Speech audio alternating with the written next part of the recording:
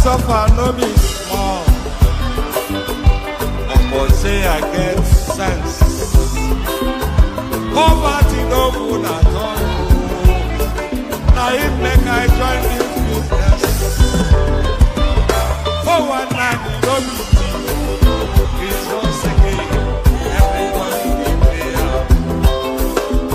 If anybody follow Mugu, my brother, I go chop back. National airport, National stadium, president, my sister, brother, we be Mugu, I be the master. Oh, man, I go chop your dollar, I go take your money, disappear. For one time in the Betty, we be Mugu, I be the master. The refinery, the contract, now you white. But you won't pay me some more money, make I bring ya. You will be Mugu, I be the master.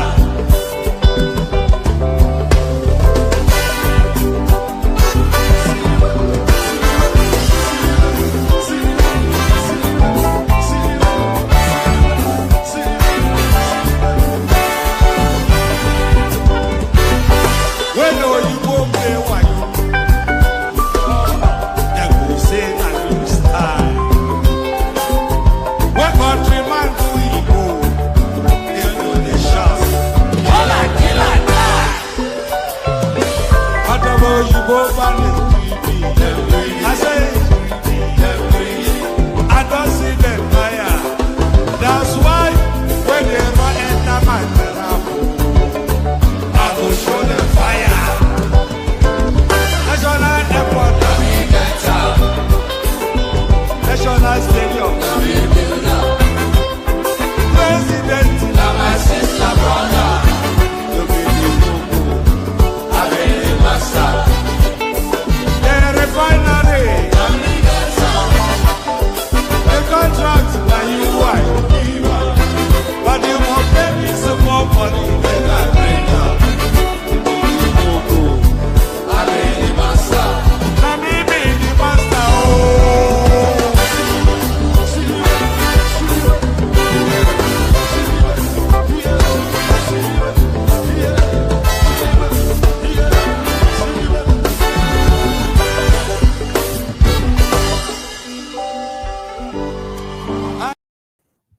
And there it is right there. So there it is right there. You be the Mugu, I be the master. You all know what the format is already by now. Pardon me. Pardon me. So you be the Mugu, I be the master. And that is the natural order of life. It doesn't work any other way. Any other way, then it is an issue. Then there's tension all the way through. So if you are the Mugu and I am the master, then natural order is maintained. So you be the Mugu and I be the master. Good day to you, good to be. By the way, I say that in jest, so nobody's a Mugu here. If there's any Mugu here, it's probably me. Coming out every day to people who don't have the wallet to super chat to the stream. That's a real Mugu right there. Good day to you, good to be your company of that. So as ever now, what seems to be somewhat of a regularity, a micro little afternoon session just to document some of the goings on within the Nigerian landscape. As ever, with the afternoon sessions, we essentially react to media output, usually in the form of an interview that a prominent Nigeria has given. So in this instance, we've been reacting to Emir Sanusi the second. So who was the first? I think it was actually his grandfather that was the Lamido the first, was the Sanusi the first. So I will be reacting to the media outings by Lamido Sanusi the second. So we had a little vignette of this particular interview in yesterday's session, but now we are going to get the full diet, the full buffet, the full feast of just that interaction now. So, but before we get into the session, click on the like button if you would, subscribe if you haven't already, come join me via the hyperlink that says StreamYard. It's the first line item in the comment section. Let me resend it. So I don't even need to resend it. It's just the one thing that's showing there at the moment. So click on the like button if you would, subscribe if you haven't already. Click on the hyperlink that says StreamYard. It's the first line item in the comment section. So click on that if you want to come and join me on the screen. So all of those voices that you hear on a daily basis, all they did was to click on that hyperlink that says StreamYard. And then they're brought into a studio space. And as soon as I finish talking my opening monologues, I was going to say talking my big bullshit, but as soon as I finish my opening monologue, I let you onto the screen. Then I invite conversations from you. So as if you, I especially prefer actually if your political leanings is diametrically opposed to mine, because that then makes for an engaging conversation. So we're rubbing minds then. So if you are aligned with me politically, or your worldview is similar to mine, there's no fun in that. There has to be an element of tension. So if you are opposed to what you perceive to be my political stance, then I'm especially looking to hear from you. So click on that hyperlink that says StreamYard. Come into the studio, come engage with your friend one man. So click on like, click on subscribe, click on the hyperlink that says StreamYard. Share the links just as widely as you can. Super chat towards the stream. You have to super chat towards the stream. There is no room for movement on that space anymore. You have to super chat towards the stream. Even you are watching and watch back, you can still super thank towards the stream. The sessions now needs to carry their own weight, and you need to be a more contributory participant in the goings on as well. Like, share, subscribe, click on the hyperlink that says StreamYard, super chat towards the stream, and more importantly, say hello in the comment section so I can acknowledge your presence and say hello back. So all that, let's just get started. So now, this is somewhat of a behind enemy lines sort of media output that we'll be reacting to, because this is coming out of News Central or Central News. It's just this now new platform that has emerged onto the space and landed like a sort of like a bolt out of the blue. So we're reacting to an interaction with News Central between News Central and what's it called, Lamido Sanusi. So we're reacting to an interaction between News Central and Lamido Sanusi. So that's the hub of this particular stream. And News Central, as I said, is a very loss-obedient platform. In fact, it's even more pungent, more sharp-edged than Arise TV. So this is the killer edge of the obedience space, this platform right here. So they've now invited Lamido Sanusi. So now let's now watch together how that interaction went. So we picked up from here.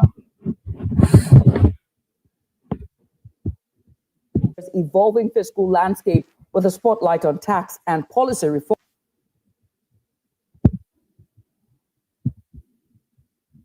To Nigeria's economic.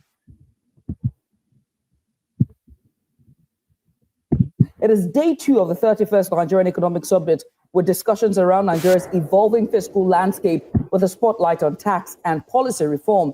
Now, the chairman of the Presidential Committee on Tax and Fiscal Policy Reform, Taiwo Oyedele, delivered an address offering insights into the direction and goals of the reform agenda. Now, Oyedele outlined how the proposed changes. You know what put me off somewhat is the cheap wig that this lady is wearing. I mean, if she's on this somewhat of a, not even a premier platform, but an upcoming pungent platform, you would have thought she would she would be able to afford a more expensive wig than this. This is as cheap goes in terms of women's wigs.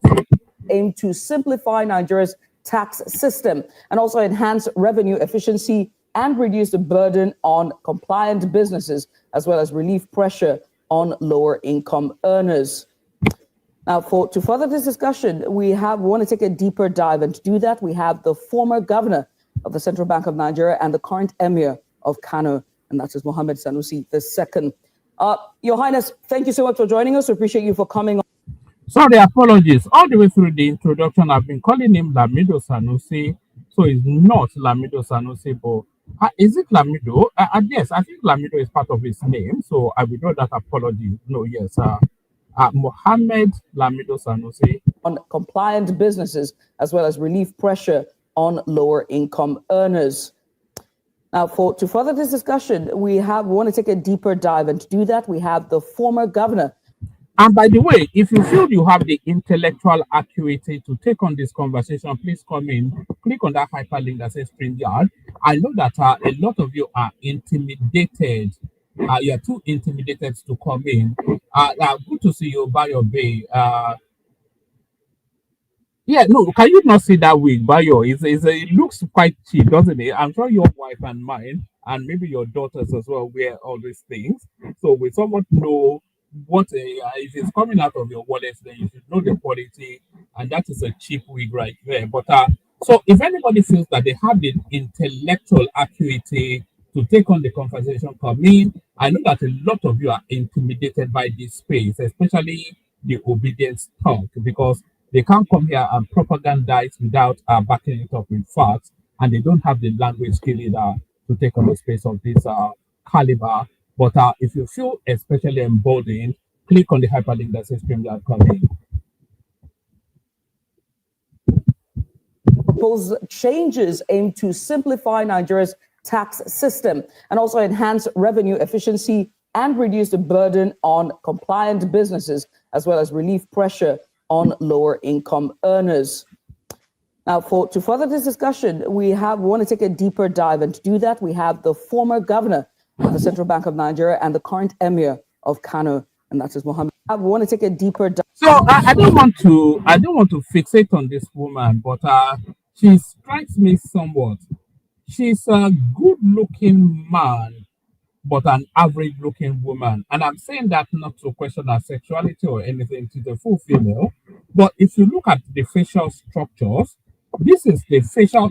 A man is the traditional quotient of looks. The traditional parameters of looks for a man is usually square-faced, and then the traditional quotient for attractiveness for a woman is oval shape. So you see, she was okay from up to the eyes right there, but then this now needs to pivot in this direction and come this way and then come this way. But because she's squared it up that way, she looks more. I'm not going to call her a tranny or whatever, because that's just a cheap shot.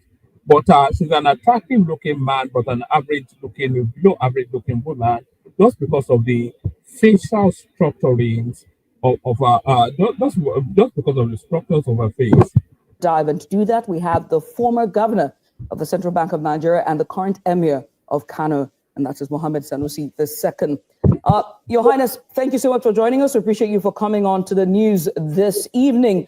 You are no stranger when it comes to Nigeria's economic policy, and you have operated at the topmost level yourself. What specific tax and policy reforms would you propose for Nigeria to address in its evolving fiscal policy? Thank you very much. Well, look, at the moment, as far as monetary policy is concerned, I have nothing but positive words for what the central bank has done.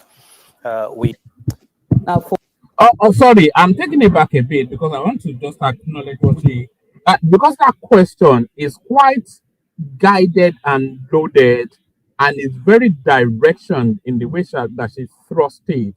So now, let her ask that question first, and then we'll examine that question, and then we'll see how the Emir responds to it. To further this discussion, we want to take a deeper dive, and to do that, we have the former governor of the Central Bank of Nigeria and the current Emir of Kano, and that is Mohammed Sanusi II. Your Highness, thank you so much for joining us. We appreciate you for coming on to the news this evening. You are no stranger when it comes to Nigeria's economic policy, and you have operated at the topmost level yourself. What specific tax and policy reforms would you propose for Nigeria to? So she's not asking. So the question again: what tax and policy reforms would you propose for the Nigerian government? So that's how she lands that question. What tax and policy reforms would you propose for um for the Nigerian government? So that's a booby trap right there. So that's an entrapping question because I don't think she's quite cute enough to ask it to entrap, but that's just the thrust of our politics coming out of the obedient cause. But as she's asking that question, but how LIVEl Sanusi attacks that question then is going to also color him. So the government has done a whole raft of policy reforms all the way through all of the sectors within the Nigerian space. They've put in place reformist sort of policies and programs. Access to funds for low to medium industries, access to funds for industrialization, the agricultural policy with the tractors and the synergizing between the Ministry of Agriculture and Water, the tax reforms, the students' loan, the consumer credit, the rehabilitation and construction of all sort of networking of road infrastructure, the improvement in electricity, all of these things, the free floating. So it is now asking him, she rather is now asking him then, what policies are you proposing? So LIVEl Sanusi, he cannot speak outside of what the government is already doing.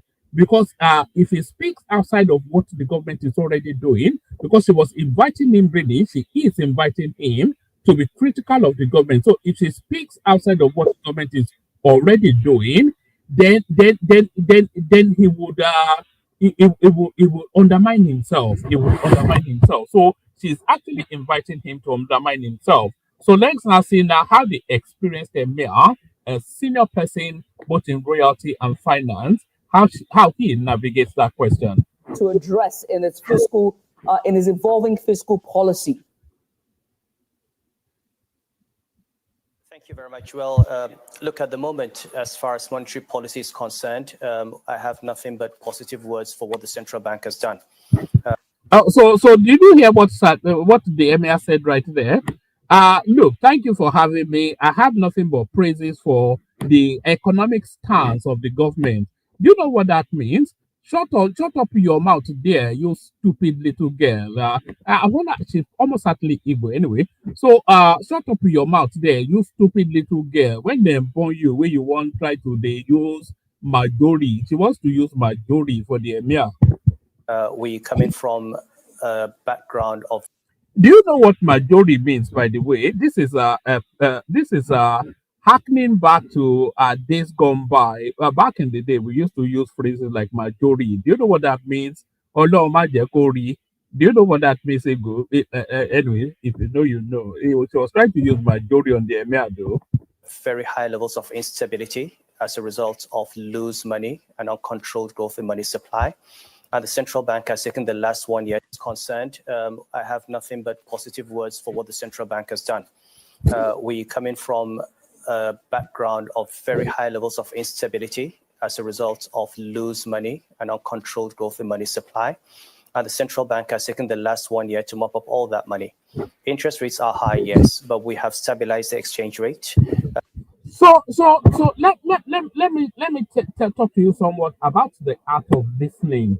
So when you are listening to somebody or engaged in a conversation, you don't actually listen to the words, but you listen to what's being said, because there's quite a little chasm between the words and what is being said, because people speak to the policy, to the language of niceties, but embedded within those niceties, they craft wordings to impact a particular messaging. So you have to listen to what Sanusi is LIVEl Sanusi is saying, the Emir. What the Emir is saying is that coming from where we came from, just 2.5 years there ago, to where we are now is nothing short of miraculous. And that is exactly what he's saying. And by extension, he's also saying then you shouldn't even be speaking to me, because the people in charge of this country, they are supremely smarter than me. That's exactly what it means. We have pulled back from the brink of total economic collapse. inflation is coming down. It's still at 20%, still very high, but it's coming down from the very high levels of a few years ago. We have built up reserves to over $40 billion. The economy has grown first quarter by more than 3%, second quarter by more than 4%. You know, I think we should be educating more of these malams, because the ones that turn out right, they always turn out so admirably right, so supremely right. Like Lamido Sanusi, as you're hearing now, and Hassan, who comes on our platform, who graces us with their presence. So if you find there's a brain in the north that needs to be unlocked by education, and Lamido Sanusi, a prime example of that. Our own Hassan, an equal example of that. And this is the first time in a long time that this economy has been growing faster than the population. For many years, population growth has exceeded GDP growth.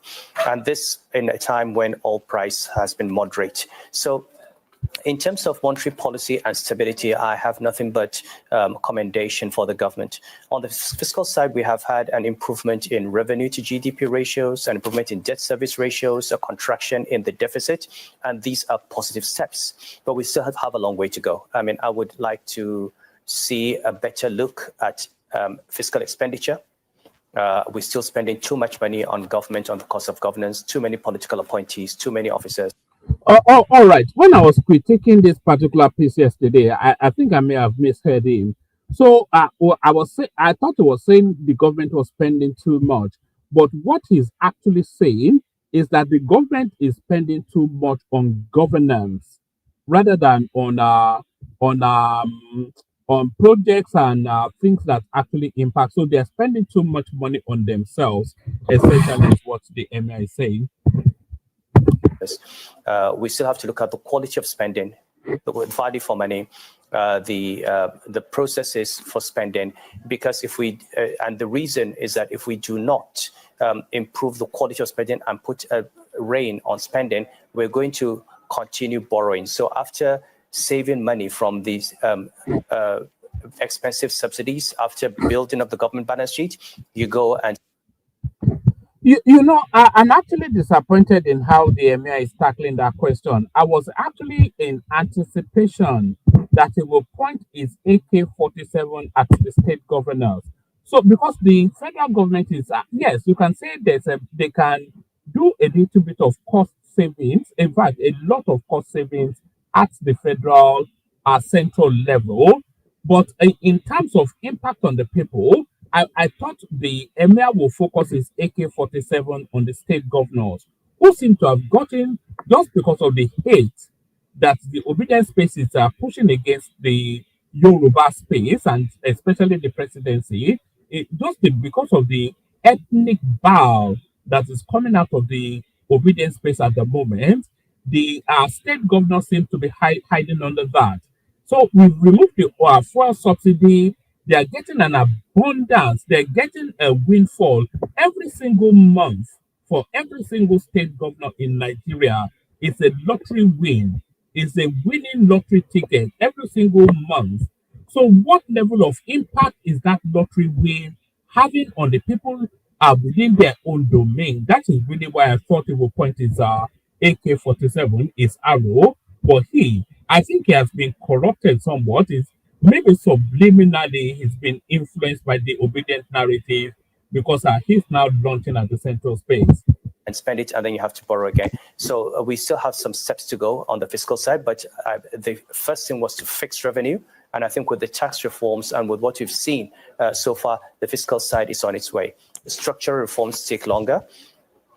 We talk about the power sector. I would like to see that we put a stop to the mass importation of food. I know it was driven by a desire to bring down food prices, but it is in the end very counterproductive to domestic production and domestic producer prices. So hopefully we will get to a point where we go back on track with the reforms in that cultural sector, fixing that cultural value chain, and relying on domestic production to feed the nation. But all in I'm not sure that I fully agree with the Emir on that. So it's not down to the government to fix the agricultural value chain. What is down to the government is to create that enabling environment. And what environment enables So they go to Brazil and open up a portal in terms of their livestock rearing expertise, and they take along Bago from Niger State, who has vast land and he wants to hinge his own economy on agriculture. They commission these thousands of tractors that are conducive to the Nigerian topography, and then they farm it out to all of the 774 local governments within the country for to boost that agricultural space. They give them subsidized fertilizers, they give them free seed. So all the government needs to do is already doing. So they open up that particular economic ecosystem. So they open up that particular ecosystem. So it's not down to the privateers to come and then build that value economic chain, because the government has invested what they should, but they cannot go from farm to the table, all government assisted. So they open up the landscape for the privateers to come and show their entrepreneurial skills. In all, I think I would say 70 to 80% of what the government has done and the direction it is on, I support. I do have some reservations about one or two things like the importation of food and the quality of expenditure and the nature of overheads. But I think we're on the right path, and we've got to keep working to get to the destination. But we're coming from a bad place, and we've come very far in the right direction. Now, there have been talks about diversification of our economy, and you've also preferred solutions whilst you were at the topmost level and even afterwards, when giving public speeches. And you're saying that we're on the right trajectory when it comes to our fiscal policies and direction for our economy. But to diversify Nigeria away from oil, what exactly does the country stand to tackle in doing that? Would it be insecurity? Would it be boosting confidence, investor confidence? What would it be to make Nigeria diversify properly or in depth? But Nigeria has been away from oil for a long time. I mean, it's a myth. Oil is less than 10% of GDP, maybe less than 5% today. Nigeria is not an oil-dependent country. Government revenues are driven by oil prices. We've got to diversify our exports, and I think we're now having non-oil exports increase because of the exchange rate situation, and we're getting more competitive. We've got to work on the quality of exports and access to markets. If we want to sell Nigerian goods abroad, we've got to make sure they meet the specifications of the consumer, and that requires regulation, it requires controls, it requires certification, and that work needs to be done. But in terms of the GDP, services, financial services, telecommunication services, information technology, education and healthcare, those sectors have grown significantly in the last few decades. So there has been significant diversification of production away from oil. And what we need to do is diversify sources of government revenue and reduce the correlation between oil and non-oil revenue, because we often forget that when oil revenue goes up, we also tend to import more, and we have import duties. And therefore, when oil prices go down, you have a reverse. So reduce that correlation, have more sources with diversifying the tax base, with widening the tax net, with relying more on domestic income and production, you reduce those vulnerabilities. Now, as we're talking about reducing vulnerabilities, now we've seen the shock effect of the removal of petrol subsidy up until today. And many of us or Nigerians are still very skeptical or unsure whether or not that decision was made too hastily or all at once. In your fair assessment of the... I wonder where this notion, and by the way, anyway, let me leave this girl alone. So I wonder why they continue on this trap line that the subsidies were removed. And by the way, we're not seeing any super tax coming. We should be saying, no, we're actually going to be insisting on super tax now. Don't be a bunch of freeloaders. Just a bunch of brokers is always watching this platform. Every other platform gets super chat every day. So no, they're still clinging on to that strap line that the fuel subsidy was removed too hastily. The fuel subsidy was not removed too hastily. It needed, they say rip the band-aid off. It needed to have that approach so that it's like a shock effect, isn't it? It's like a shock effect. You just have to do it in one swoop and then try and nurse it to heal. So that's just how it has to be done. If they were removing the subsidies in stages, it would have been truncated and frustrated by the corruption spaces within the Nigerian paradigm. So they needed to act in exactly the manner that they acted. So, and by the way, when they were asking Peter Obi in the debates around the election time, etc., he was telling us then that he will remove the oil subsidy, the fuel subsidy immediately. He said the whole thing was corruption, but probably the only true thing that he's ever said in his political career. The implications of removing the fuel subsidy, would you say that that Nigeria has done, or the government have done so far so well, so good when it comes to mitigating the impact on the vulnerable population of Nigeria? There's a kind of poetic justice here. When I was governor of Central Bank in 2011, we advised the president to remove fuel subsidies. Subsidies were removed, and some people went on demonstration, Occupy Nigeria, opposed it, and now they're in government and they've had to do it because that is the reality. Those subsidies needed to go. What the president did was absolutely necessary. And my experience with these things is, if you say you're going to remove subsidies gradually in this country, the vested interests and those who have profited from subsidy would make it difficult for you to complete it.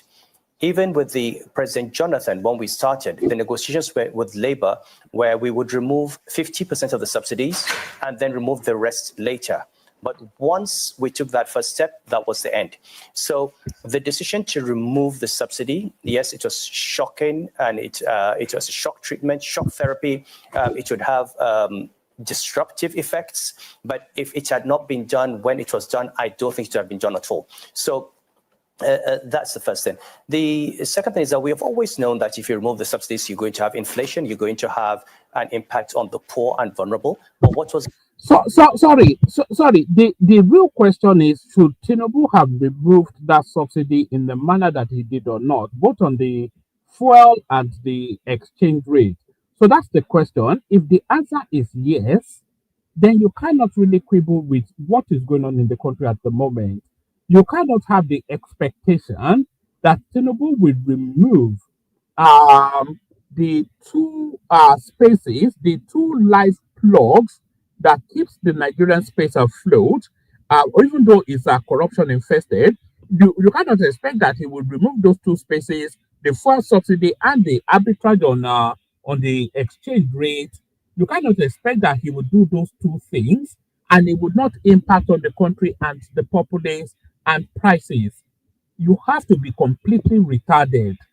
You have to be stupid beyond belief to hold the thought that it will do those two things and it will not impact on the populace. So it will impact on the populace, but what did he do? What measures did he have in place to palliate that impact? That is really where the question is. And I will consider also that he did not do sufficiently enough in terms of palliatives to palliate that removal of those subsidies.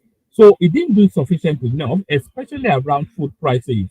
So it can let everything else go free market, but it should have insulated hunger. So that's the one thing. That's the barest minimum. People have to be able to eat and afford food. So that's just the barest minimum. So that I think he made a mistake there.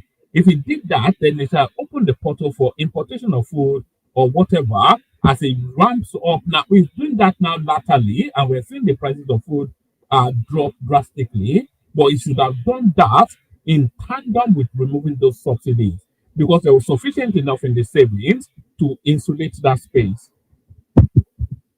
The alternative, you had reached a point where we had finished using our revenues. We were now borrowing to pay subsidy. We had gotten to a point, if you remember, in 2023, where 100% of government revenue was going to service debt. The country was bankrupt.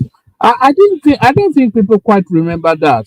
we had gotten to a point at the tail end of the Buhari administration where even 120% of the country's revenue was just to service debts, or the totality of our income was servicing debt, and we were borrowing additionally to service debt. When was this? This was 2.5 years ago. This was the economy. You remember when Emefiele changed the naira and you were buying naira in order to spend money. You were buying money this was the Nigeria of 2 years ago, 2.5 years ago. This is where we're coming from to get to where we are now. So they call that perspective. But then, of course, I don't think the obedience space especially care about anything. In fact, they're just on a journey of ethnic jingoism. Where were we going to pay the subsidy from? We were on the brink of economic collapse. The naira was on a free fall. So the idea of liberalizing the naira, tightening money, removing the subsidy to stabilize the economy pulled us back from the brink. Think of Venezuela under Chavez. Think of Zimbabwe under Mugabe. Think of Uganda under Idi Amin. This is where we were headed if we had not pulled back from the brink. So there is a lot of pain, there's a lot of suffering, but what I say is that the pain and suffering would have been much, much worse if we had continued, because ultimately those subsidies would have to go. If we had done this 10 years ago, 15 years ago, this pain would not have been what it was. When I was saying we should do it in 2011, 2012, if it had been done at that time, we would not have gone through this. Right. We continued for another 13 years, okay? And I don't think we could have continued for 2 or 3 more years. Your Royal Highness, you said that Nigeria is not an oil-dependent economy, but most of its government revenue and foreign exchanges still come from crude oil exports, even though... That's not true. Most of the government's revenue comes from taxation and licensing and fees. But the foreign exchange, almost exclusively, a good abundance of it comes from crude export. But that's not actually factually true. What's this lady boy is? Should we call her a lady boy? Is that too cruel? Okay, what that lady is saying right there. And suffering would have been much, much worse if we had continued, because ultimately those subsidies would have to go. If we had done this 10 years ago, 15 years ago, this pain would not have been what it was. When I was saying we should do it in 2011, 2012, if it had been done at that... We are still not seeing any super tax come through, by the way. We need to be seeing those super tax come through. That time, we would not have gone through this. Right. We continued for another 13 years, okay? And I don't think we could have continued for 2 or 3 more years. Your Royal Highness, you said that Nigeria is not an oil-dependent economy, but most of its government revenue and foreign exchanges still come from crude oil exports, even though oil contributes only a small share to its overall GDP. And to that effect, and to that, while we're... Is that not it's just ridiculous, isn't it? Within the space of a 1 minute speech, she asserts and contradicts herself in just the same breath. She tells us that, oh, Emma, you say that the abundance of our money doesn't come from oil, but it comes from oil, but and other revenues, even though oil is just a small portion of it. So that is to then confirm what the Emir said. Listen to her again.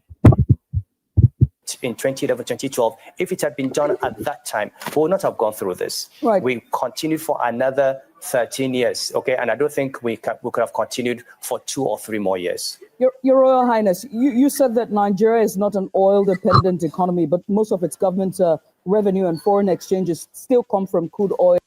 So most of its government revenue and foreign exchange still comes from crude oil. That's what she said. And almost in that breath, she contradicts herself. This is just the desperation of disobedient space. Exports, even though oil contributes only a small share to its overall GDP. And to that... Most of its revenue comes from oil exports, even though oil contributes only a small percentage of its revenue. Anyway, we carry on. That effect, and to that, while we're bearing that at the back of mind, we saw that the display or the kind of events that happened over the week, Dangote Refinery and Pegasan, with the dispute of employment or the I think the retirement or the entrenchment of about 800 plus employees from Dangote Refinery and the action strike that Pegasan had to take. What's your position on a turn of events that happened all through last week, and now we've seen the cues regarding the price of gas, cooking gas at the filling stations? Okay, so I mean, I'm one of a number of Nigerians who just issued a statement on this matter. First of all, let me say that what's happening with Dangote is very sad because it sends the wrong signals to investors, local and international. The Dangote refinery is a strategic national investment. To have a Nigerian invest over $20 billion in this economy, to have any individual invest $20 billion in this economy is, at this time when people have seen Nigeria as bad news, is something that we should all comment and something we should gather around. Secondly, if you look at the problems of the Nigerian economy on the fiscus, before the refinery came on stream, the bulk of those problems had to do with the petroleum sector. Our refineries were not working. We're an all-producing country that was importing petroleum products. In addition to importing petroleum products and draining our foreign exchange, we had huge corruption and huge scams in the subsidy regime. I lost my job in the central bank because I was pointing out these leakages. Now, the refinery disrupts a business model for rent seekers. And that is why it will face opposition. It is not about rights. It is not about the economy. It's about people who see the model they've had for 30, 40 years suddenly disappearing. People have made billions of money from this business, claiming they imported petrol that they never imported, claiming money from the NNPC as subsidy, and in an opaque manner, in a manner that has not been audited, in a manner where nobody sees. Now that model is disappearing. We're now going to be a net exporter of petroleum products. We're going to produce our petroleum products locally. We're not importing. We are going to save our foreign exchange and actually add to the foreign exchange through our exports. Now, no patriotic Nigerian should get in the way of that refinery. I don't know the details of the conflict between him and the unions. What I know is that joining a union is a voluntary thing. If a driver wants to join a union, then he should go and work for a company that allows its drivers to join unions. If a driver chooses not to be part of a union and work for Dangote, he should go and work for Dangote. I don't think anyone should stop a private company. If you have a private school and you say these are your fees, if people cannot pay those fees, they go to a school where they've got lower fees. You can't tell people that who have invested privately that they should subject their business to the whims and caprices of a union. I think it is wrong. I think it is unfair, and I think to threaten the entire country. So that's an elitist perspective right there. The elites, they always are virulently opposed to unionism. With a strike over a matter between a union and a private company is the most irresponsible thing I've seen as far as the economy is concerned. I would urge Dangote to make sure that whatever he does is lawful, that all rights of members of his staff are respected, their constitutional rights are not violated. But I completely align with the position of the Vice President and the federal government that we cannot allow this investment to be at risk, and we cannot allow this refinery to be shut down. We need it as a country. We need to protect it. Right. As we're talking about the economy of the nation, one has to ask about your position on the view that that the Nigeria's economy is taking a turn for the better as a result of President Bola Tinubu's policies. And one would say it's Tinubu-nomics. We also have seen Director General of the World Trade Organization, and that's former Nigeria's Finance Minister Ukonjo-Iweala, testifying to these turnaround of these policies. It was actually because Madam Ngozi came out that Emir Sanusi is coming out now. He just wanted to add a voice to that particular conversational space. What's your view on that? Would you agree that we're on a path to prosperity? Look, I think any honest economist will understand that this is correct. First of all, they've done in large part what we have been calling for in the last 10 years, making sure that we have a stable exchange rate, making sure that we get inflation under control, making sure that we rebuild our reserves and buffers in the event of a. And by the way, all these things that Lamido Sanusi is listing, it did not happen organically. It did not happen by magic. It is all this good stuff, all this applause that Lamido Sanusi is giving. It did not happen by osmosis. It happened as a result of deliberate policies and actions taken by this particular government. In large part, what we have been calling for in the last 10 years, okay? Making sure that we have a stable exchange rate, making sure that we get inflation under control, making sure that we rebuild our reserves and buffers in the event of a global shock, okay? Providing the stability that is a foundation for investments. I am not saying that we are already at our destination. There's still a long way to go. And I've said that there's still some things that have not been done. There's some things that are probably being done wrongly or that could be done better. But in terms of the big questions and the big issues, I think he's taken the economy by the scruff of the neck. Removing the subsidy and liberalizing the exchange rates was extremely timely. And the central bank has been able to catch up and bring the economy back. Now, the numbers are there. The GDP growth in the first quarter was 3.13%, I think. In the second quarter, it was over 4%. And as I said earlier, this is the first time in a long time that population growth has fallen behind GDP growth, which means we can expect to see some improvement in per capita GDP. Now, 4% growth is not going to take us where we want to go. We need to aim for. Do you understand what he just said there? The population growth has fallen behind the GDP growth. So that is to tell you that we can see an improvement, a positive improvement in per capita income. So do you know what per capita income is? Per capita income is the net worth of the economy vis-a-vis the population. So let's say, for instance, you have a household of 5 people and you had £100 budget. So that £5, it goes to £20 to each person. So that's the thing. But if you had a household of 10 people, and let's say you had a household of 5 people and you had a £200 budget, then each person gets let me use the last one that I just did. If you had a household of 5 people and you had a £100 budget, everybody gets £20. If you had a household of 10 people and you still had that £100 budget, then everybody gets £10. So that is the per capita income, the net worth of the country vis-a-vis the population. So if the economy is growing faster than the population, then the per capita income improves. What is budgetable to each individual Nigerian increases as a result of the economy growing faster than the population. And that is the rudimentary understanding of what Lamido Sanusi, the Emir, is saying. For double-digit growth, we need to go for 10%, 11%, 12% year on year for us to really deal with poverty. But at least we have turned the corner. Now we've got to think of all the structural bottlenecks that we have and how you unlock them.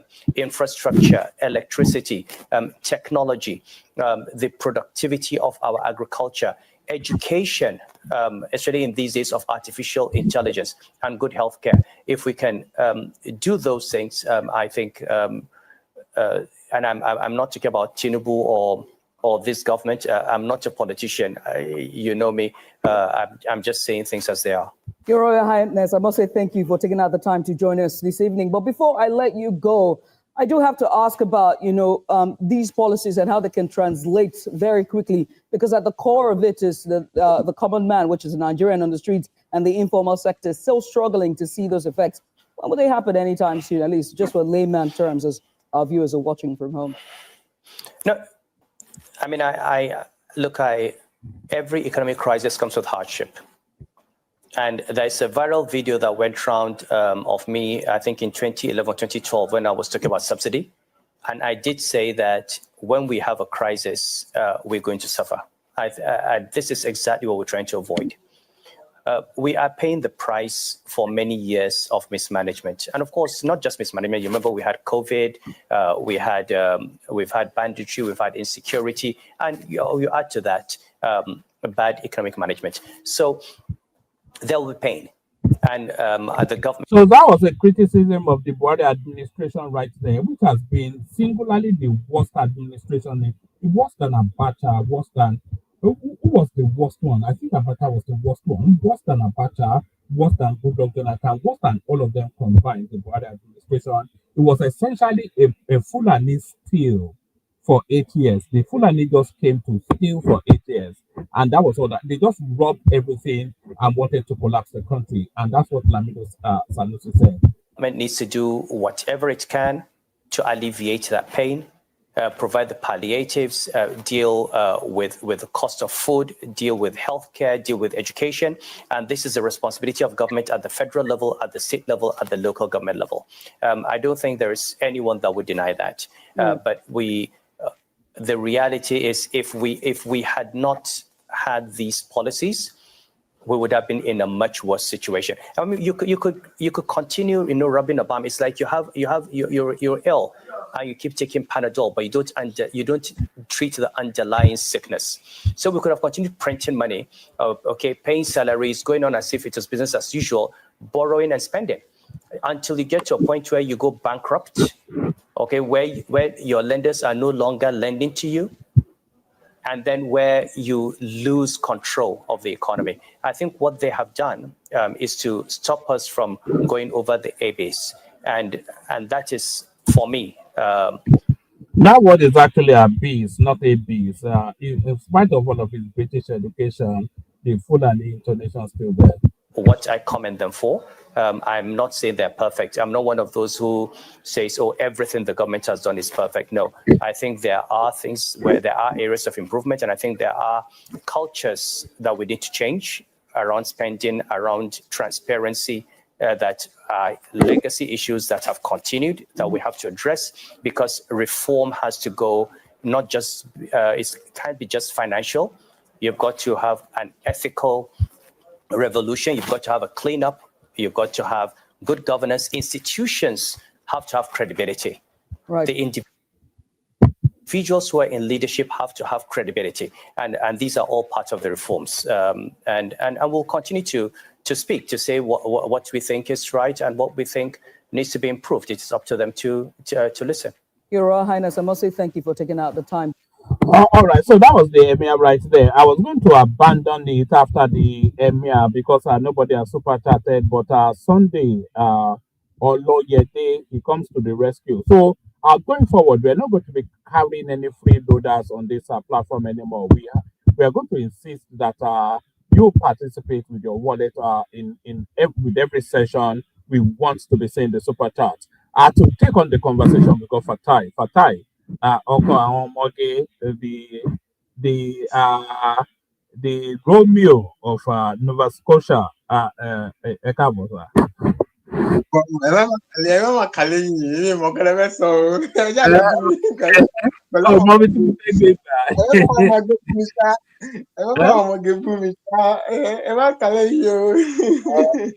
national playboy known as Fatai.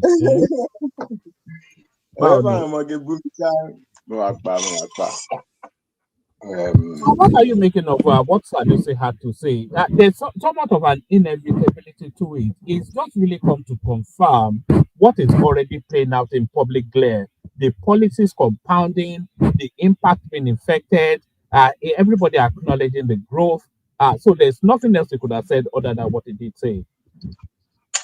Actually, I hope I can go very fast because during the day it's usually kind of a little bit tricky. You have 10 minutes because I'm out by the top of the hour. So carry on. Me too. So I think we have different areas to look at it from. But one, I don't think you need to get carried away by the interview. What seems like praising the government and the economy or praising the central bank. That's not the reason. Like, I disagree with you when you said he came out because of after Ngozi came out to lend his own voice again. That's not the reason he came out. You have to look at the trail. Okay, so there is a governor, I don't know, I think it's Sule, the name. I don't remember his full name. He's a governor of a state. he came out to be saying the world will be laughing at Nigeria if Dangote refinery, something happens to it or something like that. After that, Ndume came out to say fire by force. So, he almost even said Dangote refinery is bigger than Nigeria. Same thing also Shetima, and now Sanusi, Lamido. So it's a circle of them coming out. It's not because of Ngozi. This is the particular reason they are coming out. They are all coming out because of Naira for crude. That's all. That's the only reason all of them are coming out is Naira for crude. That's all they are saying. So he was talking about, we can talk about a lot of different things. Actually, I don't really have time to talk about Naira for crude. Just I wanted to make that point, So it was because he was talking about domestic production. That is driving. So when they say all these things about domestic production, when they focus on this domestic production, it would have been nice if they are talking about how to drive domestic production. Okay, this is also the reason Buhari destroyed his own economy. Okay, it's the same. Tinubu, look, me, I will say my mind. It doesn't mean anybody needs to take it. It's just my mind. In fact, as a matter of fact, it can be seen as the opinion of one individual, one nonsense boy. It doesn't matter. It's just something I say. Okay, so Buhari said he will focus. It would, on its own, it would be very nice. So they did. You will remember sometimes they were even doing something with rice, there were a lot of things. So they destroyed the whole economy to focus on, basically it was something close to austerity, to focus on domestic production. Okay, to focus on domestic production, everything went down. Okay, all right. So if it's like beer like that, okay, it's all right. We can see everything. Where is the problem? And we look at it and we grow it for local sustainability. And Buhari was lucky in one sense. When COVID came, that seemed to justify his mindset, personally. So Buhari on his own as the president could be right, you understand? Because when COVID happened, so if you had domestic capacity, you had greater chance to survive that problem with COVID-19. So on its own could be right. But what you don't see is what is being pushed. It is this narrative, this good narrative that they were pushing. It is what enabled to open the Central Bank of Nigeria to, by all means. This is one of the biggest problems of the Central Bank of Nigeria. So much money of Nigeria was put into building the Central Bank of Nigeria, open up to build the Dangote refinery. And that is all of this narrative is towards that. Okay. And it's all for Naira for crude. Okay. But that is Tinubu's decision. If he wants to do it, he can continue doing it. But I don't have anything more to say about that. But the only thing I would say about, because when this because a lot of things said, I don't really remember them very well. The oil revenue, Yeah, I mean, I don't know. Yeah, I don't know any crude oil producing country. Even if you wanted to diversify, you don't first ensure you get maximum revenue from the crude oil. But Tinubu is running away from making money from the crude oil. I don't know why though. The first interview that Tinubu gave, maybe the only one, the press thing, he was saying, well, I have been, and even the media, nobody picked it up. It was probably the most significant thing out of that press, that he's not even getting money from the oil, but he's still able to run the government. Okay, but he's not supposed to say that. He's supposed to get money from the oil. Like recently, the NNPC, they did, what do they call this, sharing formula agreement, new one. They signed with Total.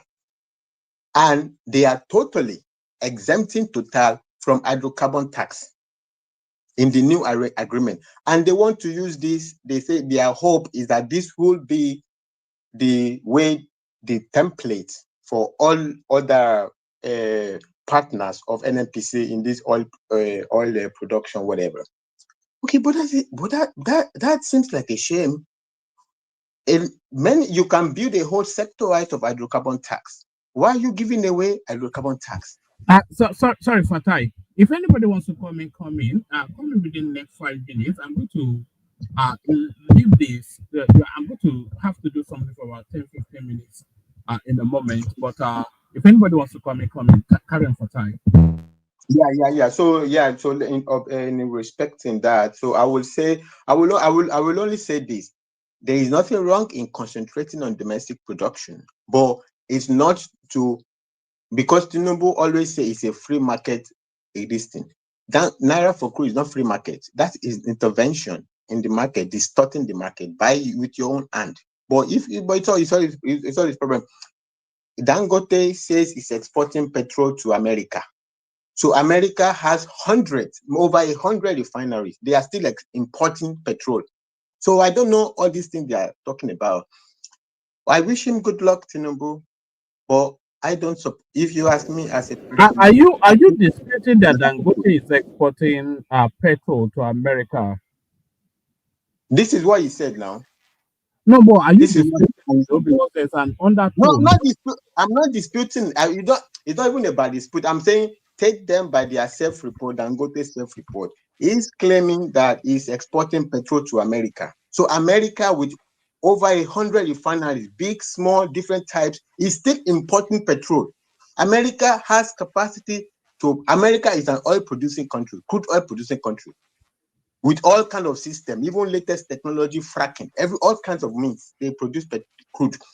Not only that, they produce petrol so much they can sustain the whole the American domestic production, petrol production. They can sustain the whole South America, or whatever is in South America or North America, wherever it is. Or certainly they can sustain America and Canada, and with them will be nothing. But yet they are still importing petrol. But you want to kill all the oil sector because you say you have one single refinery. Even leave everything. So you're going to kill the whole sector because you have one single refinery. It is his economy that will suffer it, and his economy is suffering very greatly. Only they are not opening their eyes. The economy is suffering from this strong stuff. You need so much money. Next year, they say taxes will come up. They can get a lot of money out of that area from Nigeria's crude. Do you They see that don't. tax? Do you see that tax coming in January? Do you see it as some form of self-sabotage? Because January will be the eve of the elections. The elections come February the following year. So after all this heavyweight that you've put upon the populace, you're going to put an additional heavyweight on top of them just on the cusp of an election. Do you not see that somewhat as self-sabotage? Of course. The only reason I don't want to talk about the tax situation is because I already talked about Taiwo Idele before, and I don't want to be too much. I don't know him. I don't want to focus on somebody. But of course, but I'm even saying this woman, this point that you made, that built on top of that is that Tinubu administration is dedicated to running away from making money from Nigerian crude oil. This is the one that blows my mind. He doesn't want to make money from the crude oil, the God-given resources. He said he don't want to make effects. He don't need the effects from the crude oil. It's the effects from foreign. All right. Fatai, you have to engage with Comrade Omorui for a moment. Give me about 10, 15 minutes and I'll be back. Hopefully, you guys will still be here. And Mama, just let me know so I have to dash away as well. I don't. Do you want me to keep it? I mean, I don't want to be. I haven't thought about prospect of moderating, so I don't know. Please. All right. Ola is here, so you hold it steady. So for Okay. you guys. Ola is here. So that is what I wanted to say. So to give somebody else, I mean, there could be a lot of discussions, but I think that because also I also have to run away. So Ola Fana, Ola Baba. I know too far, but it's only that I disagree with you on that. Your comment on that Dangote refinery. I Okay. think What is the agreement? I differ. I know I'm open to difference, so I would like to Okay, listen. you made a submission that they are destroying the the oil and gas industry because of Dangote, and that Yeah, is where I differ. they really want to destroy it, but they are on the step. They haven't totally destroyed it, but they are on the step. They are not okay. Okay, now you need to understand where we are coming from. Okay, we are a country that we already messed with the we were messed with this fuel subsidy scam. That okay, you were realizing $30 billion, and we don't have it anymore. Hold on. Okay. I will tell you. I will give opinion about it. Okay, we were importing. We were realizing 30 billion just from fuel only, right? From crude oil, and that's a federal revenue. Then we were using 20 billion to service to service subsidy. The subsidy that probably half of those subsidy never got to Nigerians. Now, in the days of this fuel subsidy, don't forget that kerosene subsidy was removed long time ago, and the diesel subsidy were removed long time ago, right? So the only thing that was carrying that subsidy was gasoline, and that gasoline has been where the cabal were fighting tooth and nail just to make sure that it never happened. Now, if you say we are destroying the oil okay, look at it that way now. Now you now brought that refinery now. Don't forget that there are job components of this refinery that okay, you took our refinery out, you only return the gasoline or probably diesel. Then what about some other component of that? You used to manufacture fertilizer, you used to do propylene, all those kind of plastic and all those materials you needed to for car what do we call it? For all those car dressings, or you understand what I mean? So the thing is, so when you look at that aspect only, we cannot say this policy is destroying the local production. You understand? I'm not talking about policy. Which policy you say? I didn't talk about policy. No, we are talking of this naira for crude. It's a form of a government policy. You understand? No, that one, that one. No. What I said about this, I said they're trying to destroy the sector for Dangote refinery. So that one is separate from even the policy. That policy, that one is a meaningless policy. It's a nonsense, meaningless policy. Only them know what they are doing. The fantasy they have that they think that the naira for crude is a total fantasy. Everything about it is fantastic. It's not positive. There's not a single positive from the naira for crude. Ola, tell me one positive something for that positive from that policy of naira for crude. One positive. Okay. Now, if Dangote is going to get that crude, is he not going to use dollar? So if he's going to use dollar, where is he going to get the dollar? Dangote just told you that he exported so much petrol to America. Is it not dollar they are paying? Is it naira they are paying in America? When Dangote export petrol to America, do they pay in naira there? Is it not dollar they paying? No. I want you to get this point. The local part of it is going to be in naira. So there's no point of Dangote going out. But that thing already fall apart when he's exporting the petrol. So we are doing naira for him, crude for him, so that he can be exporting the petrol to America. That is a meaningless. That is a disgrace. So we give him naira for crude so that he can export petrol to America. Hold on, no, that's not the point. Dangote is still importing crude oil. You understand? To meet the capacity for his refinery. Also now hold on. I inject this, I leave it to you. So he's importing crude oil from other country. Is it naira is paying them? We can pay every other country FX. Only Nigeria is a taboo for Dangote to pay FX. Nigeria that needs FX so badly is a taboo for Dangote to pay Nigeria FX. But he can pay every other country FX. Okay, continue. If that is the way you people think, okay, no wala. No. You have to see how it balances out. Now, I'm listening. you are buying crude oil from the US, no, from other country, you are spending dollars, right? But you are exporting and you are earning dollars. So whatever impacts the import you are having, you understand, balances out by the same forex you are realizing. But in dollar situation, if you are going to buy in naira, if you are going to buy in dollar, right in Nigeria, you are not realizing dollars back. So the best way to balance it out, to support, at least, is this is a form of intervention, to support local intervention, to support local industry. I heard you said Tinubu is a free market economy guy. What intervention is he doing? What intervention? Why did he remove subsidy if he's going to be doing subsidy for Dangote? Why?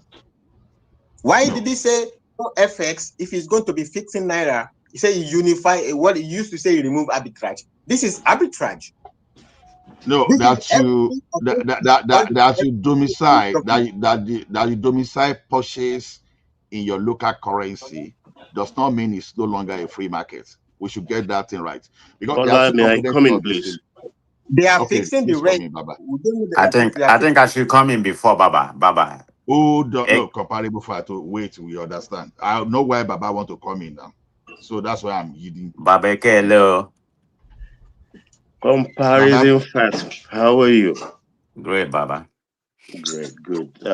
Good morning, Fatai and all everybody. And Good morning, sir. Sir.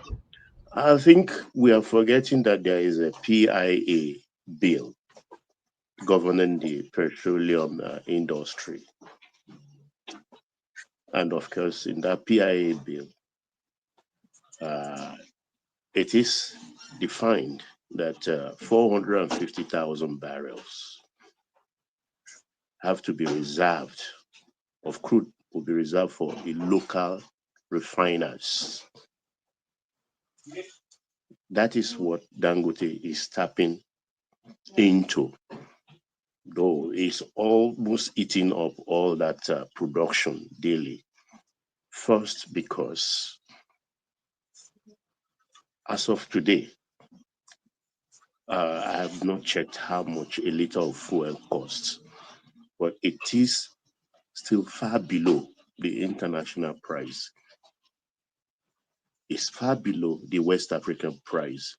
Why were we able to achieve that? It is because of the Naira for crude purchases by the local refiners. In so doing, it doesn't mean that there is a special Naira price. It is the Forex determined price. It's a special Naira, Baba. That is the point of it. Naira. They can give him crude. If there is no special, why doesn't he pay dollar or FX? It is the sourcing of it, because as a local refiner, if Baba, they are determining how much Naira he pays for dollar. Okay, they are fixing Naira rate. That is the purpose. There's nothing particularly interesting about selling to a local refiner. If they make an agreement to sell a particular but where the problem is insisting on buying in Naira, and that is a very big problem. If he wants to buy, let him buy in dollar. Let him buy in FX. What is the problem from Dangote to buy the domestic allocation in FX? What is the problem? Baba, is there already an agreement in the PIA that Dangote is going to get to buy Naira? I mean, is this not? Let me finish our morning. Let me finish my point. This is it. When you have to buy as Dangote for local production, if you have to refine for local, you have to apply to CBN for dollars to buy from NMPC. That protocol is what has been cancelled. You raise your invoice. Your invoice is $1,000. Your pro forma invoice $1,000. All you have to do is look at the Forex board. It says 1,480. So you pay 1,480 per dollars straight. For that, it has cut off the pressure of sourcing for that dollar elsewhere, and also particularly from central bank. That is one. Baba, that pressure Let me is a finish fantasy. my point. Baba, no, I know that pressure is a fantasy. If he's paying dollar for this thing, this thing with currency, it's not like that though. They are just looping in circle. Pay your FX. Okay, let central bank is different, is separate institution. Let them why. So what is the job of Cardoso if he just in fact, you want to call refinery now, the one part hold little on, bit. Aro Gidigba, hold on. Fatai, hold on. Let Baba continue. Let Baba, Fatai, let Baba complete his analysis. No, because I was going to tell you that Canada pay, they get the quotation in USD, they pay in Canadian dollar. Okay, Baba, continue. Yeah, so that is the essence. That's why Dangote is able to produce, particularly for Nigeria, for the ease of sourcing forex by paying in naira, and also the guarantee of the crude. That is 2. 3, in buying from Nigeria and refining for Nigeria, it cut the freight price. The freight is absent. The freight is entirely absent. And of course, those international production prices and import price, taxation attached to the refined products being brought in. That is why Dangote has been able. What's going on? Can you hear me? Or do you want to come in? I can hear you, Baba. Is everybody there? Yes, I can hear you clearly. Can you hear anybody? So can I speak? I don't know. I can't hear nothing. Ahead. If somebody's speaking. Go ahead. Go ahead. Or like somebody speaking, because I'm not hearing anything. Do you need to go out and come back? Okay. Maybe you want to check your system because you go out and come back because it affected me yesterday too. Okay, I will do that. Yeah. You see, this cartel fighting Dangote, it cannot work. I can understand their plight. Most of these marketers, they've sucked Nigeria dry. And in the process, some of them have been so greedy that they even went into borrowing to be able to build more facilities, both home and abroad.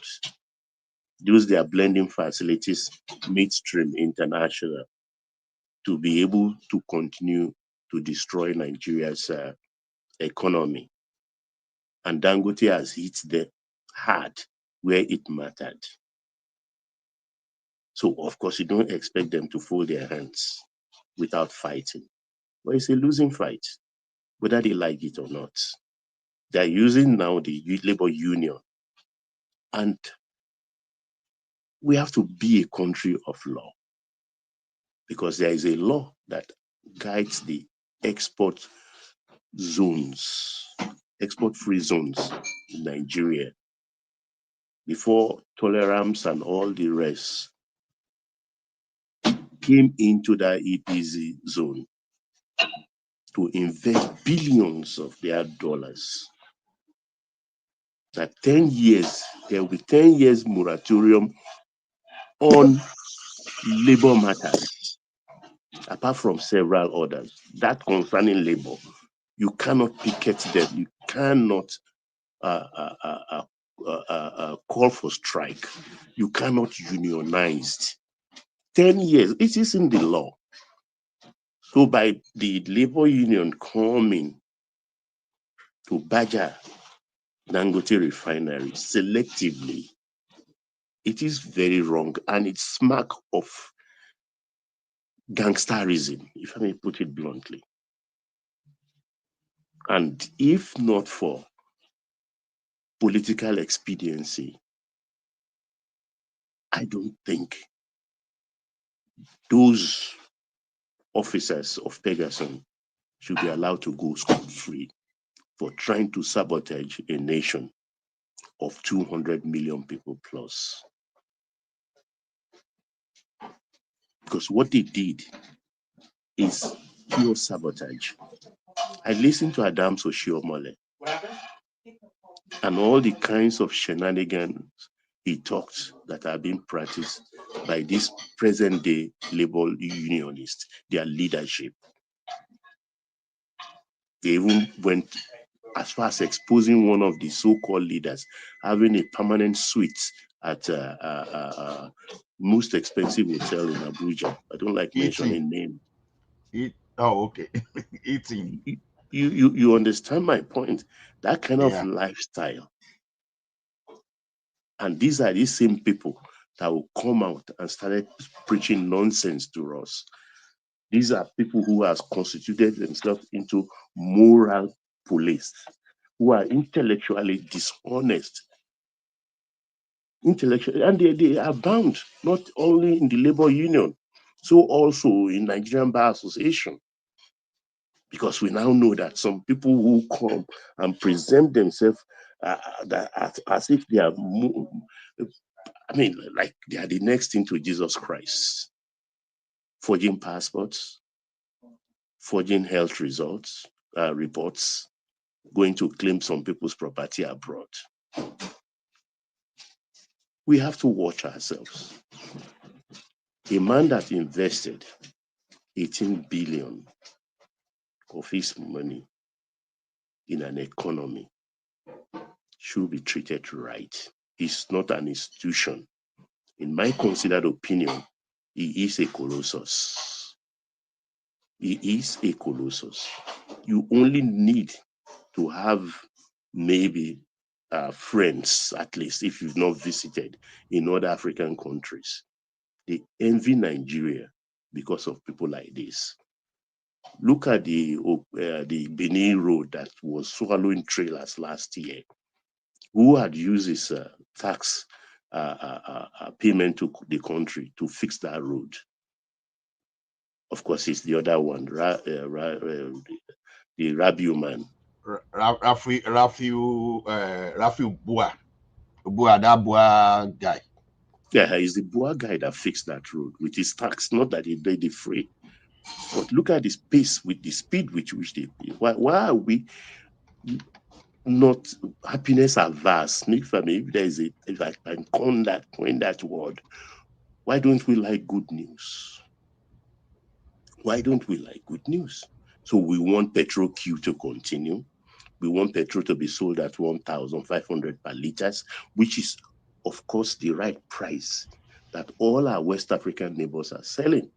Even at under 1,000 liters today, it is still attractive for smugglers. And they are still doing it on a very small scale. If you say Tinubu is an oil man, do we know? We talk about metering. We talk about oil theft through topping. Now there is a new station, loading station in Rivers State, very close to Ogoniland. There's a new one now where they have to start loading. It has a capacity of 360,000 liters a day to load. It is metered for the first time in 50 years. We are metering our exports. All right. We are very intentional with what we are doing. There are fresh investments all over the place. All dead oil fields are being sold to new takers. Seplat is making humongous stride. So also Oranto. So also ATO. So also Oando. Not to talk about the ultra deep waters, where the Shell, where the Ajip are now even going. Why do you think the government has confidence that they're going to really do well with this economy? It is because of the results, the anticipated result of their investment and opening up of these fields. The Ogoni fields will be coming on stream maybe within the next 2 years. The activities are going on in there. Of course, this is a work of planning. So a lot of investments is going on there. So Dangote should be left alone. 650,000 capacity, $18 billion plus investment, concentrated just in one zone. You need to have the heart of a lion. Almost, is there any other heart bigger than that of the lion to be able to do that? Like Shetima said, he could put even half of that money in California,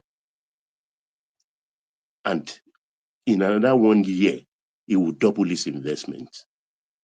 Just cash, sit back with pipe, smoking pipe and drinking champagne. But he put it in solid something to help himself and help his country. And there are a lot of things attached to it. The power station alone, the grid running that refinery alone, has surplus power of, I think, about 300,000 megahertz to sell, which people are picking up. Why do you think there are 24 hours light in that area? All those real estate in that area are enjoying. A lot of things, apart from the polypropylene, the urea, and all the rest, the extras that are coming from the refinery. Because of that refinery alone, a lot of European refineries closed down. They closed down. So these people that have formed themselves into cartel is just the last throes of a dying man. Whether they like it or not, dead they will be in a matter of 1-2 years more. It is glaring. They cannot sustain fleecing the countries. We've forgotten that there are times we park at the fuel station to buy AG or diesel, and the odor, offensive odor of that diesel alone will scare you that what am I pumping into my vehicle or my engine? We won't do it for fuel. A lot of people have to pack up their cars. But this guy has the most modern machinery producing fuel. And you are Pegasan. He says, look, I'm not comfortable with this set of engineers I have because they've been infiltrated. I'd want them out of my industrial complex. They then go elsewhere around my salt complex, around my steel complex, sugar, to go and work there. And they know they must work in that thing, in a very sensitive thing. If that thing blows up today, the whole of Lekki is gone. There is deep water there, which is a separate port entirely. So these governments have to sit up and apply the law. Good morning, sir. Baba. Yes, good morning. I have a question for you, sir, in regards to this. Dangote alleged that I read some reports that where he said these people are sabotaging his refinery. If that be the case, do you think why do you think he's not pursued the legal route like court to go just get rid of them permanently without, because if you assign them somewhere they might still sabotage your company. If he has evidence that they truly sabotage his company, why do you think he has refused to fire them and not reabsorb them back? Why do you think he took them back? What was the reason behind that if they truly sabotage his refinery, sir? Yeah, in the fight of it, his refinery is very, very modern. Everything is like touch button. And these are engineers that have been trained specifically. I think the first batch of them were almost like 10,000, trained by Indians. Most of them were even sent abroad and came back. And they were their ranks on file were infiltrated. And you can imagine just at the press of a button, a man can just mix a higher percentage of just 0.1% of salt into a reformer. It's like your car engine being knocked. That could cost, not only in terms of dollar repair, that is fine. But what about the delay in production? Yes, sir. I'm saying that. So why then? Why has it not gone after them legally if he has evidence against them? Because I even read. I can't confirm that, but I read somewhere that they were even coordinating with Pengas and Mons in WhatsApp groups where they were leaking sensitive information about Dangote refineries to Pengasson months before this. And they said they have evidence that they were leaking company information to Pengasson to use against Dangote, which is a criminal act. So why would you take them back and not even pursue any legal actions against them? Is what is baffling to me. You know, it's a peculiar Nigerian situation. You are standing alone, and some people are ganging up against you. You know these people quite all right, and you know our legal system. He instituted a suit actually against Pegasus and against this group of people. There are lawsuits he instituted, but yet they think because labor is an international thing, and they are using that kind of gangsterism going on. So he has to slow down. It's like a mosquito perching on your scrotum. You don't hit it hard to kill it. You either blow it away quietly so you can have your peace of mind rather than suffer unnecessary pain. Dangote is nobody's fool. A man that has made 1 billion is not just an ordinary man anywhere in the world. No, talk of in a hostile environment, a man who has the capacity to have put down an 18 billion structure in one position, standing alone. People can mess with him. Yeah. Baba, maybe if I can interject. No, please go ahead. You see one thing, Babati. Yeah, it is true that in a big establishment like that, you want to sabotage, but you know, trying to sabotage, there are different levels to it. You know, there are be some people physically on ground, and some people want to use political instruments, you know, to sabotage. So let's stay on that physical. On that physicals, trying to sabotage physically, to be honest with you, is going to be extremely difficult because if we take only a stupid person, you understand, we only take a stupid person to put um that type of structure in place, before you load your raw materials, that you don't find a way to sanitize, that you don't find a way to test the quality of your raw, and you go and you now feed that one into your production, the core production facility. That's not going to happen. So then most of those things you find around those material, you find around those modern refinery like that, they are going to be smart.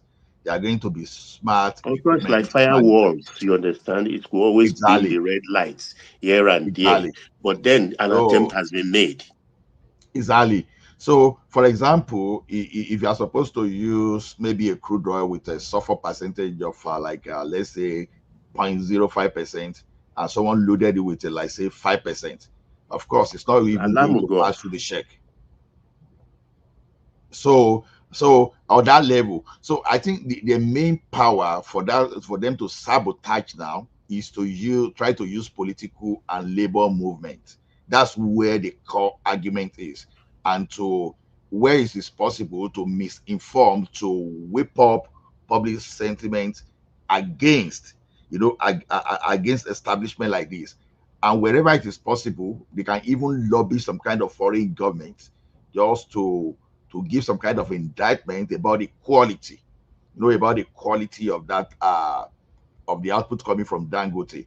So that is where Dangote, we have to put so much on the quality of whatever you are sending out of the country, and you make sure you monitor everything to the destination. So see, for those engineers that want to tag internally, it's just a waste of time. I can almost guarantee you, give you 99%, 99.96% of guarantee that it's just a waste of time. But the attempt itself is worth dealing with. Yeah, but Yeah. like that, there seems to be some kind of compromise between Dangote, government, and other parties involved. For Greetings, everyone. Thank Hold you. on to Nigeria. Hold on to Just Nigeria. don't Hold on to jump in now. Nigeria. Who's this guy I'm now? trying to greet people now. Why are you being all Don't greet. negative? All We these know you. negative So people. You we are know greeting you. No. You from have to afar be Explain now. welcoming. Can you stop We are right all there, please? Nigerians here. You are supposed to be welcoming, and What you're is just your like being problem all now? negative. I'm What is trying your to problem? greet. Don't greet. We know you. That will talk to 1 hour. Please don't greet, please. Oh, look at that. No, Where's please, one man now? let me finish. Now, this guy, who is this guy? Baba, I thought I was the second person here before after Rufai. I even I'm not- came before you I'm only No, Ola. asking. So comparable fast. Sorry about that. You can I'm just interject. This is asking. just an Because interjection. I'm only clarifying something with Baba because I really, honestly, I really want to know. Maybe he has insight. Baba is well. He knows about that sector. I want to know. Maybe he has a clue about what kind of deal they made with Dangote behind scenes for him to allow them back and moving forward. What kind of arrangement that they've made? If he has insight, Has he allowed them back, or he put them in the cement factory? Well, which of them? No.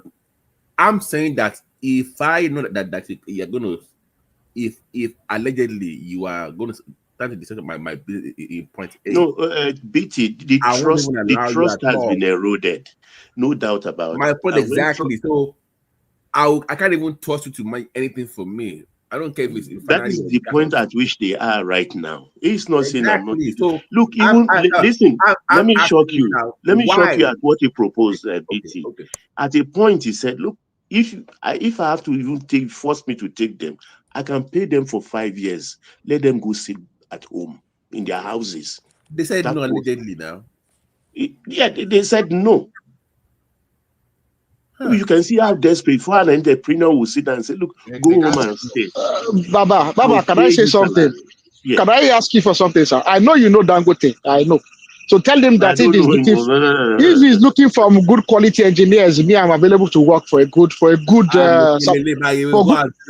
with your CV. Now that one is doing job application I on don't a know. discussion. For a good pay. I know, no, Baba and Dangote are good friends. So No, I beg. Don't wear so me just wrong gap. I beg. so I just let think him know there's quality engineers that can work for him right there. Okay. no. Baba, Can I just add now? Can I just add? You all have been talking. Hold on now. Why do you Baba, keep saying hold on? You've been talking. Let me I'm the talk. moderator.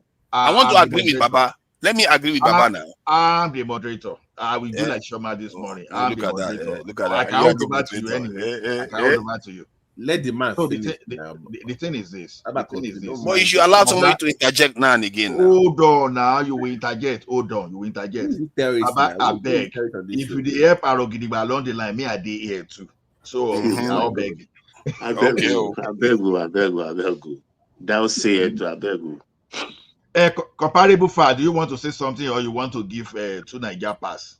So if you want No. to I want to take my turn, please. I don't have all day. Go ahead. Bad of Niger, prestige. let comparable to Afar take his turn. Please go ahead. Okay, thank you. I would like to respect no interruption, please, when I'm speaking. I would like to respect to take my time, whether it's 3, 4, 5 minutes. Let me finish my monologue because I have something to do. So having said that, this specific question is to you. I was the third person. I'm not quarreling, but I need to make that statement. I was the third person to come here after Fatai, but he already left. So why did Baba come in and took over? Is it because of literally what the meaning of his name stand for? Which hold on, let me finish. No, please. Is it because he's Comparison. considered to be a No, father, a please, spiritual don't. leader, or No, somebody in authority in this platform? I will respond. Baba, I will respond. Am I worry? Baba, I will respond. It was Ola that No, with your Baba. I have no permission issue with that you, gave Baba. me You the my go body. ahead. No, I understand. Maybe you don't It's to remember. Allah. It I was want Allah to Ola. answer that question. You're not obligated. But if you don't want to answer, let me move on. I answer that with with I will gratitude. answer you. There's no ill effect. But I need to ask that. So let's move on. You don't have to answer You are that. my friend. No, you are my friend that we answer now. You know I like to ask those Okay, if you feel like answering because you're not obligated to answer, just it's just a point. I just wanted people to know the meaning of Baba. Okay, I understand Yoruba. I mean, you have something what you call Baba, Aladura, which is a You spiritual are the father or only prophet. negotiator that I cannot just even want to speak let people Yoruba. know that I know Yoruba. So all you people, when you speak Yoruba behind me, think I don't know what you're talking about. So think about that. So let's begin. Forget about that. But I know. No, no, I no, just no, want to no, make a comment. no. For fairness, let me respond to You you. know, this is 3 minutes now. Okay. No, hold on, to Niger. To Naja, you know The what? thing is You this. need to Hold effort on. here, please. Oh, so now you're asking me to help out Comparable there. facts. You have spent 3 Comparable minutes. facts. Comparable facts. I want you to know this. Giving Baba the right of to speak is just because of the topic. You know the way Fatai was speaking. You understand? We needed to respond to him because the core the core purpose of this platform is to inform Nigeria properly. So we are not going to be like a propaganda machine like some other outlets. So that was why we needed someone that is vast in the field to respond. So that's just the purpose. Thank you. Do you know how how much I cherish Babu opinion? I just I just want to poke the beer a little bit. I believe me, I don't mind even a second when Baba speak or whatever, because I'm not privy with Nigerian information in terms of economy and other kind of things. So when Baba speak, I take his words seriously. It's not that I believe whatever I say. Like I told Baba the other day, politically, maybe about 60% of the time, me and him doesn't agree, but it doesn't mean that we can't have a mutual, amicable conversation. So that's where I am. I may come here, baso, but I know where I am. So having said that, let me start from beginning because Fatah raised some question initially is about production.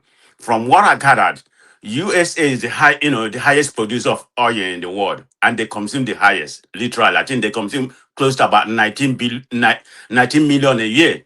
You know, about 20% of the world oil production, USA consume it. I think China followed, India, South Africa, even Nigeria don't even rank. I don't know where they rank in Africa because South Africa, Algeria and somebody they consume more oil, more oil than we do, even at all they don't produce nothing. So maybe that's lack of technology, we don't have a lot of industry and some of that is maybe that's why we consume, less oil compared to other countries. So let's start from the subject about Sanusi because that's the subject of deliberation because he came to the he came and spoke and there has been different narrative that he came because Ngozi Ewela has come out to speak. That's why he's coming out to speak. I don't believe because Ngozi Ewela came out, Sanusi wouldn't have come out to speak. I mean, he's speaking from his own perspective, for actually what's going on right now. So the question going by this news lady, has Nigeria, has the reform, is it gonna make is it gonna make Nigeria prosper? Has Nigeria, come to a prosperity level due to the what Tinubu has laid down? In my own opinion, it's too part to it, and I'm gonna interpret it the way I see it. Okay, let's talk about the positive. There has been some positive, about this Tinubu I'm a sustainable policy. There's no doubt about it. Can you If you can look you at expand on what are the positives? Let us know. what are the what? What are the positives? What are the positive? Yes, let us know. Yes, we just want to know. Okay, I'm good. I'm gonna get there.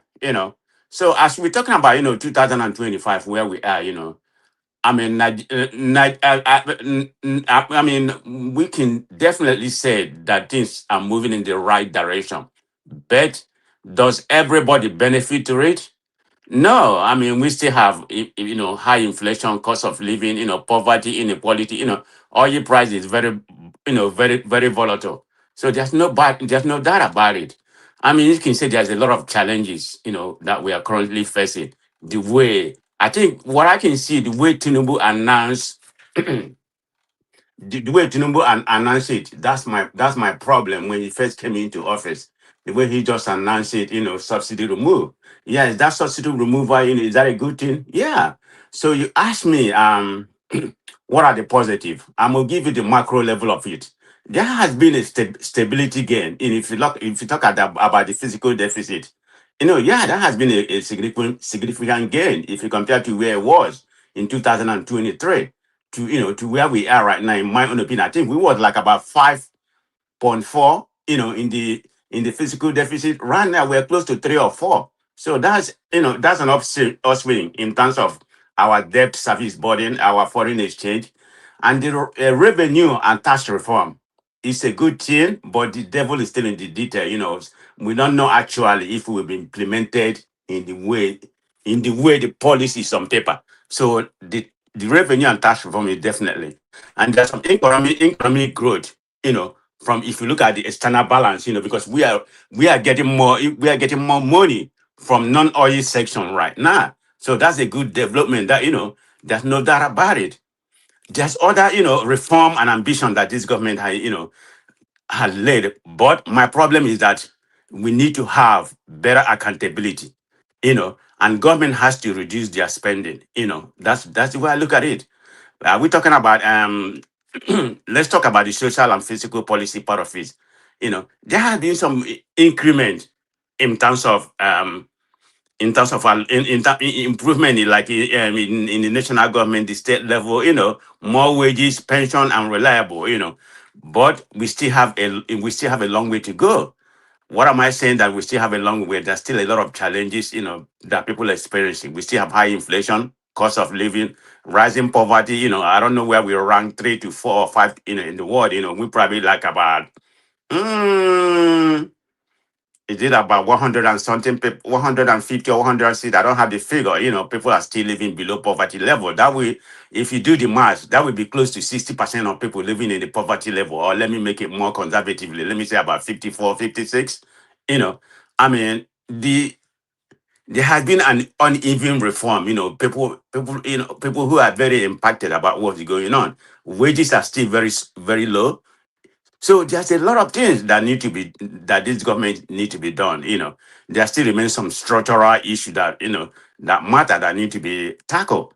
I mean, we still have some external reasons, regardless of, because the inflation is not where it's supposed to be. So inflation need to be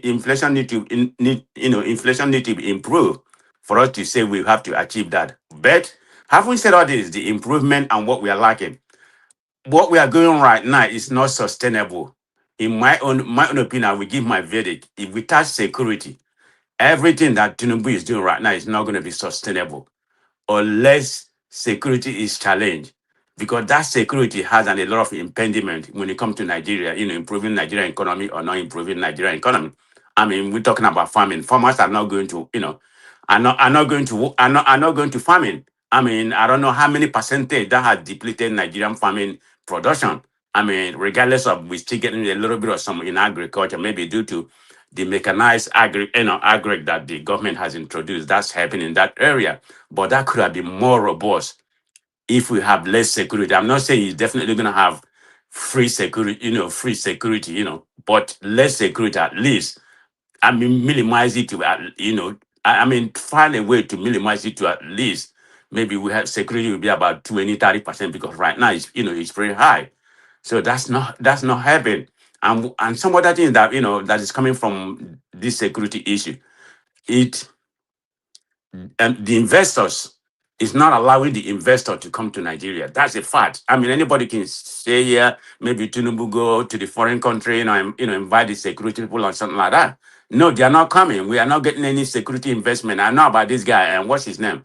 The guy that owned airport. What can somebody remind me his name? That owned airport in England. I think he's supposed to be investing in that deep water sea in Lakey. I read a little bit about it.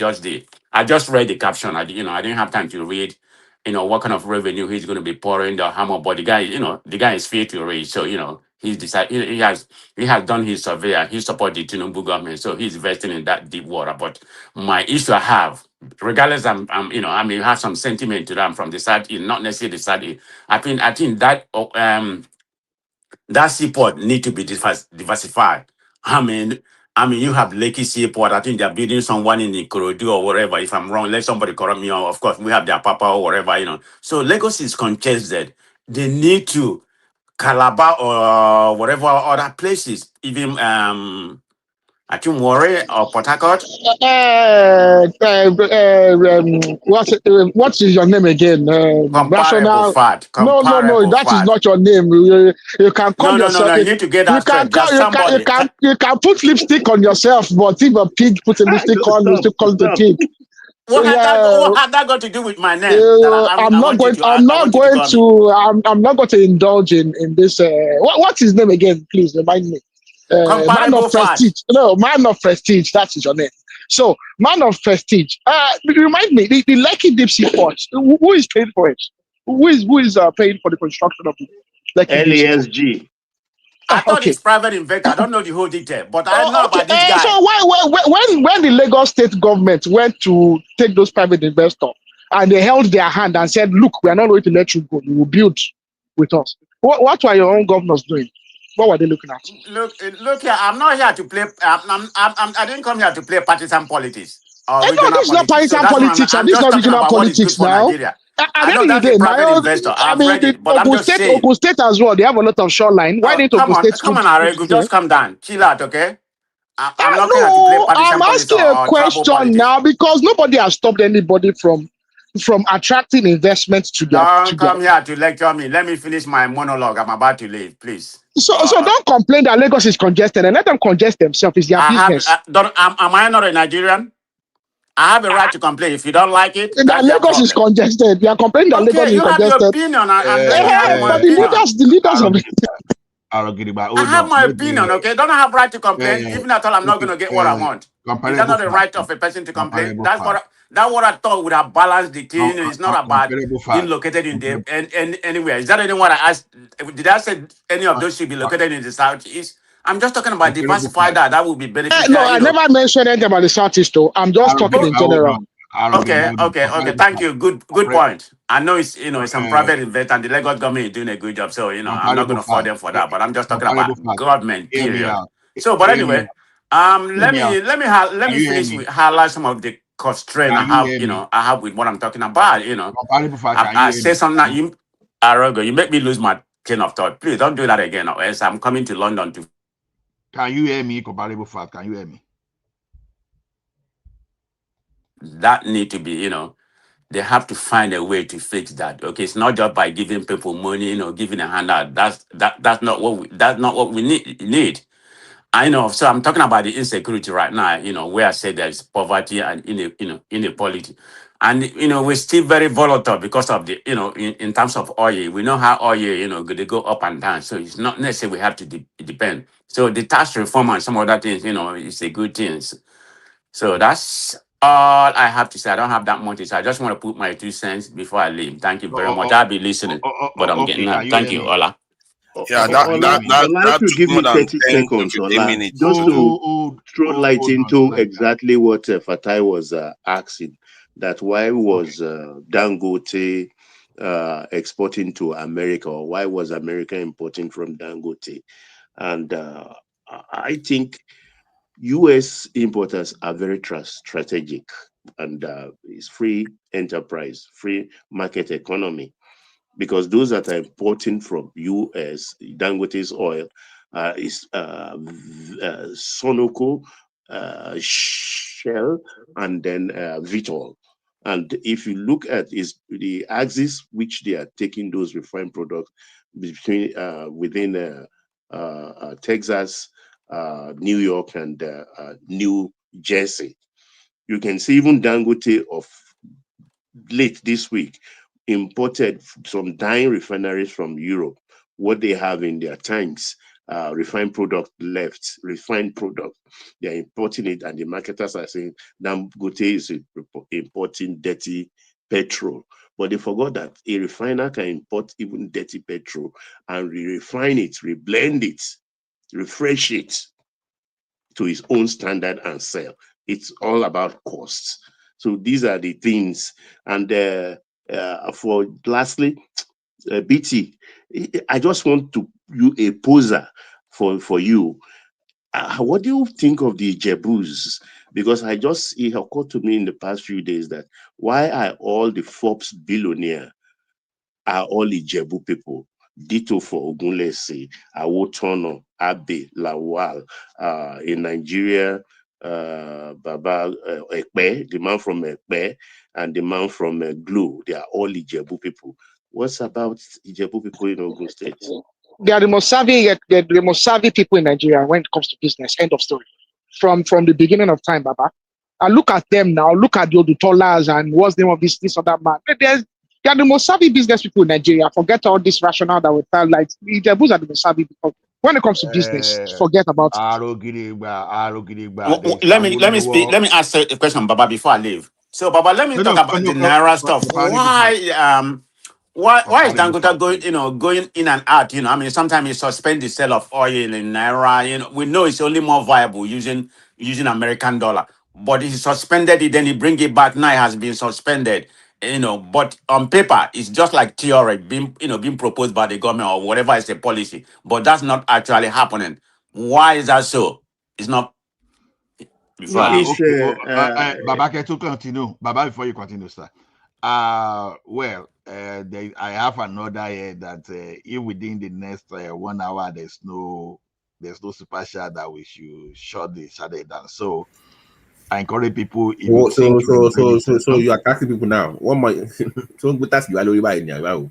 Is it Babati, time now money, So the thing is this: if you really enjoy the program too, I think one thing you can do is to support. When you support this type of program, you motivate the owner of the channel to research better, and we can even get something that benefits us. So I think I support what one man is saying 200%. It's not good for us to listen to get educated and just not to compensate. For a person like Comparable Fact now to even be praising Tinubu directly, I knew that he didn't want to be so explicit so that other obedient will not come down on him. But for the first time for a very long time, Comparable Fact spent like almost 70% of his time to this morning to praise Tinubu. Oh my goodness, and they can happen. So thank you, Baba. You may continue, sir. Yeah, I don't know where I am again. I know I don't have the floor, and I know you were talking of Ijebus. We're talking of Ijebus. No, I just left it as a pose. I was just wondering myself, well, what's about these Ijebu people? That small place, and they have all the billionaires, Forbes certified billionaire. No, I think Awolowo, I think they enjoy Awolowo influence as well. Awolowo was a key factor too. Awolowo was a key factor. Not that Awolowo favored them directly, but I think when you are seeing people moving forward within your community, you are more likely to copy. That's just the way I see it. But Ola, the Ijebus have been successful before Awolowo now. Everybody has been successful before Awolowo too. If we want to go down. No, the Ijebus plan, even before they beat Lagos actually. They beat Lagos now. But Ijebus people have been successful. Odutola, what's the name of this other man that was Balogun? All the Ogbeni Ojas of Ijebu. Don't you look at all the people that have been Ogbeni Ojas? All the rest of them. All of them. They've been successful for years. The late factories in Ayepe and all the rest. Okay, let me say but don't let's digress. Let's go ahead, please. Who owns Sekeja? Who owns Sekeja? Ijebus.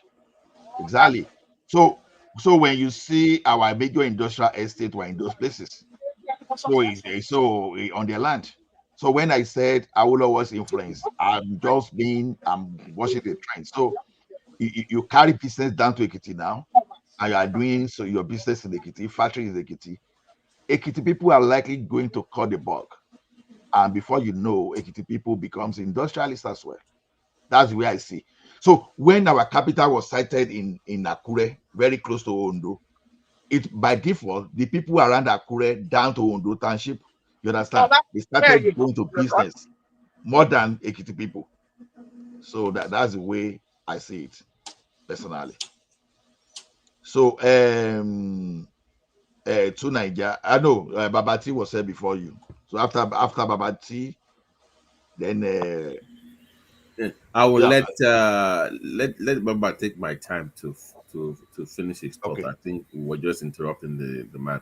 So Baba, but to my, I asked you about the inner workings of this deal. I really want to know. Moku are curious me about, because uh, if you betray me, if I employ you and you betray me, I don't want you near my company. I don't care, even as a gate man, I don't want you around. I'm sorry. To Yeah, commit Bichi, with me, Dangote is not going to take them back. but He's not going to take but them they back. said that they're going for. So what? But so that report is not true then. See, when they come, Uh-huh. if they refuse to go to their reposting places, then let wherever they want, they can come to the car park and park and stay. Baba, He has the I'm capacity to pay saying them. that, It sir. is Nigeria that will still I'm, suffer. I'm saying that even that reposting to me is not good enough. I don't want you anywhere around my business. Once you've showed your hand to tell me who you are, I don't want you around me. I don't care if it's cement, sugar, dodo, Is the potato. Nigerian factor that is coming to play, and Oh, I can understand. I can excuse the president. You get my point, because we're talking about high wire business now, international, not just this thing. So he has to be very, very careful not to be seen to be supporting enterprise or entrepreneurs. okay. But he knows, of course, left to their own devices, of course, it's money for money. You can see nuns are on the street now, and a whole lot of cash for carry cash chivists. They are all siding Dangote and stuff Mm. like that. They are on the But, side of free but enterprise. because like the VP said the other day, and I said before him, I said the world is watching. Dangote is huge in the global market, in the global play here. The way you treat him, that counts for you against you when it comes to portfolio investors. So we need to be very careful with this. Look, So there is a Yoruba proverb, Iritarigun Lafintagun Lofa, because he is a Nigerian. We don't even know who we have amongst us. This man has it spread all over West Africa. And there are 17 countries also in the straight coastline West Africa he just alone. opened Is in all right, Angola, is he in just opened Angola, is in Ethiopia Ethiopia, is last week. count Ethiopia last week. very I few mean, countries he is not in. He's an international citizen without carrying extra passports. He's a colossus, he's not an institution. We have to understand this, because we see him every day, because he's a man amongst us, because he's a gentleman. Let me put it that way to the core. You think he's an ordinary being? Even making hundreds of naira, making it into million is not an easy task. Not to talk of converting your million to billion, which is hardest. Because there are 1,000, 1 million, 1,000 million to make a billion. So even making 100 million fortune is not an easy thing. We'll talk about 200 million, 300 million, 400 million, till you get to 1 billion. You think it's easy? And we're talking in terms of hard cash USD. What is it? Should have some respect, please. And you want to destroy all of that for 200 million people. Aren't we happy? No more petroleum queue. Do you know how many people died in petroleum stations trying to buy in jerry cans, and the fire incidents that happen? Why don't we like peace of mind? So it's not going to absorb them back. He has said the ultimate is, okay, go sit down in your houses. I'll continue to pay you salary. How about that? For offer, as offer. But who is going to run the facility? Oh, there are people who temporarily you apply I through don't the know you. immigration. I don't want bell. Stop putting your shoes out there. Bàbá èmi ń wáṣẹ́ ọ ní Nàìjíríà kí ló máa gbafẹ́.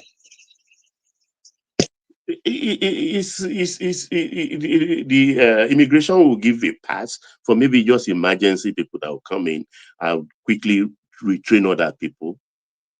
and then they take it up. Why? Why do we like self-sabotage? Don't we like rest of mind? And those praising it from the labor, like Baba, here's my question before, so you can take the floor. You have my time, sir. If Dangote is facing this in this sector, look at the other sectors in Nigerian economy that is being bogged down by unions.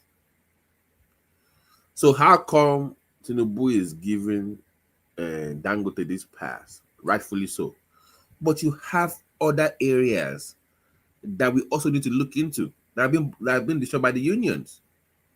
I mean, I remember growing up, and my mother worked in the Ministry of Agriculture. How bad that area was. It was destroyed by the unions. There are many areas of the country that is being killed off by this so-called union. So what kind of reforms should we come up with where, of course, we want you to pay the workers right and give them fair? I get all of that. But at the same time, protect investors and businesses at that level is my point, sir. That's my question. These same people, unfortunately, when Baba OBJ sold 2 of these refineries to this same Dangote during Baba OBJ's time, it is these union people who laid low, waited. When he exited, and Yaradua came in. They went to Yaradua and opposed the sale and encouraged Yaradua to return the check back. And Yaradua did. Why did they do that? Later years we come to discover because they want to be feeding on the fraud that is those refineries. And between that period and of the time last year, that those refineries have got $18 billion. Monies paid out, hard cash for repair. These are the same union people that supervise those Baba, expenditures. you know, these same people are actually going after Ojulari. If it's all this Dangote situation that's actually downs the whole Ojulari situation, they are attacking them. They are attacking them at the moment. What is going on? Ojulari as well is in trouble with them. No, people wear tie and suit up every morning going to a refinery that is not working. They call themselves production manager, this site manager, that reformer manager, that receiving manager, and everything continuously. Right. They were receiving money and gulping it. Sir. And the nation was going on leading with kwashoko and everything economically, and nobody's talking about it. And these are the same people that are pontificating today. You know, I read report that Pengassen's president apparently has a permanent suit in Abuja Sheraton. Not only that, Oshiomhole said they get a kind of rent-seeking check every month from most of these industries. But they fight like they are for the, you know, it's always like, oh, for the people, for the people. So how is that for the people? How has that got to do with the well, we are in a nation of noisemakers. Okay. We believe the noisemakers more. The more noise you can make, the better for you. Baba, is that not actually illegal? Is that not misappropriation of public funds? It is. Do we apply laws? We don't apply laws. And if we apply laws, are there people today who are saying release Emefiele? There are people who are saying release Emefiele. Because Pengassan is a public institution. As long as it's interesting. I mean, Arrow. That was what I've been asking Baba for a minute now. He doesn't want to answer me. How do you tweak the laws where it's fair to all, where you can guarantee safety and provisions for the workers, while at the same time giving private businesses the breathing room to grow and produce and be productive without all this Pengassan nonsense? Like, what can you do to the law? How do you do the law to favor private business owners? Unfortunately, BT, striking that balance is becoming difficult. every other day, every other week, every other year, because there is nothing we can hardly do now, individually or collectively, that is not politicized, that is not stained with politics, because it's the default line. It's our default line. Because even the Dangote issue now is now politicized, and the politics are along ethnic line. Really? It became ethnic already? It has become ethnic already. Ah. How come? How come? What is the ethnic angle? Because Shetima came out, Undume came out. Oh, okay. And every other person can, oh, it's because it's not now. You people are coming out. And I was shocked.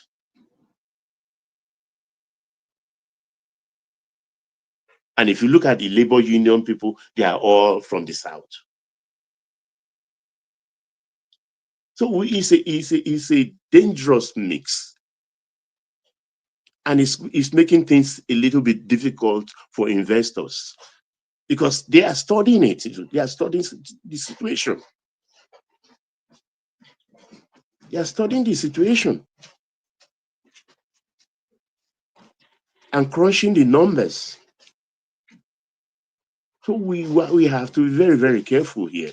It might look ordinary, it might look mundane. Some people are just cashing crews. For some people, it's about a looter craze. But you don't play with people's lives. A lot of the businesses in that axis, EPZ axis, they employ tens of thousands of people. Papa, I was going to ask a question. Sorry for interjecting. Yeah. You mentioned that I think it's the Indomie bunch, the guys that do Indomie. What's their name again? They are in the Tolerant. They are in the what's their business in Lekki Free Trade Zone? Say again. What's their business in the Free Trade Zone? Well, they do warehousing. And the beauty of that is that the warehousings, even Amazon has a stake in that. Because most of the things they bring in transit, they store with them. And sorry. Does Nigerian labor law cover free trade zones, or do they have like some kind of exclusion or whatever from? Does it cover, because Dangote is in the free trade zone, right? Yeah, it's in the does it cover that, or do they have some kind of rules that they can, some leeway? I'm trying to understand how that is applicable to the free trade zones. Yeah, it covers them, but it's a 2-corridor thing. One part of it is facing the sea for export. Oh, okay. The second part is the back door, where whatever you produce there can, of course, be driven into the country in which you are operating. And of course, that's where the excise law comes in. Okay. All right. And that's where you are committed to an extent to the local laws concerning labor. Because people who work in that, they come from the country in which you are operating. So there is an intricate balance there. Baba Ejo, to Nigeria, you may speak anytime you want to speak. Now when it suits you now, isn't it? And I've already timed it. You guys have been talking for straight 30 minutes. Okay, you do 30 minutes. Thank you. No problem. I saw that you wanted me to talk. You are a man of, to an extent, a little bit of morality. The others lack it. And they pretend as if they want to. Let's go to Nigeria. Can you just shut up? Can you let me talk? Because at least he made a reference to, hey, he was about to speak when you all started speaking.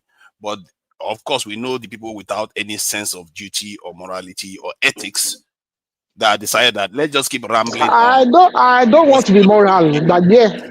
Okay, now don't be. And then you sit here complaining about your country, and you are here criticizing those people that are being immoral, unethical about Dangote. You see how useless some of our people are? They pretend as if they are not those people. But they do it every day. They do it whatever they are. Make your point, sir. It's okay. Small man, keep quiet. Make your point. You all do it every day. You do it every day, and you don't even see it. You pretend as if you are not those people that are trying to sabotage Dangote refinery. You tribalize everything, you politicize everything, whether it's good for the people or not. But when it suits you, you criticize because you think you are good. Father, stop pontificating. Go to the point. The reason why Stop they don't pontificating. Go to the point. Can you let me talk? That's why I'm talking. The reason why they don't like me to talk, because they know I say things that are inconvenient. When it's not, because to them they don't want to say those things when it's inconvenient. Guys, they don't want to say those things. Like when they browbeat someone like what's his name, man of prestige, to a point whereby he spent most of his time just praising the government, even when our country is not getting anywhere. That guy that just left just now is the lowest of the lowest. I used to think that he's quite honorable and ethical, but he would rather win an argument than actually. But true Nigeria, why are you fighting now? No, because I am a little bit miffed because this conversation is not empty words. No. And you two should have done a better job of moderating. You didn't do that. I hear you. You didn't do that, and I let it go on, and you just left me there. Let them keep having mundane conversations that doesn't. They've already said it. They've already said everything. Guys, but this guy came. But this guy came before. I don't know why you all do it. Even when I was on the show earlier on today, when you wanted to mute somebody, somebody like Ekene, they just put him backstage before. Why do you do that? You just try to intimidate people so that they believe what you believe. What is that? How does that get us anywhere? Okay. You have to call things, even when it's inconvenient. Allow people to speak their own point of view. Like what? Like let me address some of the points. To Nigeria, you came in and you busted into an ongoing conversation. That is already interference. When I didn't just bust in. I wait. Someone was making a presentation, and he was going logically about his presentation. You just bust into it. You just. I said, can I interject? They wouldn't even let me. No, interject. You didn't say you can. No, I was good morning. Wait. And I greeted. I wanted to start greeting. Look, guy, I'm not brain dead. I knew how I can you bring the video back. I started with wanting to start you greeting. don't have, you see, I know how you came in and you just disrupted everything. No. You all said I can play I can go back and play the video again so you can see it. When I started, I wanted to start greeting first, but they just started shouting at me. We are not for disruption. Please just present your own and let us have a How can somebody want to come and greet first, and the first thing they did was shout you down? But someone owned the floor and was giving his own presentation. You didn't even let the person interject each other all the time. All I wanted to do, that was not interjection. That was a disruption. It wasn't a disruption if it was just like every other person does. How can someone be talking about? Someone was talking about the process on ground, the issues and challenges on ground. You disrupted. You didn't say, "Please, can I add?" You just say, "Good morning." Yeah, but they didn't let me. They didn't let me even finish what I was saying. To Nigeria, state your piece. You spent about 5 minutes just complaining. Say what you want to say. They didn't allow me to say what I wanted to say. Now you have the opportunity to say it. Can you stop going on, please? I have to address points because what's the point of talking when it's based on falsehood? I don't appreciate that. We are waiting to listen to what you want to say, but you have been complaining for like 10 minutes. Listen. Okay, that's 10 minutes now. Eh? It's not even. I stopped this clock around 30 minutes ago, and if I check the time now, that's when you guys have been speaking for 30 minutes. If I check the time, it's barely 3 minutes after I said it. Now you have the opportunity, but you're still complaining about the past. Yeah, don't tell me to move on. I have a right to say what I want to say. Don't try to moderate my speech. You have no right to that, and you will never have a right to that. So don't even try. Okay? So what I'm saying is that when our people pretend as if they want the best out of the country, but they are blinded and they don't want you to have your say because they don't like your say, it's just wrong, and we shouldn't be doing it on this platform or on any other platform. Anywhere I go, if I'm moderating, I don't do that to anybody. If a Southwestern person that's supposed to come in, I don't shut them up. They have their say. That's not how we are supposed to behave, because we have to get to the truth of things. If you don't get to the truth of things, you might as well be living in darkness. Like what Man of Prestige was saying, praising the current government. When I look at the debt burden of Nigeria, it's higher now. I don't understand why we are saying the debt burden, that's the servicing the debt is cheaper. It's actually higher now. I don't know where he got his figures from. Do you know that we have spent at least $5 billion subsidizing the currency today? Do you know that? Does anybody bother to say those things because we just want to? Where did you get this information from, non-prestige? Check on the internet, you will see it yourself. I'm not. But Okay. check where exactly? Let me get it for you so you can see what I mean. Thank you very much. Nigeria defending the naira. All I have to do is Nigeria defending the naira, and the information will come out. Maybe we should be checking whether this thing is still happening to today. This was in May, if I'm not mistaken. This report came through. They have spent already 4.1 billion. Let me send it in the private chat right now. Nobody checks, nobody asks, and when somebody wants to say it, are you surprised that some people want to shut me up? Because this narrative is what is going on everywhere.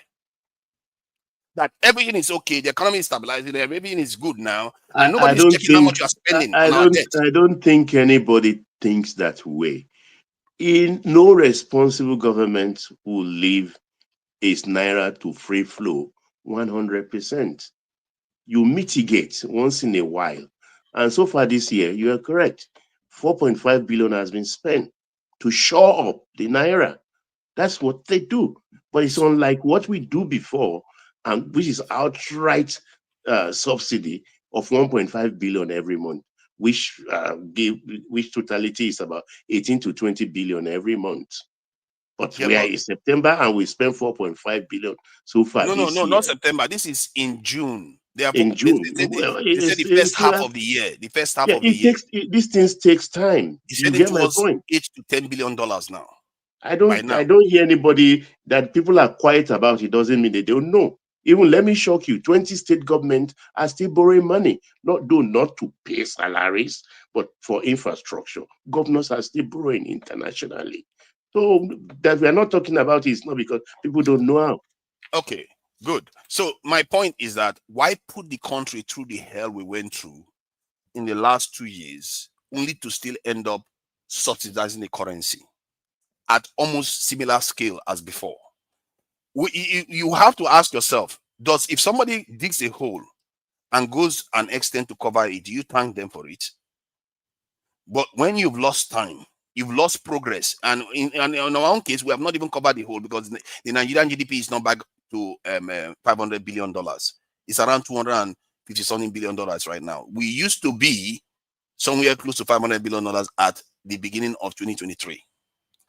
By 2024, we are around $180-something billion. Our GDP. This is a president that came into office saying he wants to get our GDP to $1 trillion. To get there now, by current growth rate, it will take us 22 years.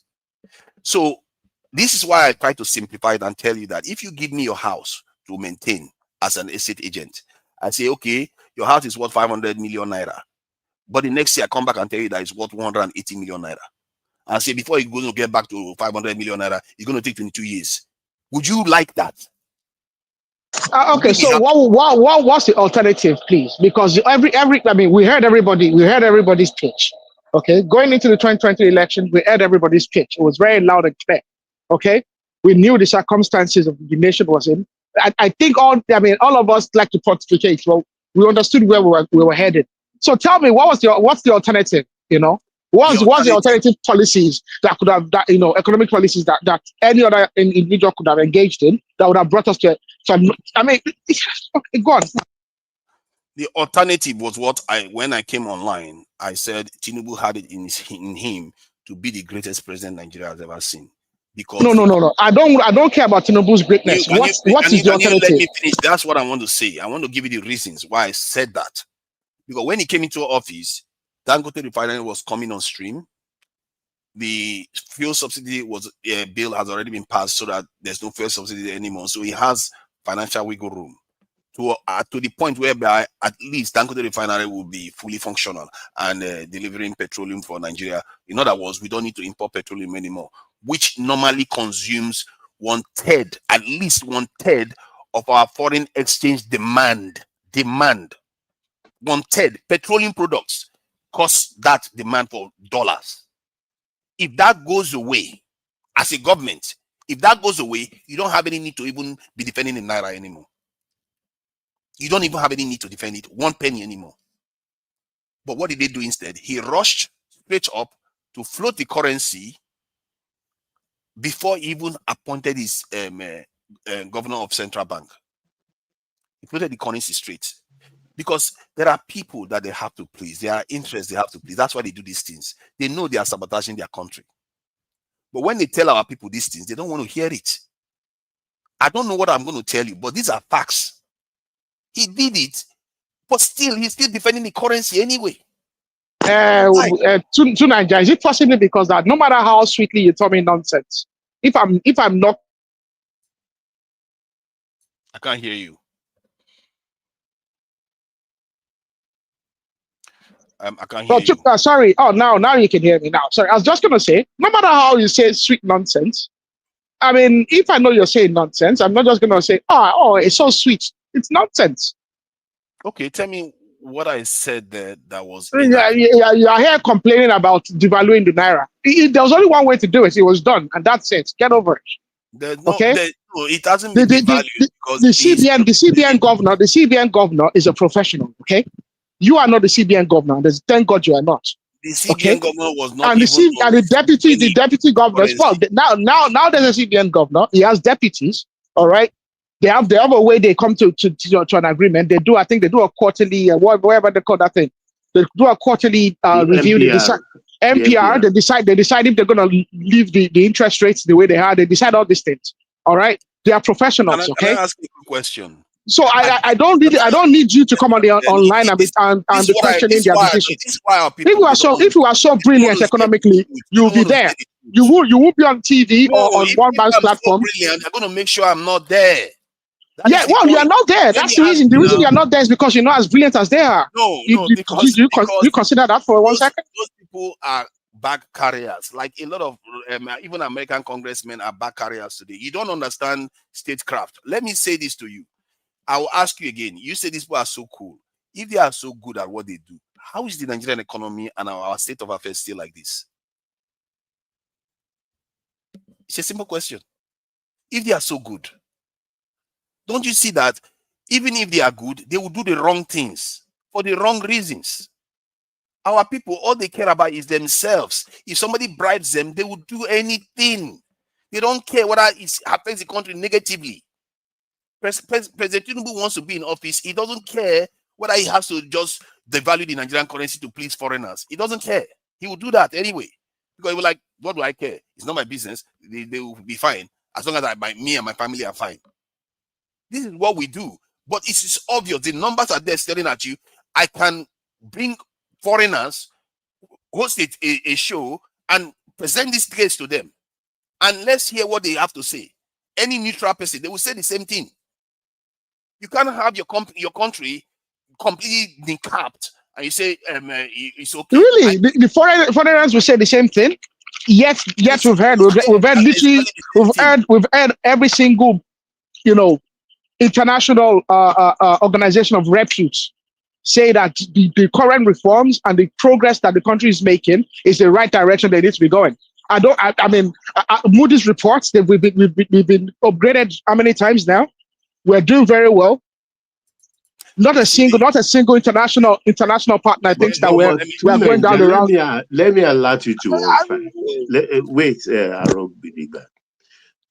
In 2022, our GDP, according to Emefiele's CBN, was, I think, 400 and something billion. Let me ask you, do you believe that? Yes. Well, I will tell you why. Why won't you believe that when even small country like Singapore has more than $1 trillion GDP? No, I'm not saying the size, but the prospect or the result from other sectors, other indices did not indicate or point to that direction. It was a cooked figure. Why do I say this? There is no way, as of that point, you are doing ways and means. Obaseki alerted us a couple of times going into 22. And Emefiele denied it vehemently, robustly, that we're not doing ways and means. Only for them to exit, and we're discovering they did 23 trillion of ways and means. And that, of course, negates the fact that our GDP was 420 billion plus, because then even the income per capita did not represent that. So Yes. that is exactly so. You see, what you are saying, GDP about Emefiele, GDP is something that even as a nation, it's hard for you to be able to forge it, because foreigners are also looking at your transactions and the size of your country, your population, and the size of different sectors. That's how they evaluate GDP. You can't just forge it and think foreigners will just accept it. Wait, you have a resident World Bank director. He collates from the local sources and passed on to Bretton Woods. That's how it works.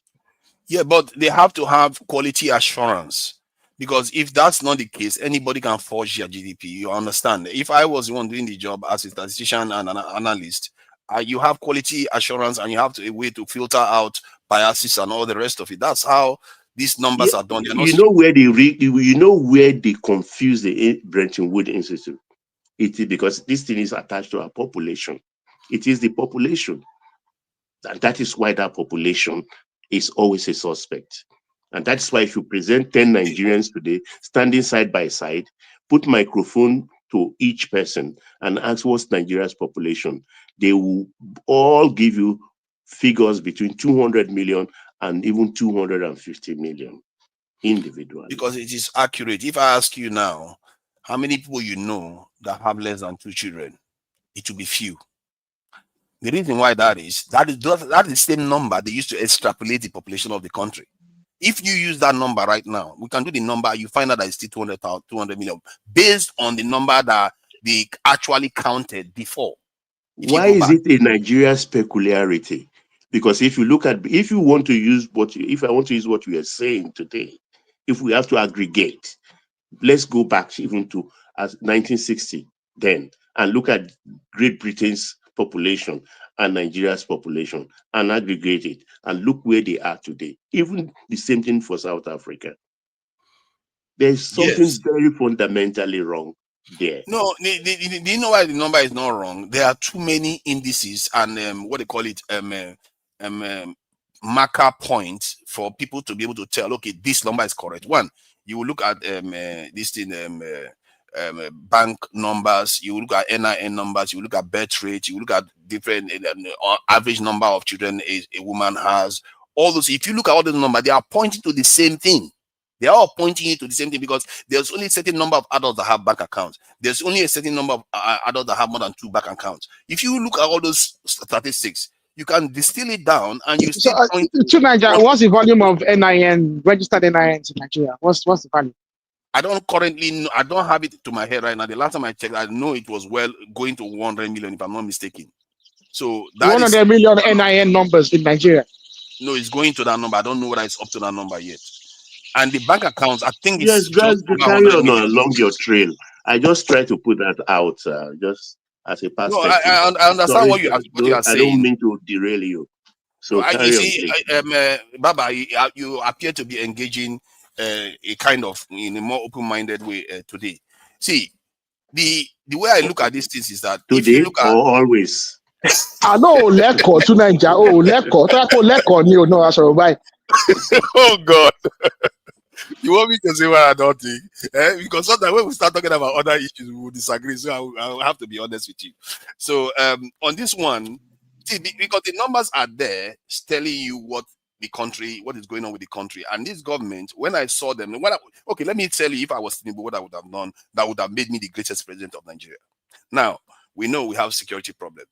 And what is the problem? What is the problem with security after all? It's not a big deal. Is it not? Oh, we are losing almost $50 billion of GDP every year due to insecurity.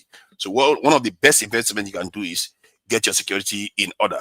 I will invest a lot of money in security, given that I've already removed fuel subsidies. Nigerians will be experiencing hardship.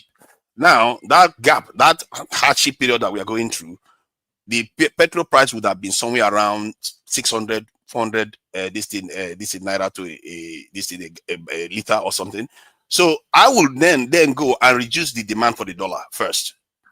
I will start bringing it down. I will start saying stop hoarding dollars, stop importing certain goods, at least for a year or so, while Dangote Refinery gets firing.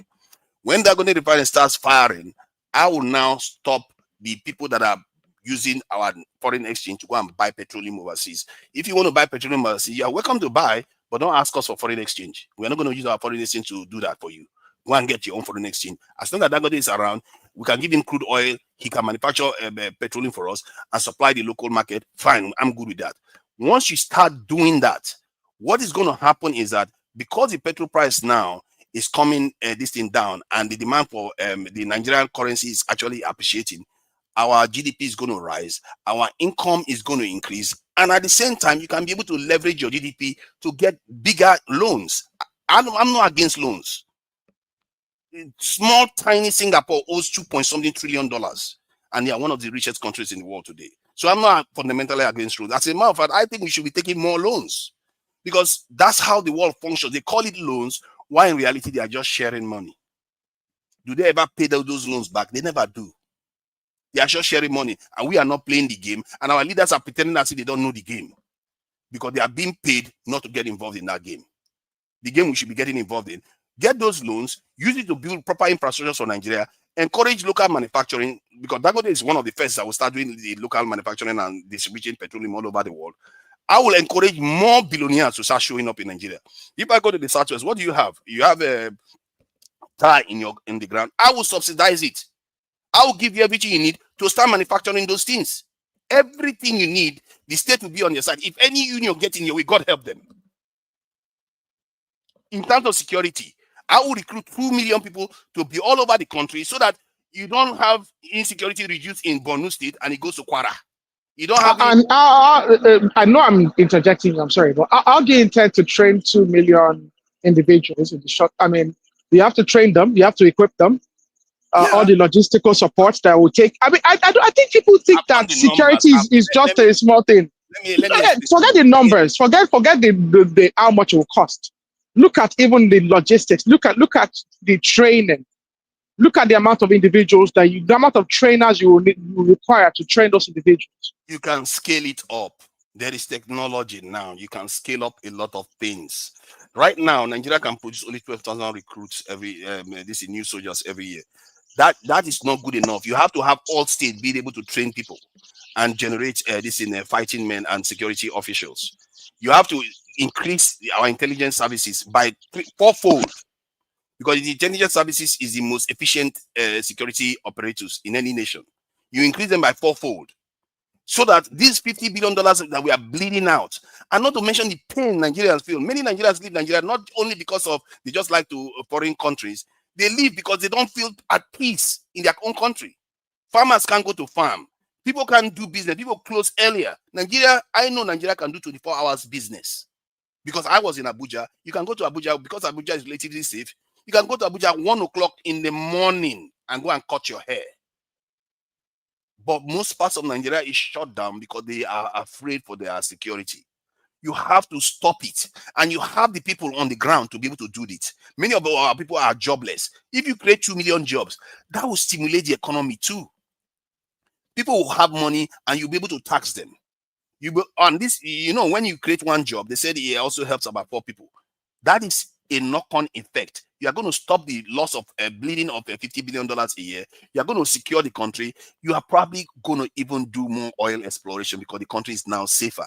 There are so many. It's obvious, isn't it? It's so obvious. I said it. I said Tinubu has it in his gifts. I thought that was their plan, actually. Because that's why I thought, because that's why Buhari did what he did. He allowed Dangote Refinery to come on stream. He removed the fuel subsidy. I thought that's what the groundwork that Buhari left for Tinubu. But instead, he just came in. The first thing he was did everything to reverse all those changes and kneecap the country. Equivalent to what I said to Baba, that if you have a property and somebody devalues the value of your property, no matter what furniture they put inside, the value of the property has reduced. What are you going to do? Now you have to start increasing the value of the property again. That is what he has done to Nigeria that Nigerians haven't seen. And that's why I don't think it's the only person that has done this to Nigeria. Many Nigerian leaders have done it in the past, but this is the only one I've actually witnessed. Does it occur to you that your property was actually not the same value you claim it was? Because that's the truth. The property that you claim was never that. It was lying to yourself does not make it so. Because of demand. Then that has taken the cost, the value of the property high. Yeah, but I just showed you that he didn't need to. Those factors that they used to claim that our property is not worth that value is probably because of we are subsidizing, depending on Naira. But they are doing it now. That is not the reason. To Nigeria, what you must they should realize. have reduced the demand for the dollar. That is at the core of the problem. Let me contribute to what you are saying. Look, there is just no way you can make omelette without breaking eggs. Because the foundation has always been faulty. The foundation of our economy has always been very, very faulty. And people throwing figures around, false figures around and parameters.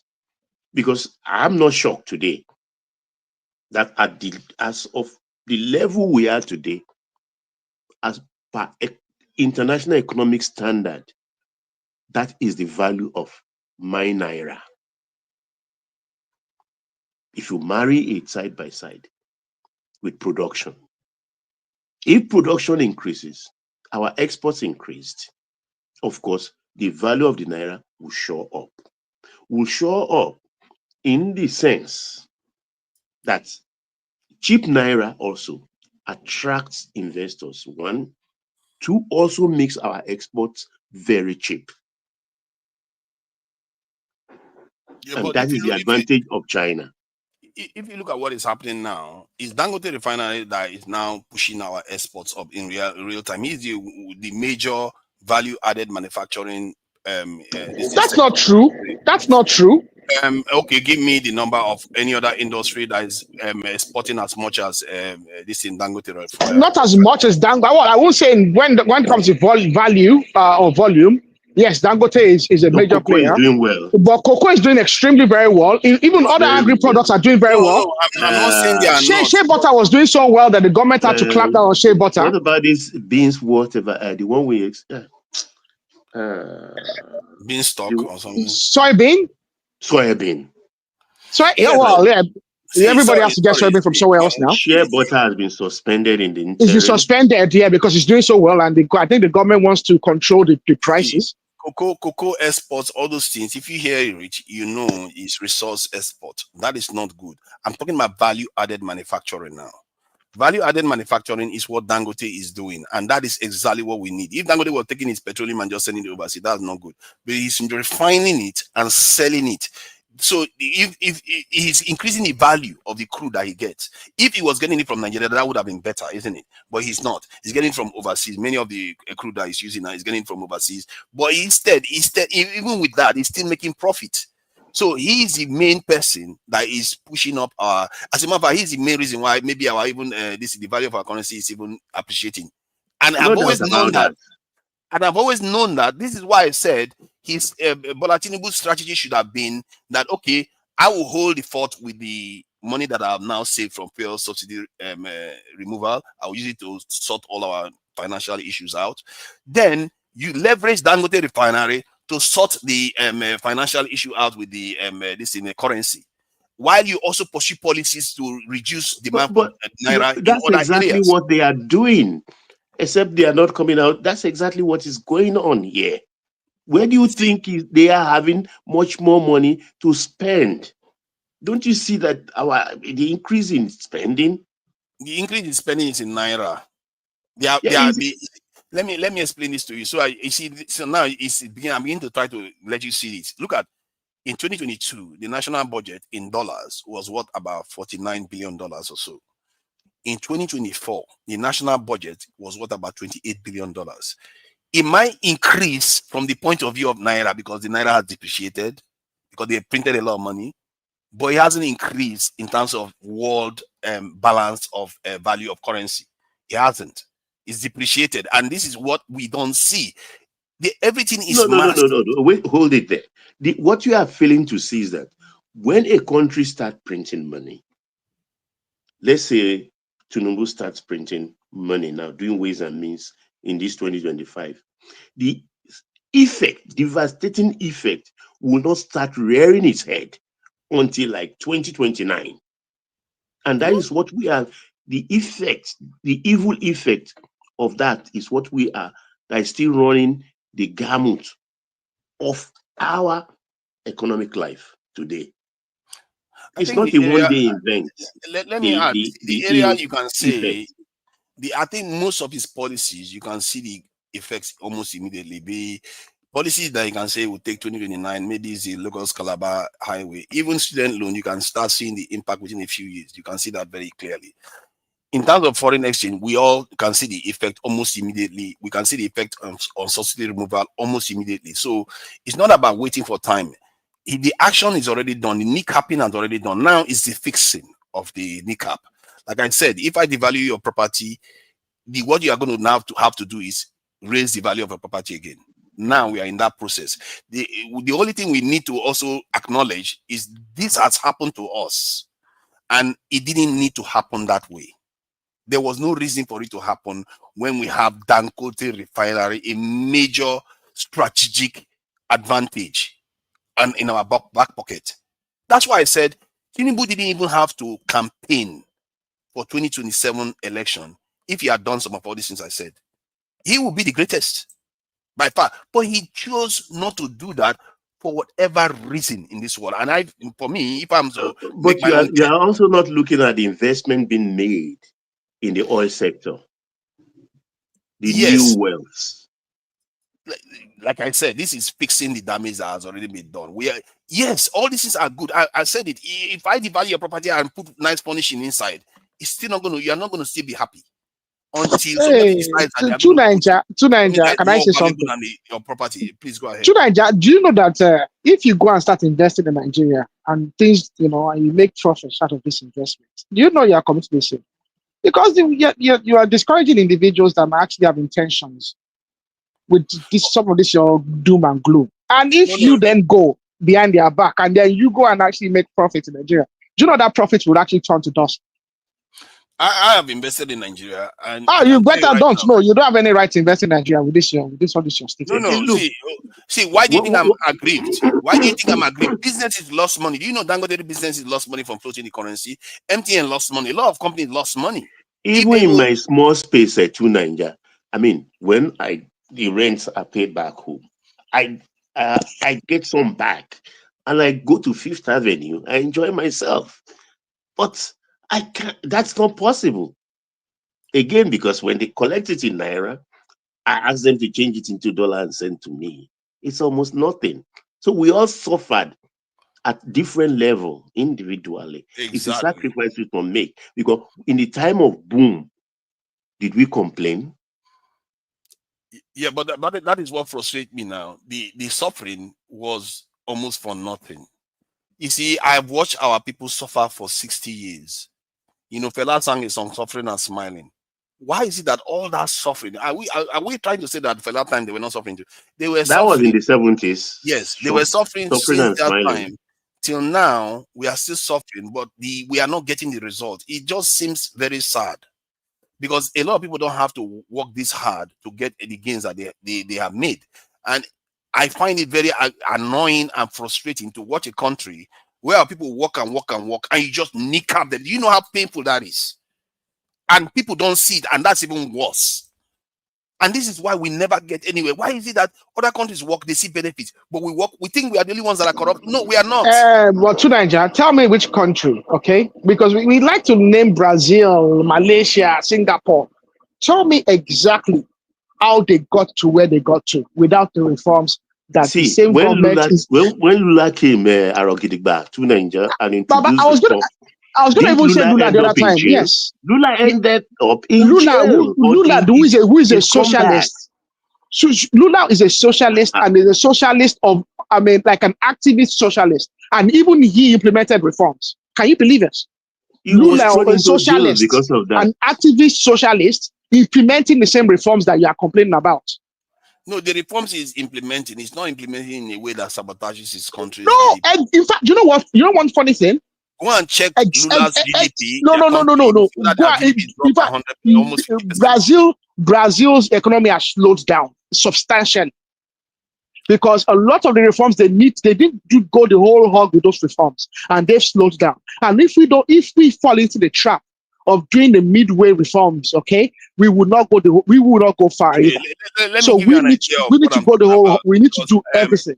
Or Arogidigba, let me give you a clear case here. I looked online. I said, is there any country in this world that their GDP has halved within a year when they are not at war and they are not facing sanctions? Do you know how many countries that has exhibited that rate? None. Go and check it yourself. What about Argentina? Exactly. I was about like you beat me to the punch. What about Argentina? Exactly. Argentina's one was over 4 years, and they didn't even reduce by 50%. Go and check it yourself. Argentina was over 4 years. Yes, go and check They were literally every single day of the week they were tanking. They didn't make any talk. They are tanking, but they didn't, not like our own GDP. Not like over what period did our own GDP fall? Within a year. Within a year. Come on. Stop being funny. Stop being funny. I'm telling you now, they got into office at middle of 2024 GDP. Go and check it. The Nigerian GDP 2024. We needed shock therapy. The economy needed shock therapy. There was just no way to go about it. Honestly, I don't need Emir Sanusi to tell me that, to tell me on that.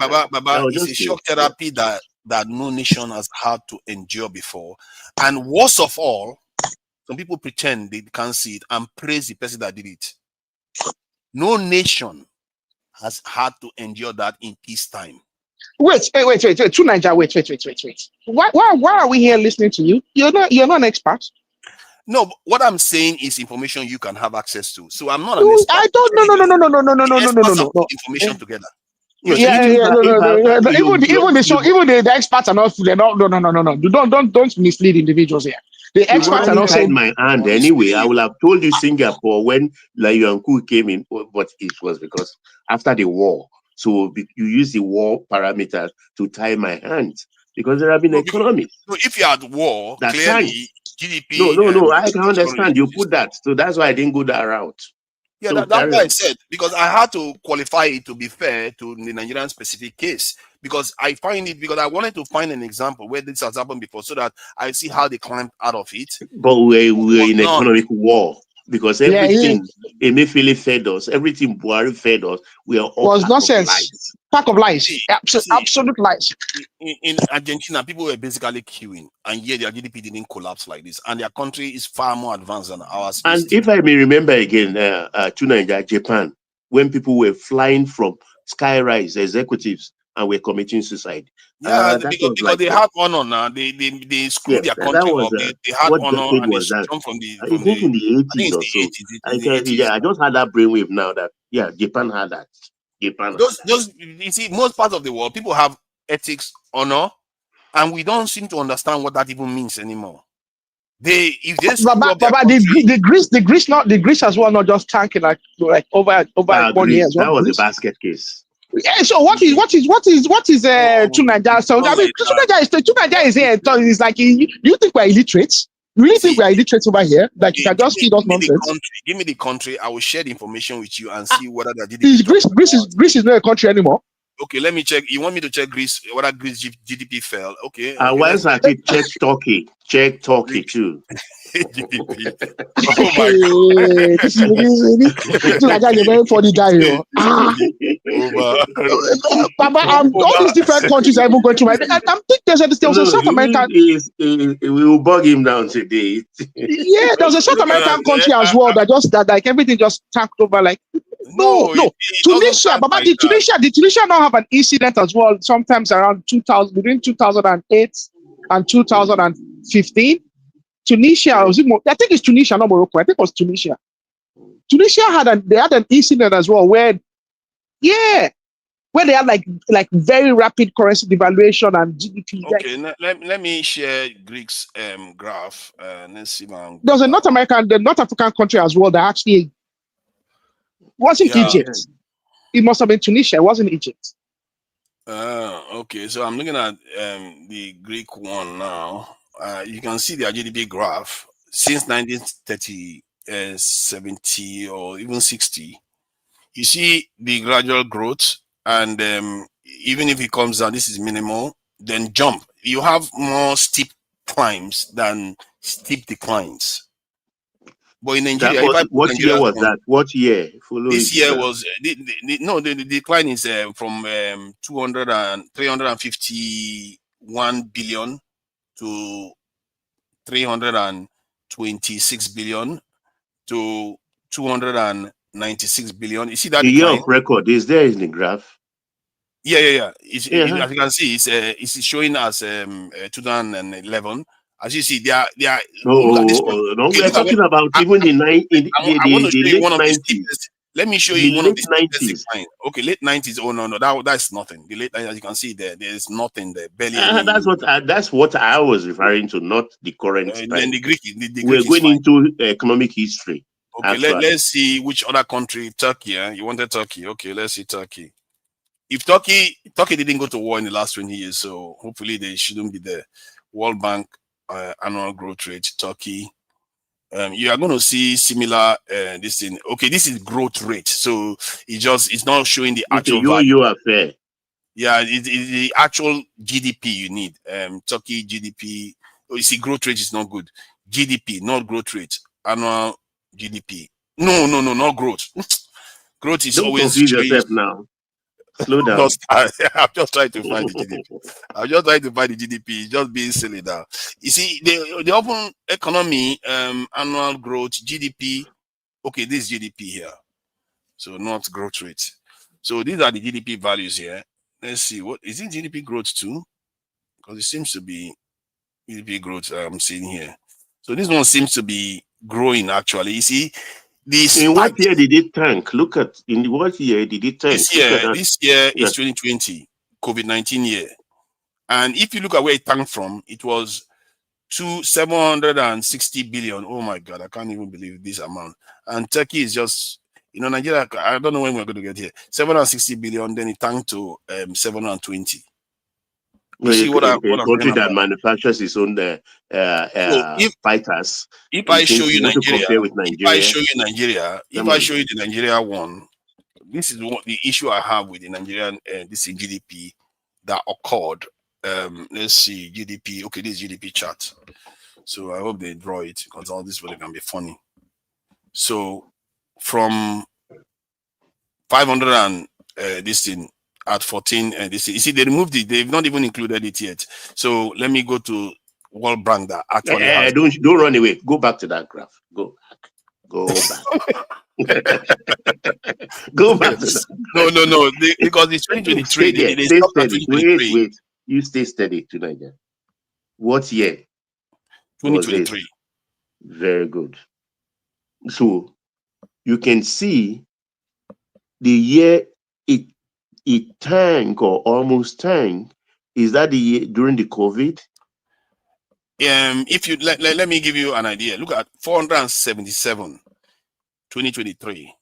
2024, it dropped more than $100 billion. And that is half of 2024 that did that damage. That's we lost half of during the 2023. So by 2024, that's the one I wanted to show you. So you see where it went to. Because that Tinubu got into office middle of 2023. By the time so the damage had already started just the moment he got in. So $100 and something billion in half a year already. He's already done that damage within half a year. $100 and something billion wiped out. So now we go to what damage? Let me learn from what you are saying. I just joined back. What damage? Now let me show you the damage. So Tinubu took over middle of 2023. Okay. The year before that year, Nigeria GDP was $477 billion. 477, almost half a trillion. The height at 2022. Yeah, 477 billion. So by 2023, it had dropped to 363 billion. So that is over, I think, about 110 or $115 billion drop within 1 year. Okay. and not within 1 year, actually within 6 months, because that's when this policy kicked in. Within 6 months. So 6 months damage, 110 to 20 billion. Now we go to World Bank this thing graph. Where is that again? I think World Bank did have their graph. GDP. World Bank does have it. I know I saw it. Because this one is annual growth rate, so it's not going to give you what you want to see. GDP. Okay, let me just put Nigeria GDP, World Bank. So not growth rate, just GDP. World Bank. Let me put it in World Bank. Don't give me growth rate. World Bank. Okay, I think that's the GDP. So I think they included the year. No. So now you see what I'm talking about. From 477, 2022 to 2024, $187 billion. So you see the precipitous drop that we are talking about. You will never see this in any other country that is not at war. So what does that mean to you? What I'm trying, my postulation is that based on this findings, you will never see this in any other country in the world. You will never see it. You know, okay, you may not see it anywhere in the world. That's what you think. But there are several ways to look at it. If it defaults and nobody is lending us, is giving us loan, and okay, Ola, correct. Let him check Mexico. It happened to Mexico. Let me check. Without I will war. check Mexico. Okay. Without war in the 90s. In the 90s. Okay. It went without bankrupt. war. I can their debt were forgiven, and before they could rise again. if I hadn't checked it before, I would have said, okay, maybe you have a point, but I don't think that is the case. Let me see if I can find Mexico in this map. Mexico. I hope they have it up to that time, because sometimes these people are funny. Because I remember that case very well. Mexico, Brazil, Argentina, where the three of them were owing about 70% of the world debt at that period in the 90s. Okay, so let me pull up Mexico. Even Brazil, I'm looking at Brazil as well. Brazil as well, they I mean, between 2011 and 2015 as well. Brazil had a sharp drop. Okay. For the bottom line to Nigeria, don't let's be bogged down on this. And then the other sharp drop between 2017 and 2020. Can you see it now? Can you see it now? We are rebuilding. So when we are rebuilding, we don't. Let me show you Mexico now. Let me show you Mexico. No. Mexico went down. This is one of the steepest drop you can see in Mexico within a year. It went from 55 billion to $380 billion. Not half of their GDP. Okay, let me explain what GDP is doing. So that is sometime in 1995. The way you're analyzing it may actually be giving some kind of false impression. Now, this is GDP. Now, in the recent GDP that you see that drop in Nigeria is a function of exchange, not a function of the productivity itself. Now, it's just like situation before. Yeah, that's correct. But they are two different things. Exactly. You were producing 10 cups before, and just that cup, just because your local currency is strong, you understand? It raised your GDP. So now, okay, let's assume the GDP, a single cup before, no, let's say the total 10 cup we have before used to be $1,000, right? In terms of GDP. Now, it's a function of your currency. So, assuming that your currency now depreciate by about 3/4, your currency depreciate by about 3/4, it simply means that you still have the same number of cups, but now the value now will now drop to 250, but it's still the same. It's still the same. It's like saying what you are saying. It doesn't make up for the problem that it's going to cause, because you still have to buy things from foreign countries. The debt you owe them in foreign currency, you still owe, and when you depreciate it, so okay, if that is the case, maybe you should just reduce. Oh no, hold on. Let me give you an example. Whatever you have I'm trying to explain to you, and you are giving me an example. No, because this example I'm giving you now, or the question I'm asking you, is going to kind of get to you the point you're trying to make. Reduce the value of everything you own. Let me come and buy it, and let's see whether you like it. Do that. Okay, hold it. This is the way I want you to see it. This is the way I want you to see it. Now, in our foreign earning, in our exports, we have tradable part and we have non-tradable. We have tradable part that is determined by the international pricing. Now, the major source of government revenue, forest, I mean the import export revenue, you understand, is crude oil. Then we have some other materials like mineral resources, like solid minerals, like gold, like ferrite, like some other things. So all those ones are determined at the Sorry, international market rate. qualify our revenue because we heard Sanusi earlier said perhaps it's 5% of our government revenue right now in crude oil. So No. There's a difference between revenue and export earning. I understand what you are saying. We have local revenue, we have foreign revenue. So I got your point. So the thing is this. The thing is this. Our tradables, right? We are talking of our crude oil now. So that one is determined in dollars. There are some like our gold and solid minerals that are determined in dollars. Yeah, I got that. Now there are other components that you use the local value, you understand, to determine. Maybe you are sending your gari outside, you are sending your pando outside, you are doing your textile and you are selling. Yeah, that one I can understand. I can understand what you are saying. So the fact that they are now cheaper does not necessarily make it bad. Here's the point. When our currency was strong, right, it is not attracting international, purchase. It's not attractive. It wasn't good enough for exports. You understand? Instead, but that we is the not one the reason importing. why we are not attracting. The reason why I'm we are not trying to give you attracting. basic economic No. principles. Let You me have to look explain it at because it.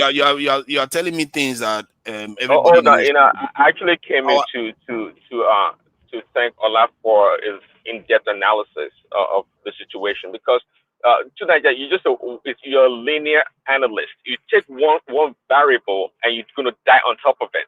I was listening to the garbage you're saying about Nigeria is the only country in the world that its GDP was whatever, crumbled or was half. And no any other country ever suffered such a fate before. I was listening to you. I know there was something to it, and I'm glad Allah was able to explain in detail. oh, you You said don't there's you don't nothing to it. understand. No, hold on. You You don't can't just understand. Hold on. you can't just talk for the talking sake. Now you have to stand on it. Now, as gentlemen here, he has come here to say what I'm saying is completely rubbish. Now, give us your proof that I'm saying something wrong. Give us your proof. I Did you hear get what my I proof. said? I said I came No, in to thank give us Allah your proof. for. Listen, I don't have to. You Unlike see, you, I you don't just came pretend to to know waffle. everything. You just came to Hold waffle. on. I don't pretend to know everything or If anything you for don't that know, then why matter. are you talking about it? No, but somebody's there explaining to you in detail, and you probably No, push it back because you are and arguing. no. What you are And I'm doing telling is you that you you are saying because you agree with him without any evidence that he's right. It's What not kind a of talk matter is of that? agreeing with me. It's just the basic principle. You are just saying it's not a matter of No, but he agreement. doesn't have any evidence for what the opposite that the case I've just made. If you No, want to show that I'm wrong, prove it Sunaija, to me that I'm wrong. I will tell you thank you for showing me the light. I'm wrong. This is SS1 economics, not even university level economics. This is SS1 Everything you are saying, I economics. already know that. But your reasoning for why investors are not coming to Nigeria is flawed. Saying that it's because of the value of our currency. What? Nigeria is one of the cheapest countries to operate in. Energy was cheap, food was cheap, housing was cheap, labor was Okay, cheap. who is saying that that's not the reason investors are not coming to Nigeria? Who said it? You said because of our value of our currency, it's encouraging people from buying and coming to our country, and it's discouraging people from buying our goods. That's Is what you that what said. I said? You heard Yes, that one from my mouth? I That's heard that not from me. you.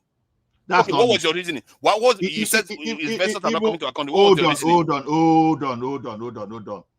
I said when our currency was strong, that one encouraged the Nigerians to import. But when our currency becomes weak, then we can export because the foreign people that want to buy, they are going to buy shit from you. But when our Okay, currency was have you strong, we were importing. let me give you something. Have you No, considered that? no. Are you clear with that first of all? I hear that point. I hear that point clearly. So, And I've had people make that are you argument. retracting? Or are you retracting the old? I'm not saying you are wrong, but I'm saying I'm just want to highlight something that a lot of people don't highlight. What I see with many of our people is that we say something, we think that's where the point ends. Have you considered that currency that you've now depreciated? That's why I said you should sell your property, your value of all your things. Let me come and buy it, so you see how you enjoy it. What you are not realizing is that the money we used to get for exporting, let's say, 1 bag of gari, now we have to export 3 bags of gari to get that same amount. That's not even the point. That's not even the point. Hold on. Does that mean that the gari will make it any easier? Did we manage to make the gari any faster? So our people are suffering again for nothing. Okay, just hold on. Now, when you say people are suffering for nothing, that's not the way you look at it. We are a developing country. A developing country that needs to build industry, that need to get our people employed, and that we need to develop a human capital. See, now, you are just regurgitating principles that you heard. You don't know whether they make sense or not. You just say it. Do you just want to talk? Okay, try to be quick. Then try to be quick about it, because I'm a little bit tired. Now, the thing is this: when your products are cheaper for the international community, you understand, they are more likely to buy from you than you. So that when it is expensive. Now, this is caveat. Are you now going to be sending raw materials, or you are going to be, you understand, or you are going to enhance, you refine, and you get a product from your raw materials and send to them? So the thing is this: there's a difference between when you are selling raw materials and when you are selling a finished product or intermediate product. That now, I agree with. No, you are just saying exactly. Okay, that point I already made it earlier on. That's why I said Dangote is one of the biggest value-added manufacturing in Nigeria. But the point I'm trying to make to you that you fail to see is when I told you, devalue your property, let me come and buy it. You don't seem to understand that when you devalue, there are consequences to it too. It's not just you're just selling. There are consequences when you devalue your stuff. And that is the issue I have with many Nigerians. They don't understand that this government came, their first duty, what they did was devalue Nigeria immediately. They devalue Nigeria when we are not an exporting economy. We don't even have the industry to do the exports. To Nigeria, you're using the wrong state. That's not correct. Okay. They did not devalue Nigeria. All they did was to correct the value. They did devalue us. No, they devalued it. It was never that value. We were borrowing to sustain what wasn't ours. No. It was ours. You see, that's your mistake. How was it ours? See, it was ours. Okay, what did he do to devalue the naira? What policy did he take that devalued the naira? Tell me. Because he floated the currency so that what were we doing? What were we doing previously before we floated the currency? It was being defended. Also. So let me at what cost? At what cost? And how are we funding? How are we funding that action? There was too much money in circulation from the printing from the previous government. This thing we're supposed to climax to the point of destroying the country anyway. And we thank God for Tinubu with such tenacity for coming in. And unlike Nigeria, look at one damn variable. Do you understand the consequence of when a central bank?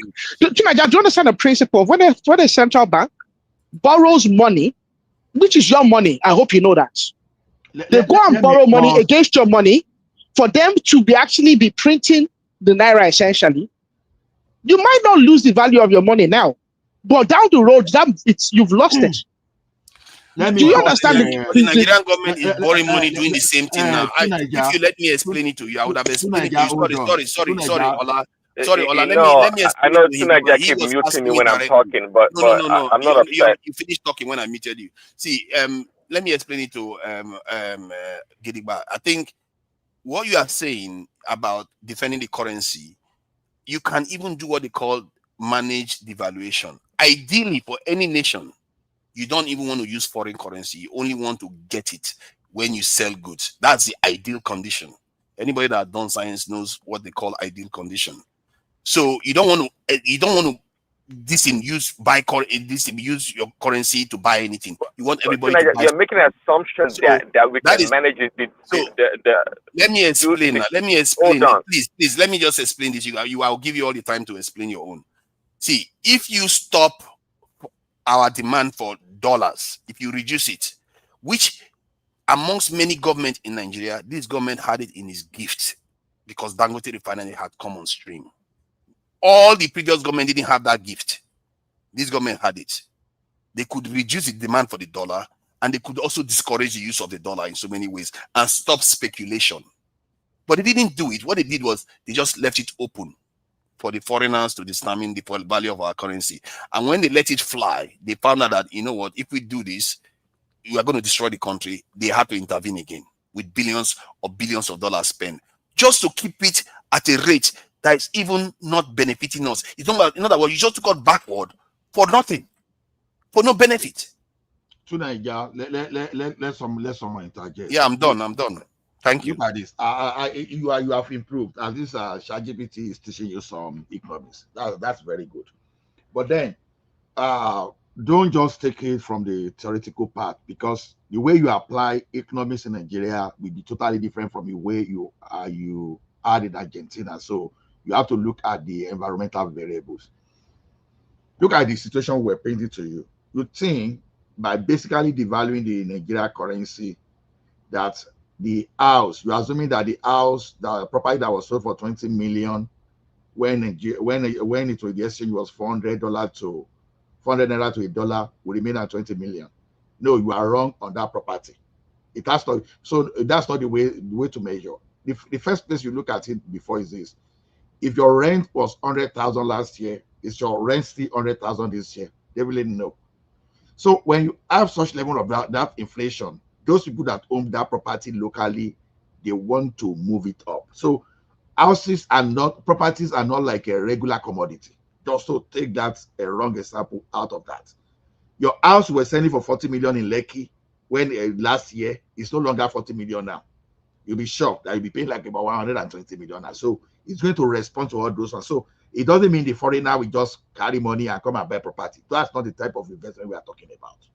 We are even talking of the commodity the consumer commodities now. Do you know what you are describing? Let me just interject quickly. What you are describing is the aftermath. In the initial stage, if they wanted to speculate in our currency, this is where all the losses came from. Where do you think all the money went to? All the money has been harvested out of Nigeria because some speculators let's forget about the initial shock. Let's forget about the initial shock now. Let's just talk of what is going to happen in the long term. The point is this: it is all about our attitude. Our attitude to okay. Before you go now, give me 5 seconds. See, to Nigeria, you have. I mean, you're like my younger brother. You're never wrong, but when you make a submission, you're like only 5% or 10% correct. But the point, you make it sound like Nigerians were more than happy to invest in that country. We heard about, even Sanusi said it, that rent seeking and this arbitrage and all this. They were just siphoning the money from the economy. They were not investing in the country. If they had been doing the investment all along for the past two decades or so, the country would not be in the situation it was when Tinubu came in. They were not doing that. They were just stealing money left and right. You make it pretend like, they were investing, doing all the right things, and Tinubu came to mess things up. That was not the case to Nigeria, and I know you know that. I don't know why we keep saying that Tinubu came in and made a total chaos. No, he didn't. I keep telling you, when he came in, I said this guy, he's the luckiest president in Nigeria. He came in at a time, and like I said, he had a gift that no other president has had. A major refinery for 25 years. No government had that gift. He had it in his pocket. Then he also had the subsidy removal in his pocket. For better or for worse, President Buhari increased more than double the spending on defense. He could have taken it to another level and transformed the country.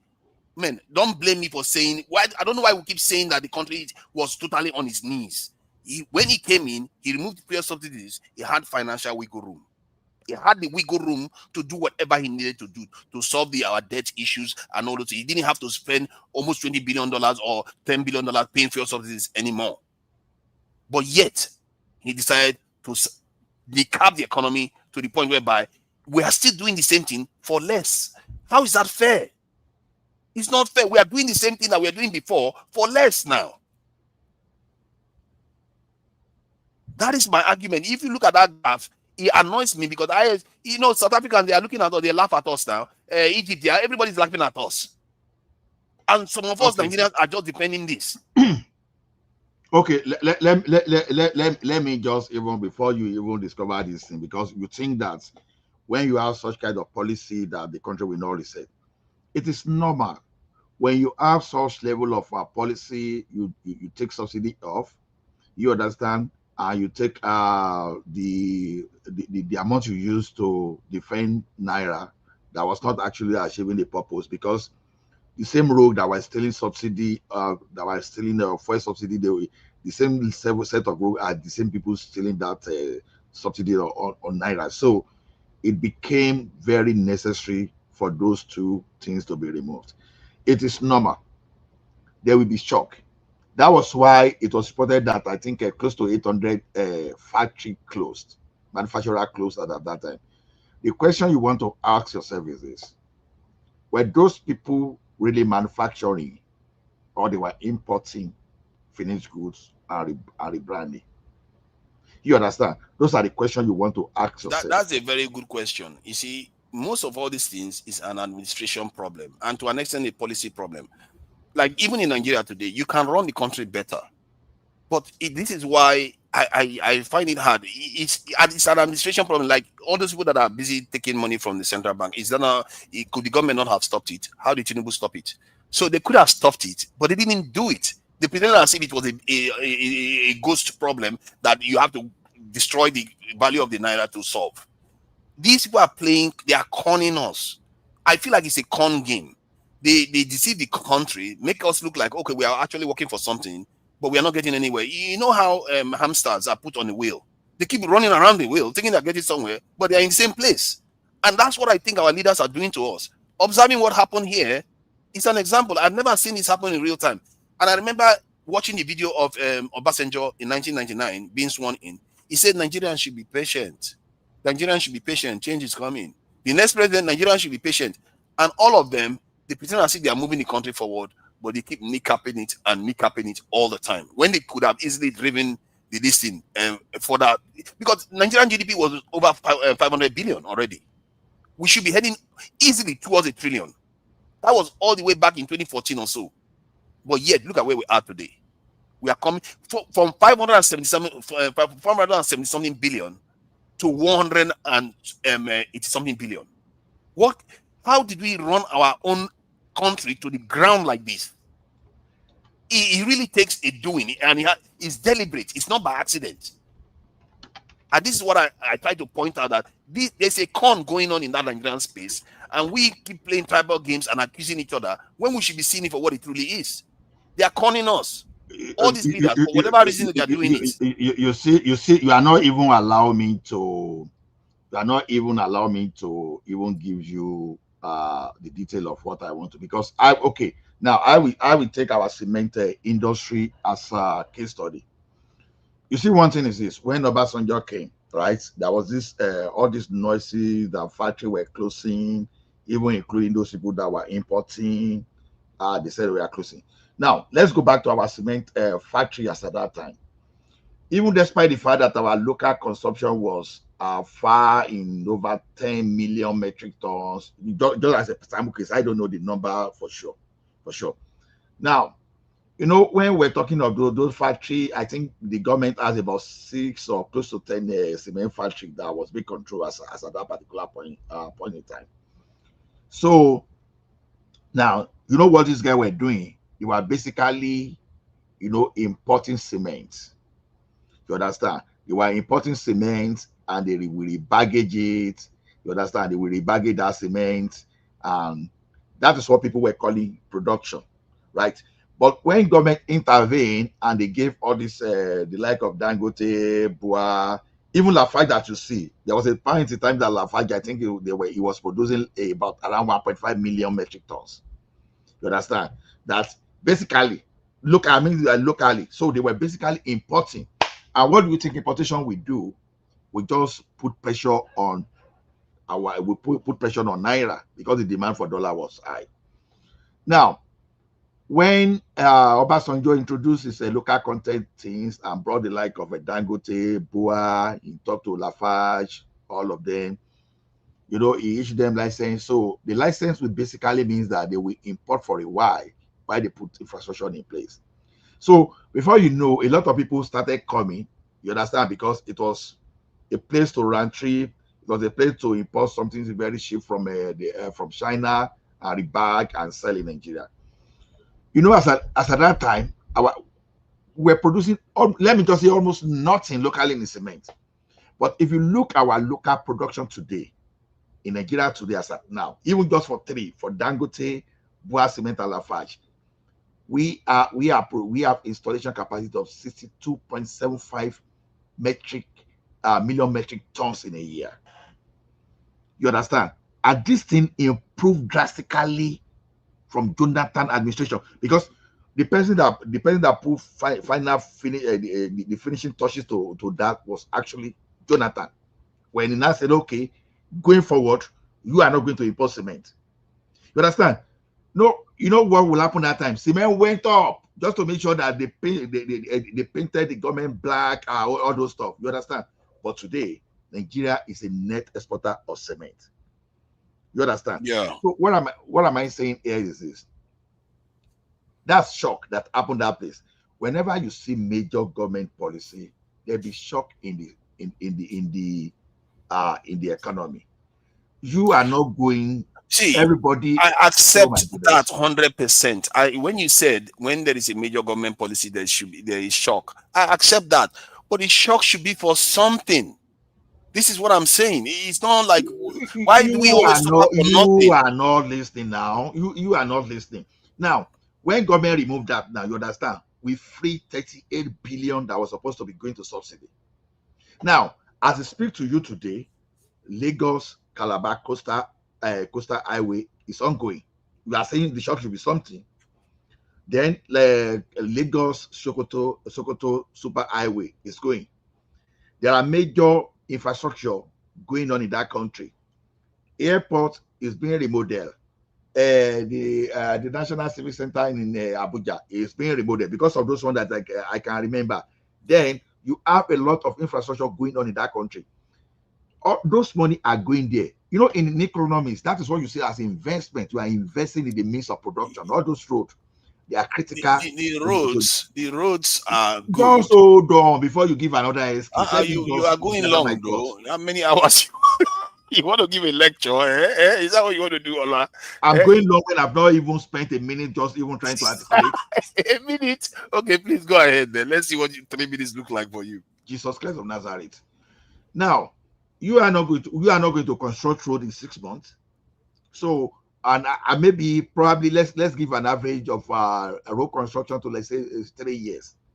Now, you look at it this way. What do you think is going to happen when you have Lagos Calabar Coastal Airways? There'll be new community coming on, real estate, industries that be coming up there. You understand? That we already engage our people. We engage our people there. So when you look at those things already, because you ask me now for what purpose, and I'm not telling you of the purpose now. That initially we don't have money for critical infrastructure projects. Instead of having that money for critical infrastructure projects, all those crook leaders, they were sharing the money in the name of subsidy. The money, that subsidy was taking away jobs. That subsidy were taking away social infrastructure like hospitals. Are you aware there are some hospitals projects that are going on too? Are you already? You mentioned student loan, because you are saying you are not seeing the impact, but you talk of student loan now. You understand? So a lot of things are going on because we free fund. We are not borrowing like we're borrowing aggressively. Then the ratio of our debt service has moved below 50%. Before, it used to be above 100%. Towards the tail end of Buhari, it moved to 97%. But today, it is below 50% now. It is below 50%. So if you are telling me that those policies, they are not bearing fruit, then how will you move from using 97% of your revenue to service them to now less than 50%? Just make it make sense to me. So I will not pay. I will not do student loans at that time. Make it make sense to me. So I will not doing this type of road construction without aggressive debt at that time. Let me add to this. You see, the Buhari government, with all the handicap they have, with all the shortfall in revenue and due to collapse in crude oil price and everything, is known as the most one of the major infrastructure builders in Nigeria. I think maybe there are only two that can eclipse it, which is that of Gowon and maybe Babangida. So even with other handicap, Buhari was able to do that. So saying all this stuff that you're saying now, when you have removed subsidies, you don't have to do that anymore. It's just a cop out. We can see based on the GDP of the country and our resources that we have, we can be able to borrow money. And Nigeria is one of the least indebted nations in terms of the GDP to debt ratio. So let me just. I'll conclude faster since you are coming in. I'll conclude faster. I don't want to talk. I mean, I don't talk. Okay. I just want to your question to the infrastructure you're talking about. What about it? What about the infrastructure that under Boris administration that's so impactful to the economy? One of them is train lines, and we forget that train lines are doubly important. They carry heavy goods. They are not like roads that get damaged when heavy goods roll across it. And those heavy goods are the roots and the basis of industrialization that will lead the country to become prosperous. So those are the things that he really. Sorry, hold on. So I mean, maybe I'm unaware, obviously. Could you tell me the route for the cargo trade lines that you're talking about? I think the ones he has worked on, Lagos, Abuja, Kaduna. I think the one in Delta City did that too. I think he's doing one. He's renovated the train lines from Lagos up north too. And I gather that they are also renovating the ones in from River State to all the way to the north. So there are major train lines that he has worked on. I'm sure there are others I missed out that he has worked on. And he also did quite a lot of this road construction too, which is fine. I'm not having bridges. My last point is that, listen, I made a point like a day or two ago. See, when it comes to Buhari's, giving Buhari's credit for infrastructure, fine, because it was under his administration. But Buhari was a terrible leader, perhaps the worst leader that we cannot blame. Why can't we blame him? Because he never made any initiative. He didn't have any good idea at all about anything. So even this infrastructure thing we're talking about, perhaps they spent, I don't know, let's say $1 trillion on this infrastructure project that they probably should have spent like half of it, or maybe 100 billion naira for the project.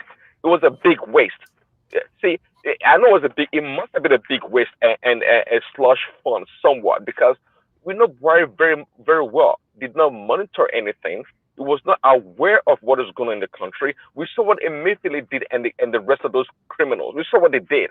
So, it's good to give them credit, but at the end of the day, the cost of those projects to the country, I'm not sure how beneficial it was. That's my point. See, whatever Buhari or Emefiele and the others have done is no different from what all the other governments have done. They are all just as corrupt. I think somebody was telling me the other day, do you know that Obasanjo was bringing bag of money to Senate floor? So these are things we know in Nigeria already. In the case of... you are telling me that you only just realized that the other day? No, I realized that, but I'm just trying to express to him that when he tries to point fingers at the previous government, we should also realize this is something that all the Nigerian governments are doing. And in the context of Emefiele too, you have to also take into account some of the transformation that happened under his administration. Let's make no mistake, in Nigeria, I was in Nigeria 2020 before COVID-19 struck. I had to go to ATM. When I went to Nigeria last year, I didn't go to ATM once. I went to POS, but never to ATM. So he told you that whatever happened in Nigeria, he did do some work. And in the case of Dangote, Dangote refinery that was constructed under Buhari's term in office too, that is something he nurtured and made sure he saw to fruition. I believe that if Buhari was sorry, that was Jonathan. That was Jonathan. Let's just no. Jonathan gave the approval to be built. Guy, that is started on that building. Sorry. And what credit does Buhari deserve? The construction in Lagos started under Buhari. Guy. Let's see. There's a wrong notion about this. You want me to show you evidence on that too before you can check it now? Permit me, timing. Just give me 2 minutes. Let me explain something about that infrastructure. You see, the notion of infrastructure that we are missing here is this.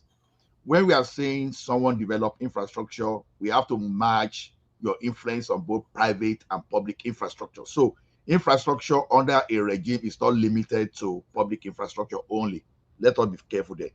Now, go on public infrastructure and allow, so public, because public we include the state and all those things, you understand? No match.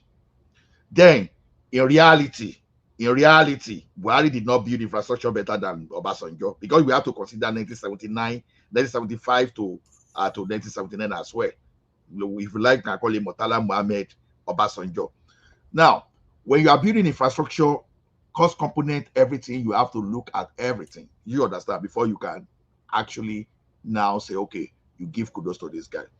Look at this. Obasanjo between 1999 and 2007, he focused majorly on private driven. You understand that you understand infrastructure.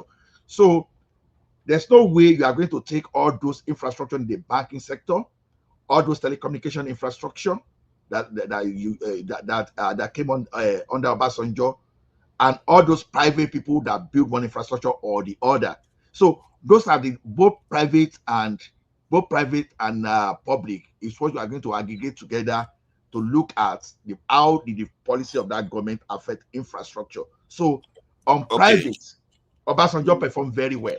Let me give you an idea. To the public, in the area I see, because I try to use what my eye can see, the area I see on the ground that Obasanjo was transformational during his time in office was the area of telecommunication.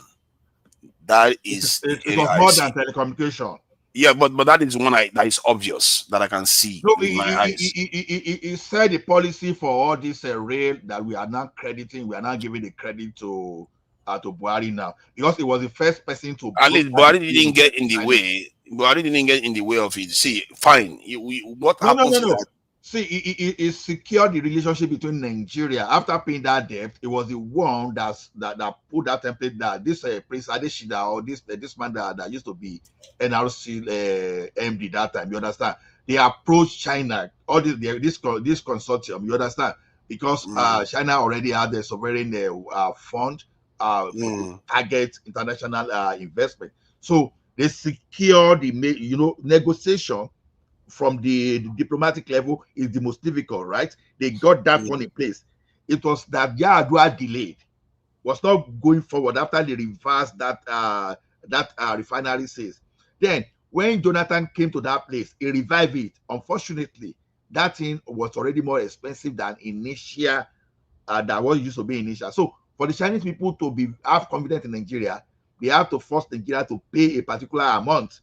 If Yar'Adua was doing it before, probably we won't be paying that amount. You understand? So the cost increased. So Jonathan started it. You understand? Jonathan started it. And what this crook just came to do was just to do a crook under Buhari. They did a lot for Magomago to enrich themselves. I mean, she will not deny that. It's one of those politicians that has never denied that he stole in Nigeria. He is one of the politicians that has never denied that fact. So those guys just manipulated just to force it.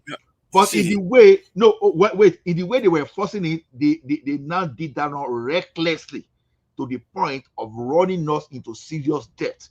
Meanwhile, the policy, the strategy in place before, we were not supposed to find ourselves involved in that level of debt we got ourselves into. Now, you can see Tinubu now is not investing. While it's investing, even our debt ratio You understand? Our revenue to debt servicing ratio was reducing.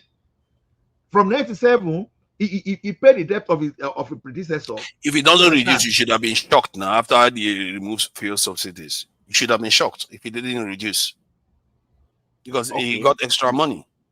Okay, you can say whatever. It's going to even reduce more next year, and there will be more infrastructure next year. It's going things to are going to see. If you are trying to say whether things are going to improve, things will improve in Nigeria. In but 2 years. No, let me show you something. Let me show you something. I will keep quiet after this statement. In 2 years, Tinubu has relatively done more than what Buhari could have done in 20 years. Thank you. Go ahead. Okay, let me just show you something that I noticed in the Nigerian graph. And I will investigate African countries for this graph. Because if you notice, from 1998 to 1999, when the civilians came into office, our GDP again was downgraded heavily during that period. Most people probably didn't notice what was happening, but it was downgraded again very heavily for whatever reason, I don't know. And I worry that our people, this has been going on historically. We've been downgrading ourselves, and our leaders have been doing it. And because we don't observe these changes on a macro level, we don't see it. And because we don't see it, we keep wondering, why is it that our country is dysfunctional? And you can see why a lot of people feel frustrated with Nigeria. They curse Nigeria, they say all kinds of things. Because all this while we've been working and nothing seems to move. Look at this precipitous decline after civilian regime came into Nigeria. It should be boosted up, not going down. But yet, it came down. Somebody devalued the Nigerian currency heavily. I'm sure it's true currency, not through any action. Somebody devalued it to set us back. And I worry that this has been a pattern in Nigeria, so that we as a country remain strong enough not to collapse, but weak enough not to industrialize. That seems to be a plan. I don't know why our people will go through this and we accept it. Any country see their GDP fall like this, they will sack that leader and they will make sure nobody names their child after that leader's name again to sew it in. Because this is a disaster happening to our people over and over again, and nobody observes the macro changes that are going on. Because these things affect everything. It's like your credit rating or your ability to borrow money. If you have 10 pounds in your pocket, who is going to give you this in 50 naira? Nobody will give you 50 pounds. Let me push a question to you now. Let me push a question to you. Now, you want to nail Tinubu for floating the naira and removing the subsidy, right? Yes. The question no, not the subsidy, the naira. The subsidy was valid. They have valid arguments. Okay, so what were you expecting Tinubu to do about naira? What he should have done was discourage the use of the dollar, which I found very alarming in Nigeria. It's even worse in Ghana, where they are even spending dollars in shops in Ghana, which is, I don't understand how Africans do this nonsense. You are spending foreign currency in your country, sabotaging your nation. They should have reduced our demand for foreign currency and use the money that he has gotten from removing the subsidies to invest in other areas while Dangote refinery comes on stream. When Dangote refinery comes on stream, that will be another boost to the naira, because now you don't even have to defend it at all anymore. You don't have to, because Dangote refinery is replacing our crude oil. You said it. The next question is this. Now, do you believe that there is a corruption around our forex? Do you believe there's corruption? I think the most damaging corruption in Nigeria is around that forex. Okay. Now, how long do you think this forex corruption has existed in Nigeria? For how long? I think if I am looking at this graph, I would say it has existed right from the beginning. And I saw a video of a Babangida official coming online. He was online saying it, that every time IMF came, they would tell them to devalue their currency. And sometimes they would debate it a little bit, but they always do it. And they know it's wrong. You see that they know it's wrong what they are doing, they do it anyway. This is something that goes back to the 80s. Okay, they know that for us to devalue our currency is wrong, right? Is that what you're saying? They know it's wrong and they do it. Like, Nigeria used to protect some of their industry. IMF comes and tell them not to protect their industry, and they will do it. Okay, why was the United States of America warning China when they wanted to devalue the currency in 2011? Because because China does a lot of exports. So if Okay. if China devalues its currency, its exports is going to magnify and reduce America's competitiveness. So America doesn't want that, where China keeps exporting its goods cheap, and America has to, manufacture its own goods at higher cost. It means that people are not going to buy American goods. Okay. And the trend remains the same today. Okay. So do you agree with me that just because the Chinese currency is weaker, that is what positioned them to be a net exporter rather than a net importer? Yes, it gives them it makes them dominant in exports because they can sell it cheaper. Remember, at the core of it is a human being is working and they have to earn a certain amount. You can only devalue it to a certain point. If you devalue it too much, it's going to damage those people. Okay. Why did you think Babangida was trying to before SAP? Why do you think Babangida was trying to devalue our currency in 1986? Because he was advised to do it, just like he was advised to open Nigerian market so that they can compete with international traders. In other words, they protect their own industry, but they tell us not to protect our own. And our leaders listen to them. No, it is not. Let me tell you. Sometimes you think all these Western country or foreign company, you think they are all out there just to finish the economy. It's not always like that. This is it. You see, when their own capitalists want to a means to compete, you understand, they are looking at moving part of their production, you understand, to your own country. It is not necessarily because of you. It's just because of their capitalists, they can move their production facility to your country and produce for your country, export to service their customer locally. Now, if we had followed that structural adjustment program the way it is, today, Nigeria would have been a major exporter, would have still stayed the biggest economy in Africa today, because it simply means that we will have seen improvement in our textile, because buying goods from the United Kingdom and dropping it in Nigeria will become unfashionable, because it will be too expensive for you to spend your money, because whatever you are earning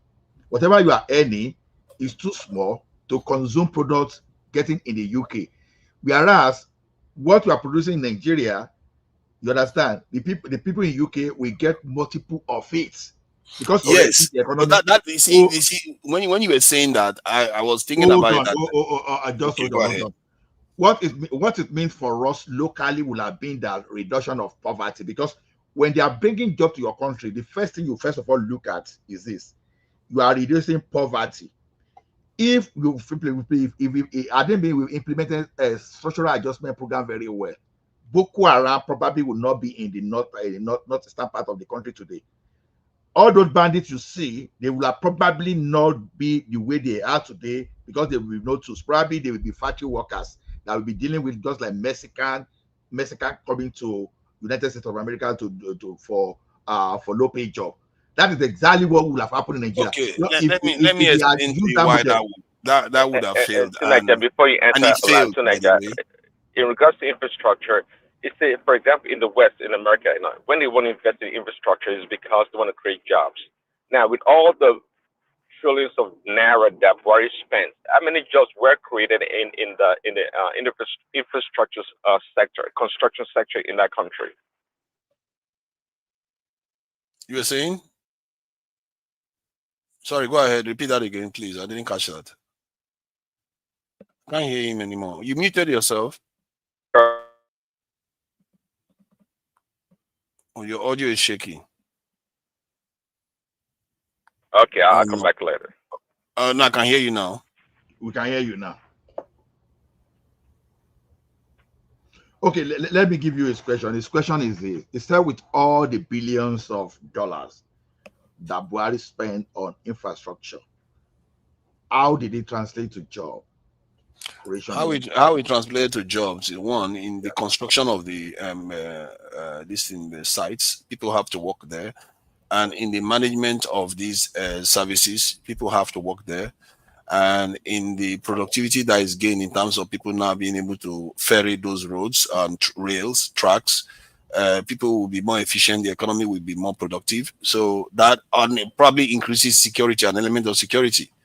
Because if you have a system that is breaking down everywhere, the roads are not navigable, you can see that it will be more difficult to travel freely at night.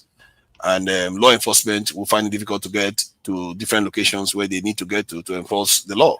So it has a lot of knock-on effects that improves productivity within the nation. And Buhari did say that's why he's doing it. And one of the points he made when they were interviewing him that I thought was valid, he said, our roads are not designed to carry heavy load. That if you don't build train lines, how are you going to industrialize? He made that as a common sense statement, that we are not going to go anywhere if he doesn't do these things. He doesn't want to do popular things. He just wants to do what is right. I actually trusted him on that point, and he was right. That if you don't build train lines, how do you do heavy lifting? Like, I was standing here in the UK, and I saw a train come past me. I can tell you that I was standing there for almost 3-4 minutes. The train has not finished going past me. That is how long it was. It was carrying heavy stuff. Okay, let me now. Maybe probably you were one of those people that is against Lagos Calabar Super Coastal Road. Now, now we make reference to that of Buhari.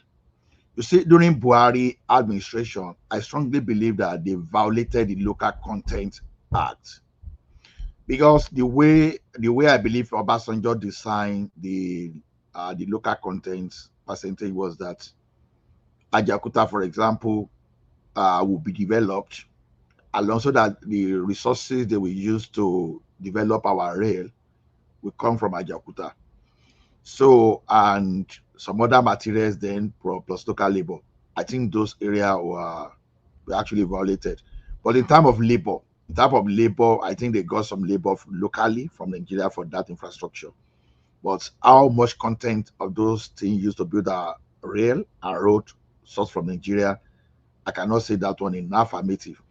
But I can tell you today that the cement being used for Lagos Calabar Coastal Road are probably 100% from Nigeria, because over time we've developed capacity to supply that local to meet our local consumption, including the rate. So under this guy now, we are likely having adequate local content for Lagos, Calabar, and all those roads being constructed in Nigeria today. So we can see from what Buhari did, you can't match the job created and the infrastructure created to the local job, because if you are saying that, we start asking simple question, then what were the value of taxes from all these people you employ? Because when you employ so much people, you should be expecting taxes from those people, and you should be expecting those people to spend money locally, because you could not have built such kind of infrastructure without seeing the direct impact on the local economy. So those are the things you have to look at. Okay. Let me add to this. You know how much it costs to build an ultra large steel power plant? From what I gather, is somewhere between $10 to $15 billion. And Nigerian government, the last time I checked, they even borrowed $21 billion this year. So they could even borrow $5 billion for a 4 or 5 years period to construct this 5 million ton steel plant.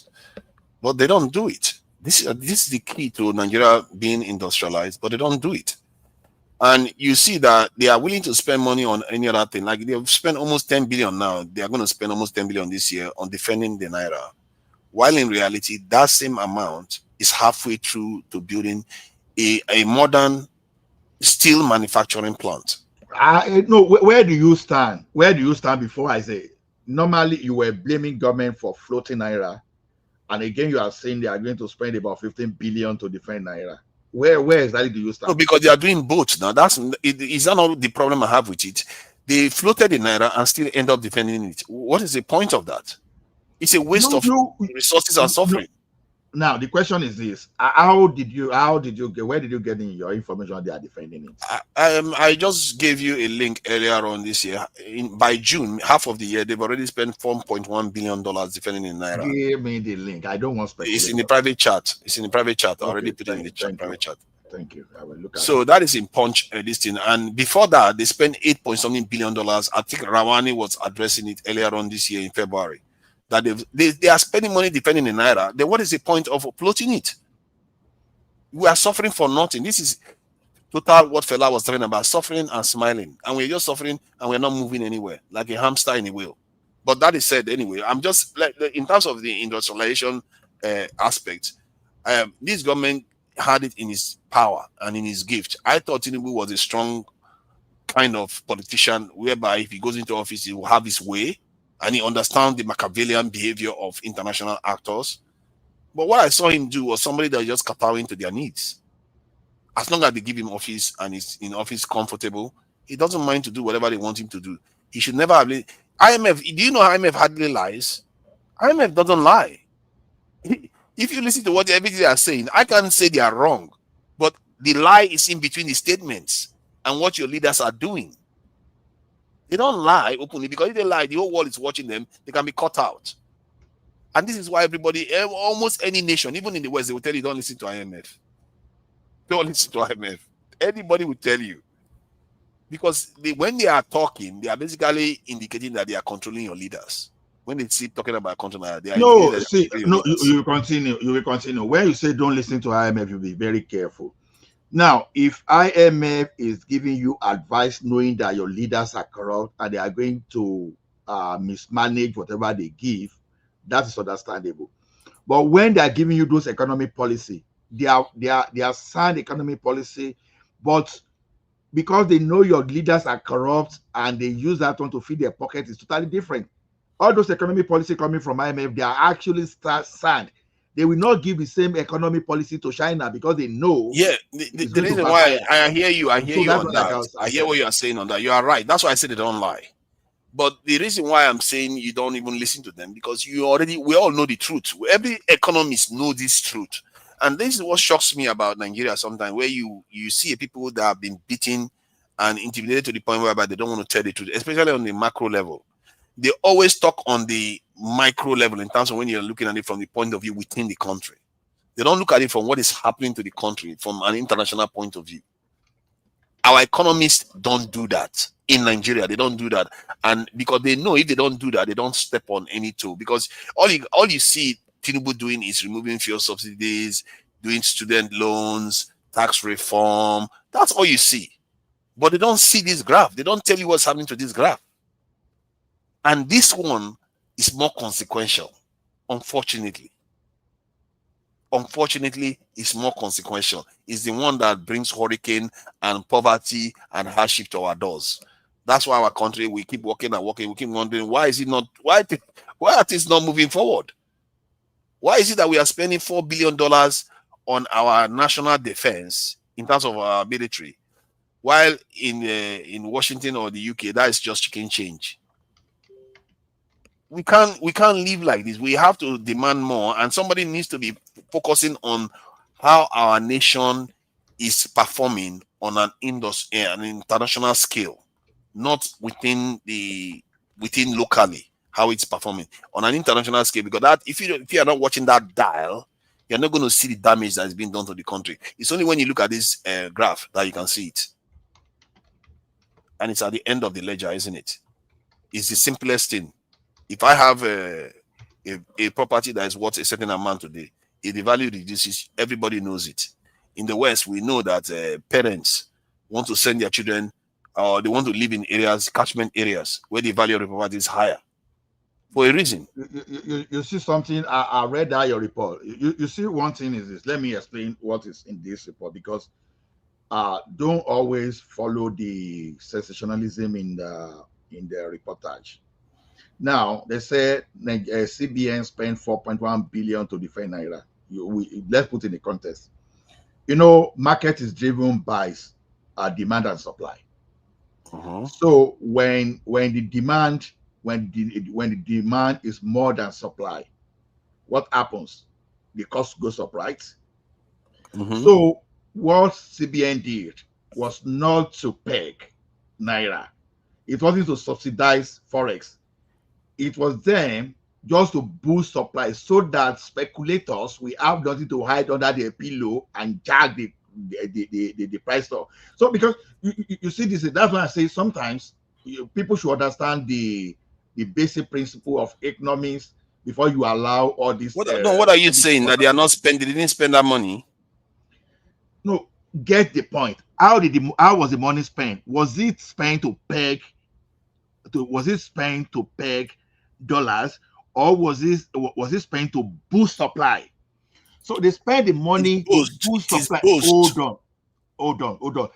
So it's different from where they peg naira to 750 and they release that. It's different from when government release money at 750 naira to $1 to the market, and when you release the money to boost supply so that people that wanted to create artificial scarcity, it become unfashionable for them to create artificial scarcity. Because the best way to reduce. Yeah, but hold on. What you are doing is trying to look at it from the other point of view. They serve the same purpose to keep. It doesn't serve the same purpose. Hold on. You said it yourself, to prevent those people from creating scarcity that will increase the value, decrease the value of the naira. So it serves the same purpose to stabilize the value of the naira. Oh, no. Just no. Two things. Get it right. Oh God. You can't contradict yourself. You can't get your. Hold on. I know you are doing MBA. Probably you are doing macroeconomics, and you now think you are an economist. All of it. I'm not an economist. I'm not doing MBA even. Now hold on. Now let me explain the principle to you. Now, this is the principle. Before, government pegged it at $750 to a naira. As a naira to $1. So when government is selling to the market, they were selling at 750. Some crook will now take the money out and go and sell for 1,000, creating arbitrage, right? So as a free market now, some people with enough money, they can look at the forex in the market and mop it up, so that the price will go up. Is that not the kind of creating arbitrage? Wait now. That's not what they are trying to do. Increase the value so they can go and sell it later. Hold on. Listen. Okay. Now, some now trying to mop it up. Government say, okay, keep mopping it up. We keep making sure we are going to sell enough to make sure we discourage you from mopping up. It's different than when you are begging.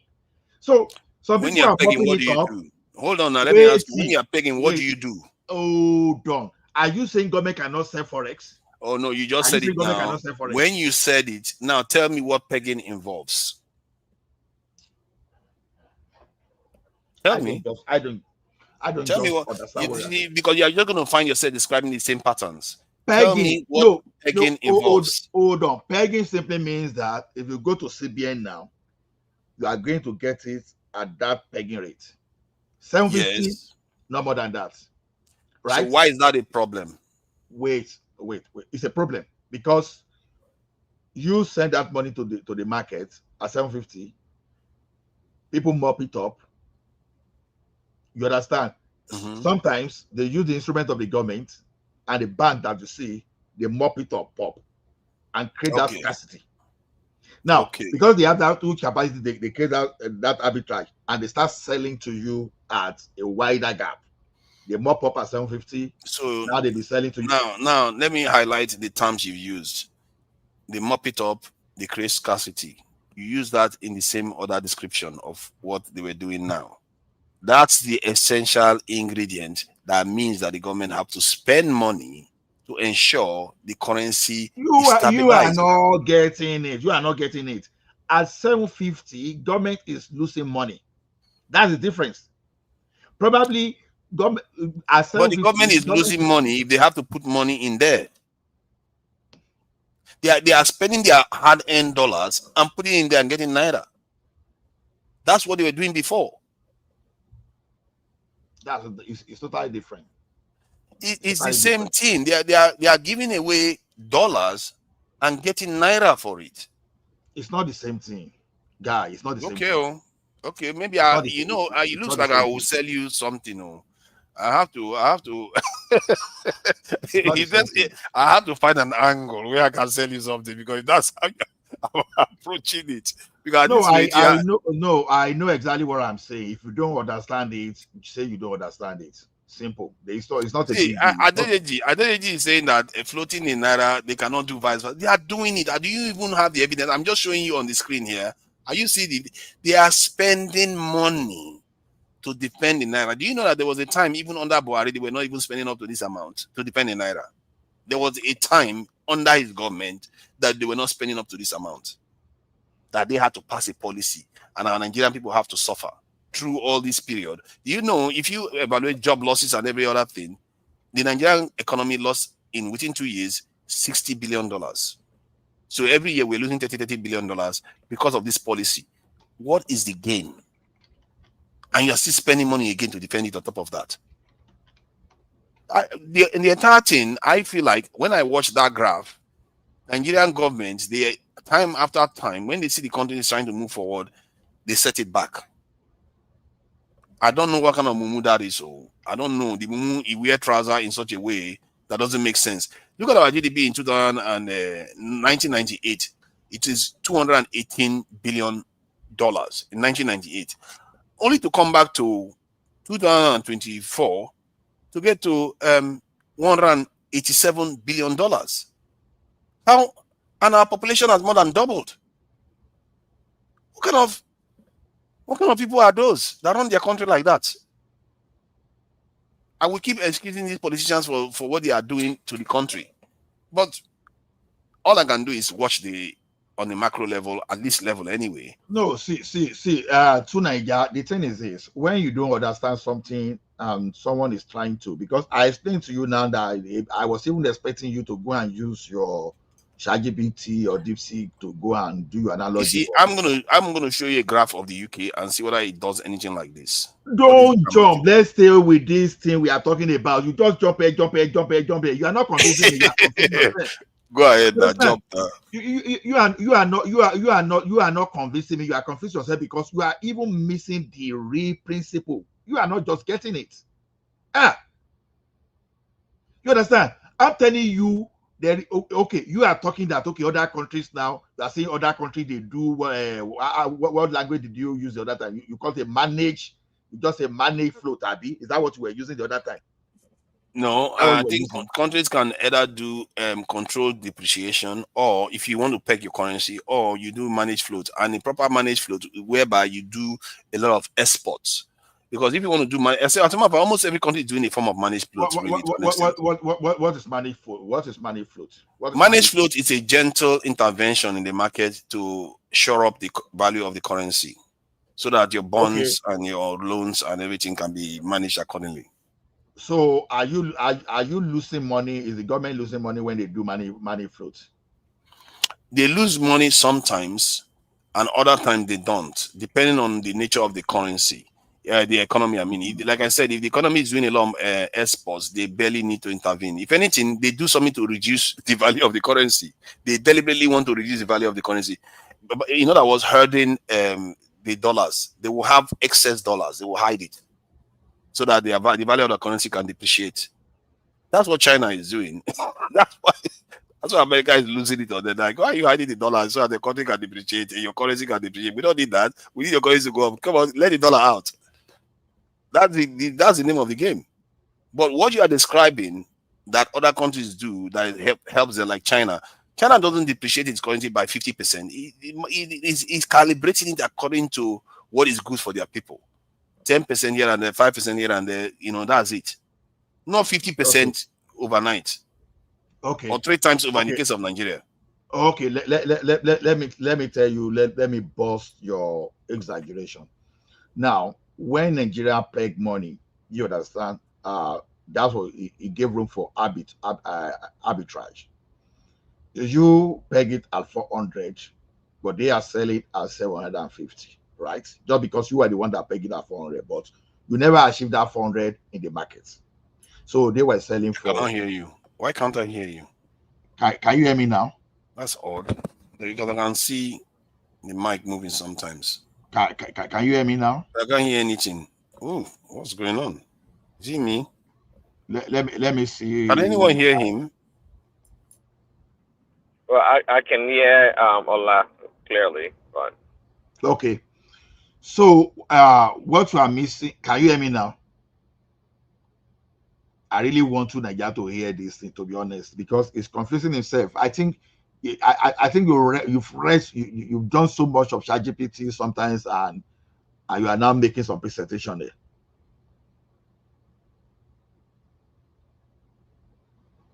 So Nigeria, try. Maybe do you want to go out and come back? I can always wait for you. Sorry, I can hear you now. I can hear you now. Okay. See, what I want you to understand is this. When we peg dollars at 400, you understand? Then what you want is that you say official rate is 400 and people are selling for 750. That's a clear loss of 350 to the economy. You understand?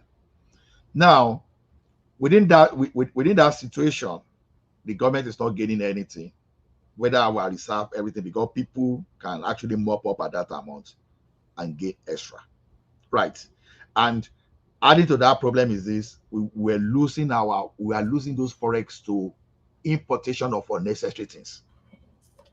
You understand? There are layers to the level of losses now to the economy.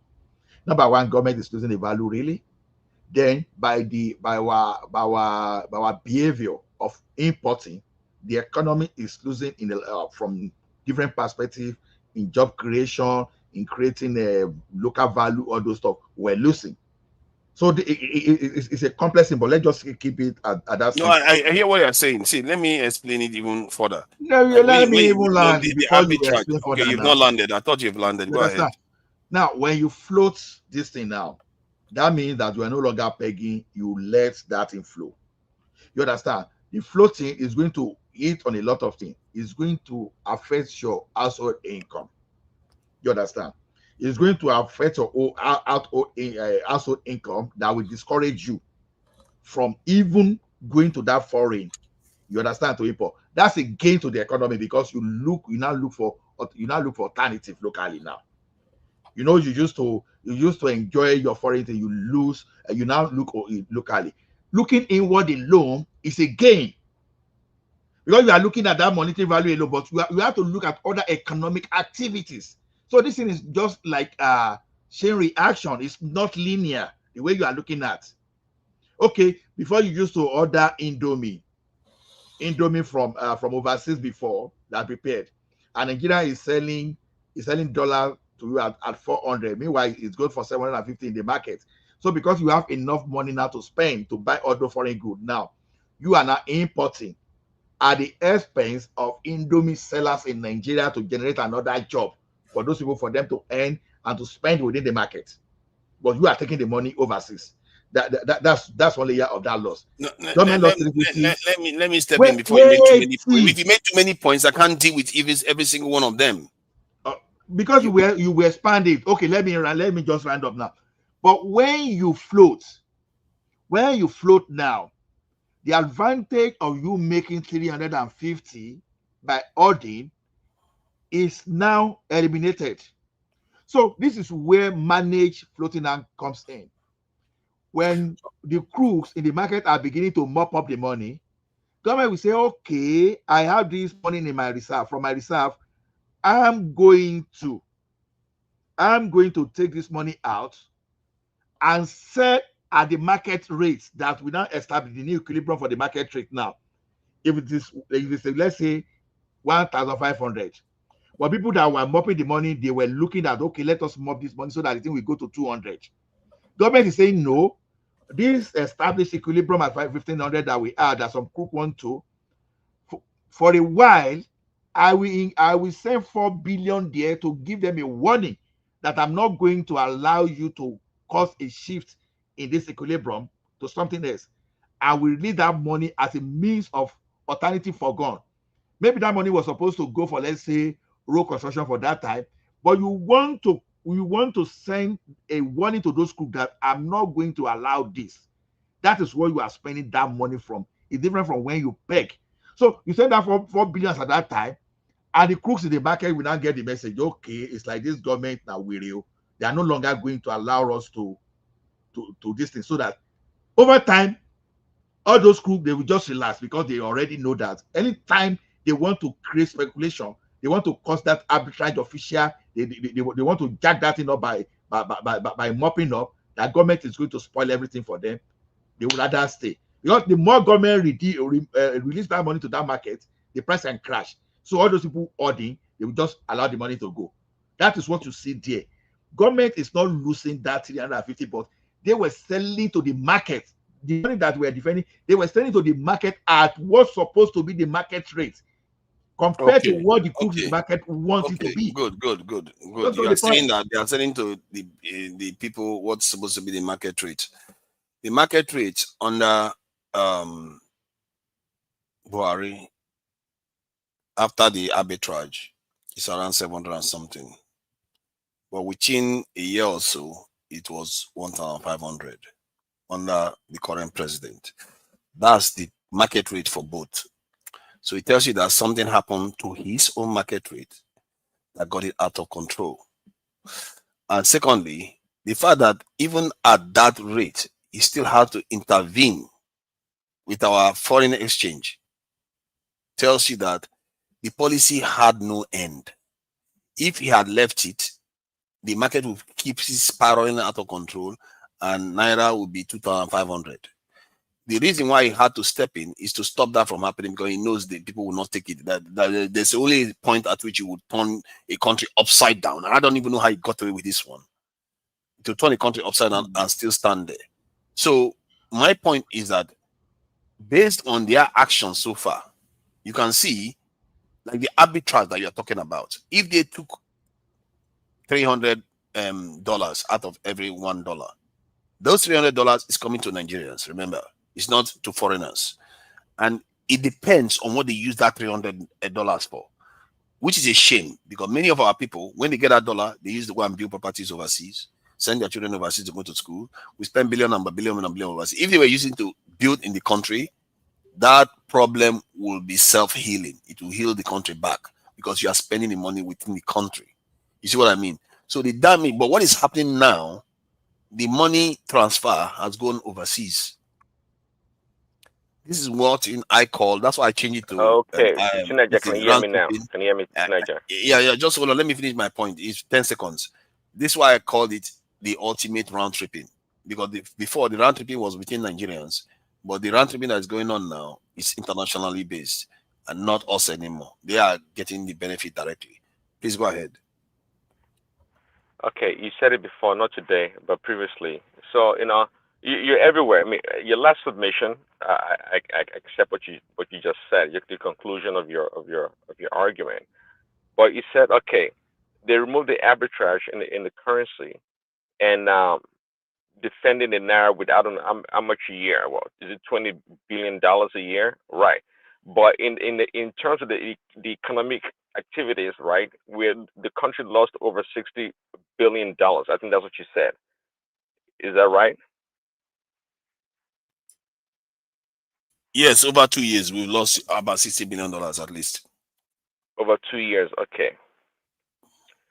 So to you, removing the arbitrage was a bad idea. Is that what that's always been your argument anyway? It's a bad idea. We should have continued it because we were, the country was losing money. But you just said it right now, that all those so-called savings from the arbitrage or for defending the currency were used to build houses overseas and send their children to foreign schools, when they mop up all these dollars. So to whose benefit? How is the country, Nigeria, benefited from this so-called arbitrage or this defending the currency that you're so much in support of? No, my point is that the point I was making was that first, the money belonged to Nigerians from the arbitrage. And besides, I wasn't even arguing for the maintenance of the arbitrage. I was saying that it was an administrative problem and sometimes part of a policy problem than a problem that just exists. We act as if we cannot do anything about it. Yes, we can. Tinubu came into office and banned all this Bureau change. He would have had the same problem if he didn't do it. He banned them from making profits. He said they can make only 1% profit on any money they sell. Because he knew if he didn't pass that law, the currency will be looking at maybe 5,000 naira to $1 right now. Because the issue wasn't about it wasn't about the what am I trying to say even? It wasn't that our currency is just without a limit in terms of depreciation. It's because he didn't manage it. Buhari didn't manage it because it was his tribesmen that were doing money exchange and getting most of the benefit from the arbitrage. So he didn't do anything about it. But at least Tinubu did something about it. But to do something about it, he made us pay a bigger price that you can see on the screen. So it's an administrative problem. They refuse to solve the problem. Even the fuel subsidy that they have to remove. Part of the reason why they have to remove it was because the amount we keep consuming on petroleum seems to be increasing. Why the population is not increasing in commensurate terms? Because people were using it to go and sell petroleum all over on Africa. Some of them even selling the petroleum overseas, making a lot of money. Instead of you as a government to govern and stop people from being corrupt, you went and took the whole thing off so that everybody can pay for it, which is fine. I said, fine. If you want to do that, you're trying to straddle. So at what point in time, I mean, what were you expecting Tinubu to do? I mean, you want a soft landing. At the same time, you want him to do the right thing. So it took away the arbitrage. It took away the arbitrage, and you still blaming him. And you yourself just said it, that Buhari didn't do anything. Just like I said earlier, that as a leader, Buhari did not know. He had zero clue about what was going on in that country. He never made his own decision by himself because he had no initiative. And you kind of just put it there right now. So now it's a fact. It's a fact. He didn't do anything about that arbitrage, and because the arbitrage and everything else. That's my point. With the arbitrage and everything else, why did not do anything? Okay, he had no clue. So he did something. He just acknowledged it. He tried to indigenize agriculture in Nigeria. To an extent, he succeeded. I bought Nigerian-made rice when I was in Nigeria, so I know.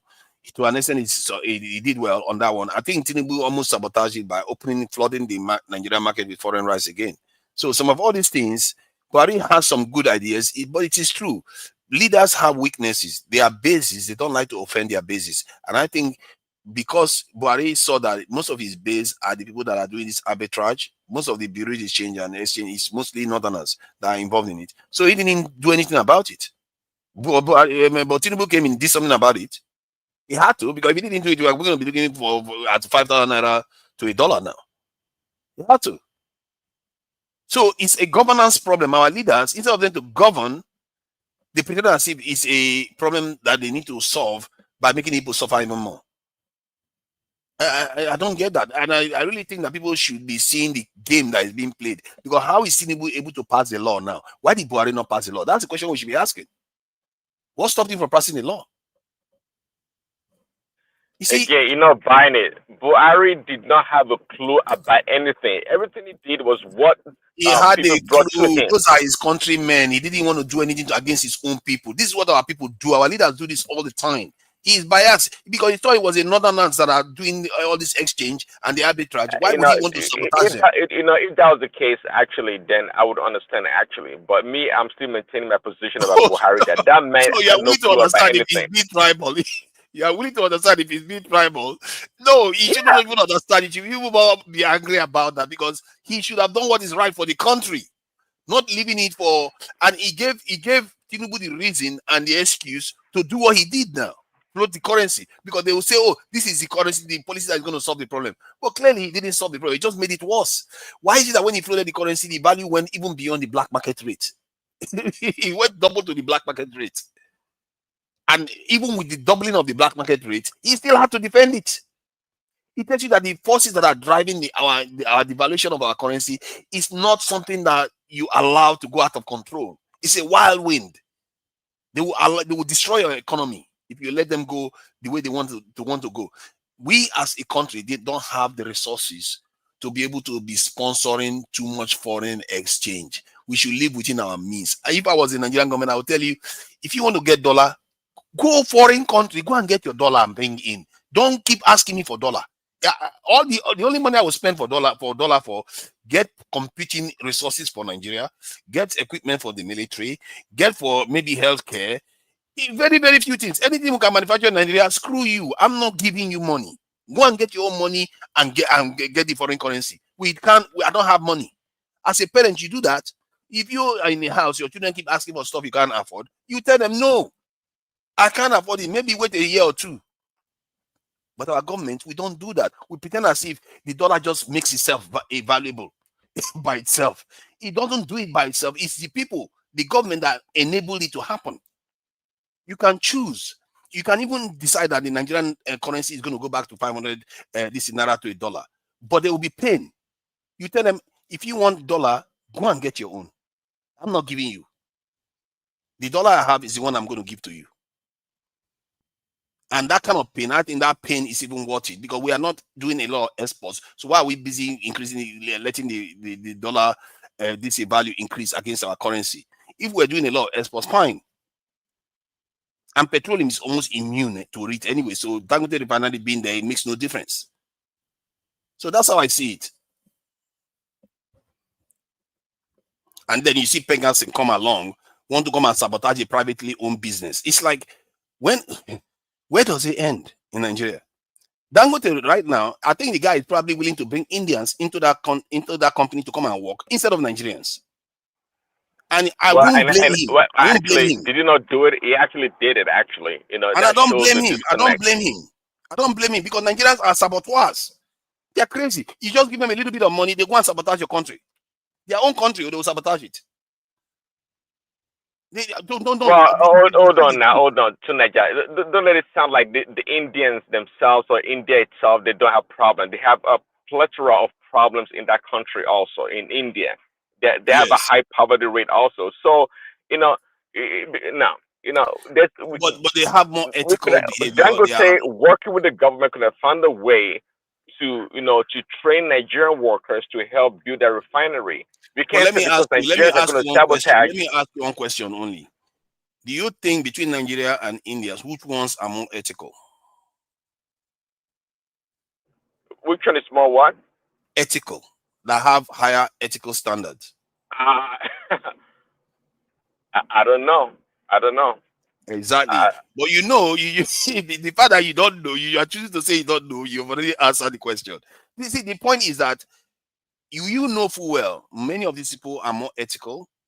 They especially in work environment, they tend to even be more moral. They don't do some of the things we do in work environments. And our people are willing to take money from anybody, NGOs, foreigners, to sabotage their own this country. If I was president, I would say I like to look at people like I like to look at people in their own environment. I like to know how Indian workers perform in India, right? Relative to the Nigerian workers. When people work outside of the country, that's a different ball game, actually. So one of if the you want ways to ask me, Indians working in UK or America, they seem to be hard workers. Employers like them a lot because they do work hard, but that's not the entirety of the Indian population or Indians in general. Prince Daddy, I can really answer that one. Let me tell you something. If you want to start a business today in Nigeria, if you establish your business, if you hire Indian to manage it for you, your business is more likely to grow, and you make it there, your business there in the next 5 years without anybody running you down. If you hire Nigeria, immediately you employ them, they will forget that they didn't have job yesterday. They start complaining, look at what they are paying you. You small, so I have reason to steal your money and run your money. That's exactly what I experienced. This is so true. So let me add one more to the Nigerian dynamics. Even when you pay them more, to them that is just a stepping stone to the higher one. They don't see any difference. They will still be ungrateful and still want more, and they will still sabotage your business. Do you know? I was in Nigeria. I'm selling goods for somebody. I'm selling goods to somebody in Nigeria. That person would send his worker to come and buy the goods from me, and they will always add money on top of it. I was like, does he not pay you? I know he pays you, but you keep adding money on top of it every single time. Do you know the employer wants to buy something from China? He added money on top of it and said, I should go and intercept the money to send it to him. I'm telling you, Nigerians, oh my God. I don't know, man. Our behavior, we really need to ask ourselves what some of this we do. That all the way to China, you added something on top of it. You know you cannot dodge it. Then you tell the Chinese people to send it through PayPal to some other person so that they can get it to you. That is how diabolical they are. Man, our behavior, man, God will forgive us. I tell you, our ethics and our morals. God help us. You see what is happening at Dangote is this. There are a lot of variables there that does not really make sense. You see, the union we are talking about now, when you look at the issue of the UK and all those stuff, why even in the United States, why is it that the cost of production went up in all those areas? Number one, the union too, in some cases they contributed to all those stuff. And when your cost of production goes up, definitely your good becomes so expensive to consume. So what you'll be looking as a production facility or as a producer, you will be looking for where the labor will be cheaper. So the union too, they finish the industries, or let me say manufacturing in Europe and probably in America. When I say manufacturing, I'm just talking of the commodities. Now, that of Dangote preferring to hire India to Nigeria, I think it may be exaggerated sometimes. Now, Indians, we know that they have these skills. They have when you are talking of the type of skill, they have expertise in this building refineries. And Nigeria, those people we were supposed to be the ones that have worked with our government refinery or those stuff. But fortunately, those are not working. So when you see Dangote refinery, those people that build refinery, I think most of them were from India and some Nigeria. You understand? So that expertise and that skill transfer, it's not what you can just do within a year. It's going to take a very long time to do that.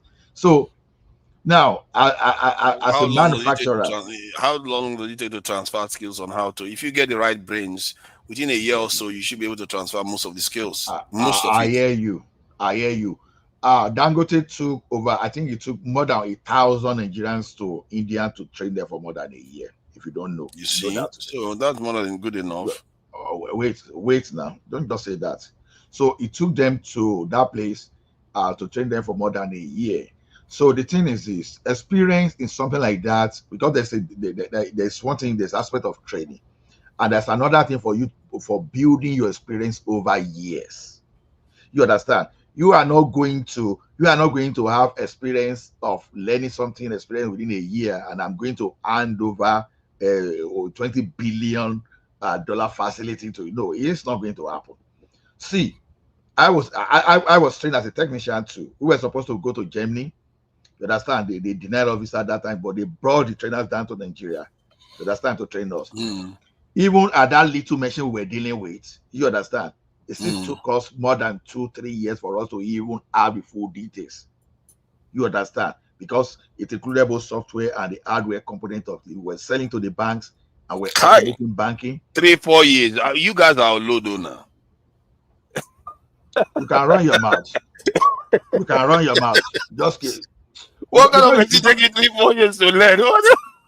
Because you don't, because you are only looking at that machine alone. Now you think, because what you did it take you 6 months to say, oh my God, what is it? Is it a box or a machine?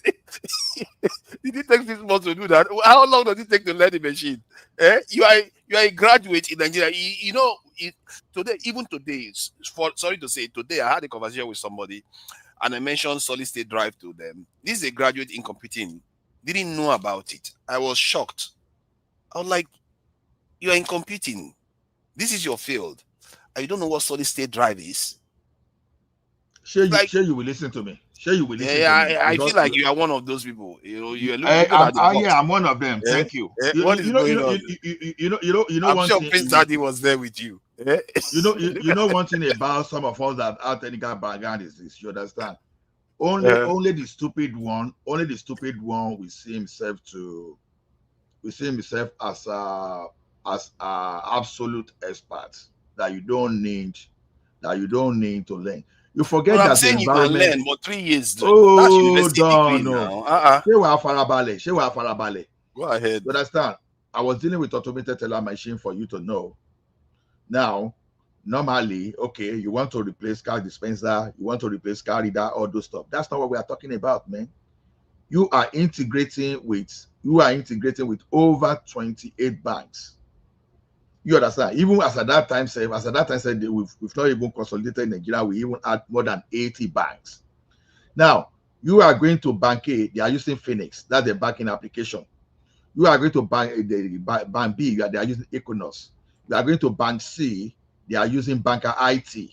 You are going to Bank 4, they are using Finaco. So then you see different banks with different softwares so that you have to work with that machine, because after all, you are dealing with financial ISO.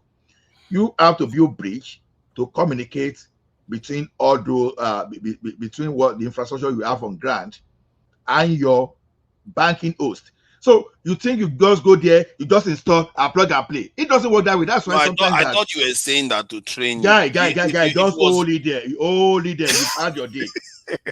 You are now behaving. You are behaving like Rufai. no, I thought you were saying that you were training for. Let me talk now. I thought you were training for 4 years to learn how to use the machine. Did you ask question? That is why. I did ask a question. I said, "Is it 4 years for training?" He said, "Yes." I said, "But what are you training for 4 years?" Just hold your peace. Hold your peace there. Now you are behaving like Rufai. That you are talking to someone, an expert in construction field. Just because you see all road, you think all road are the same thing. That is exactly what you are doing. Let me tell you what. No. In Dangote refinery, hold on. In Dangote refinery, there will be a lot of software too. This is we're talking of a smart. Okay, what is the name of the software you had to create to make it Just compatible with all the hold on. machines? Answer me now. Let me answer you. What is the name of this kind of software that you have to create to make all those banks applications compatible with that machine? What is the name of the software called? Type of software. You can argue a lot. Just hold on and listen to me. Today you are still struggling. You still haven't passed, have you? I'm not struggling, but you are just embed argue.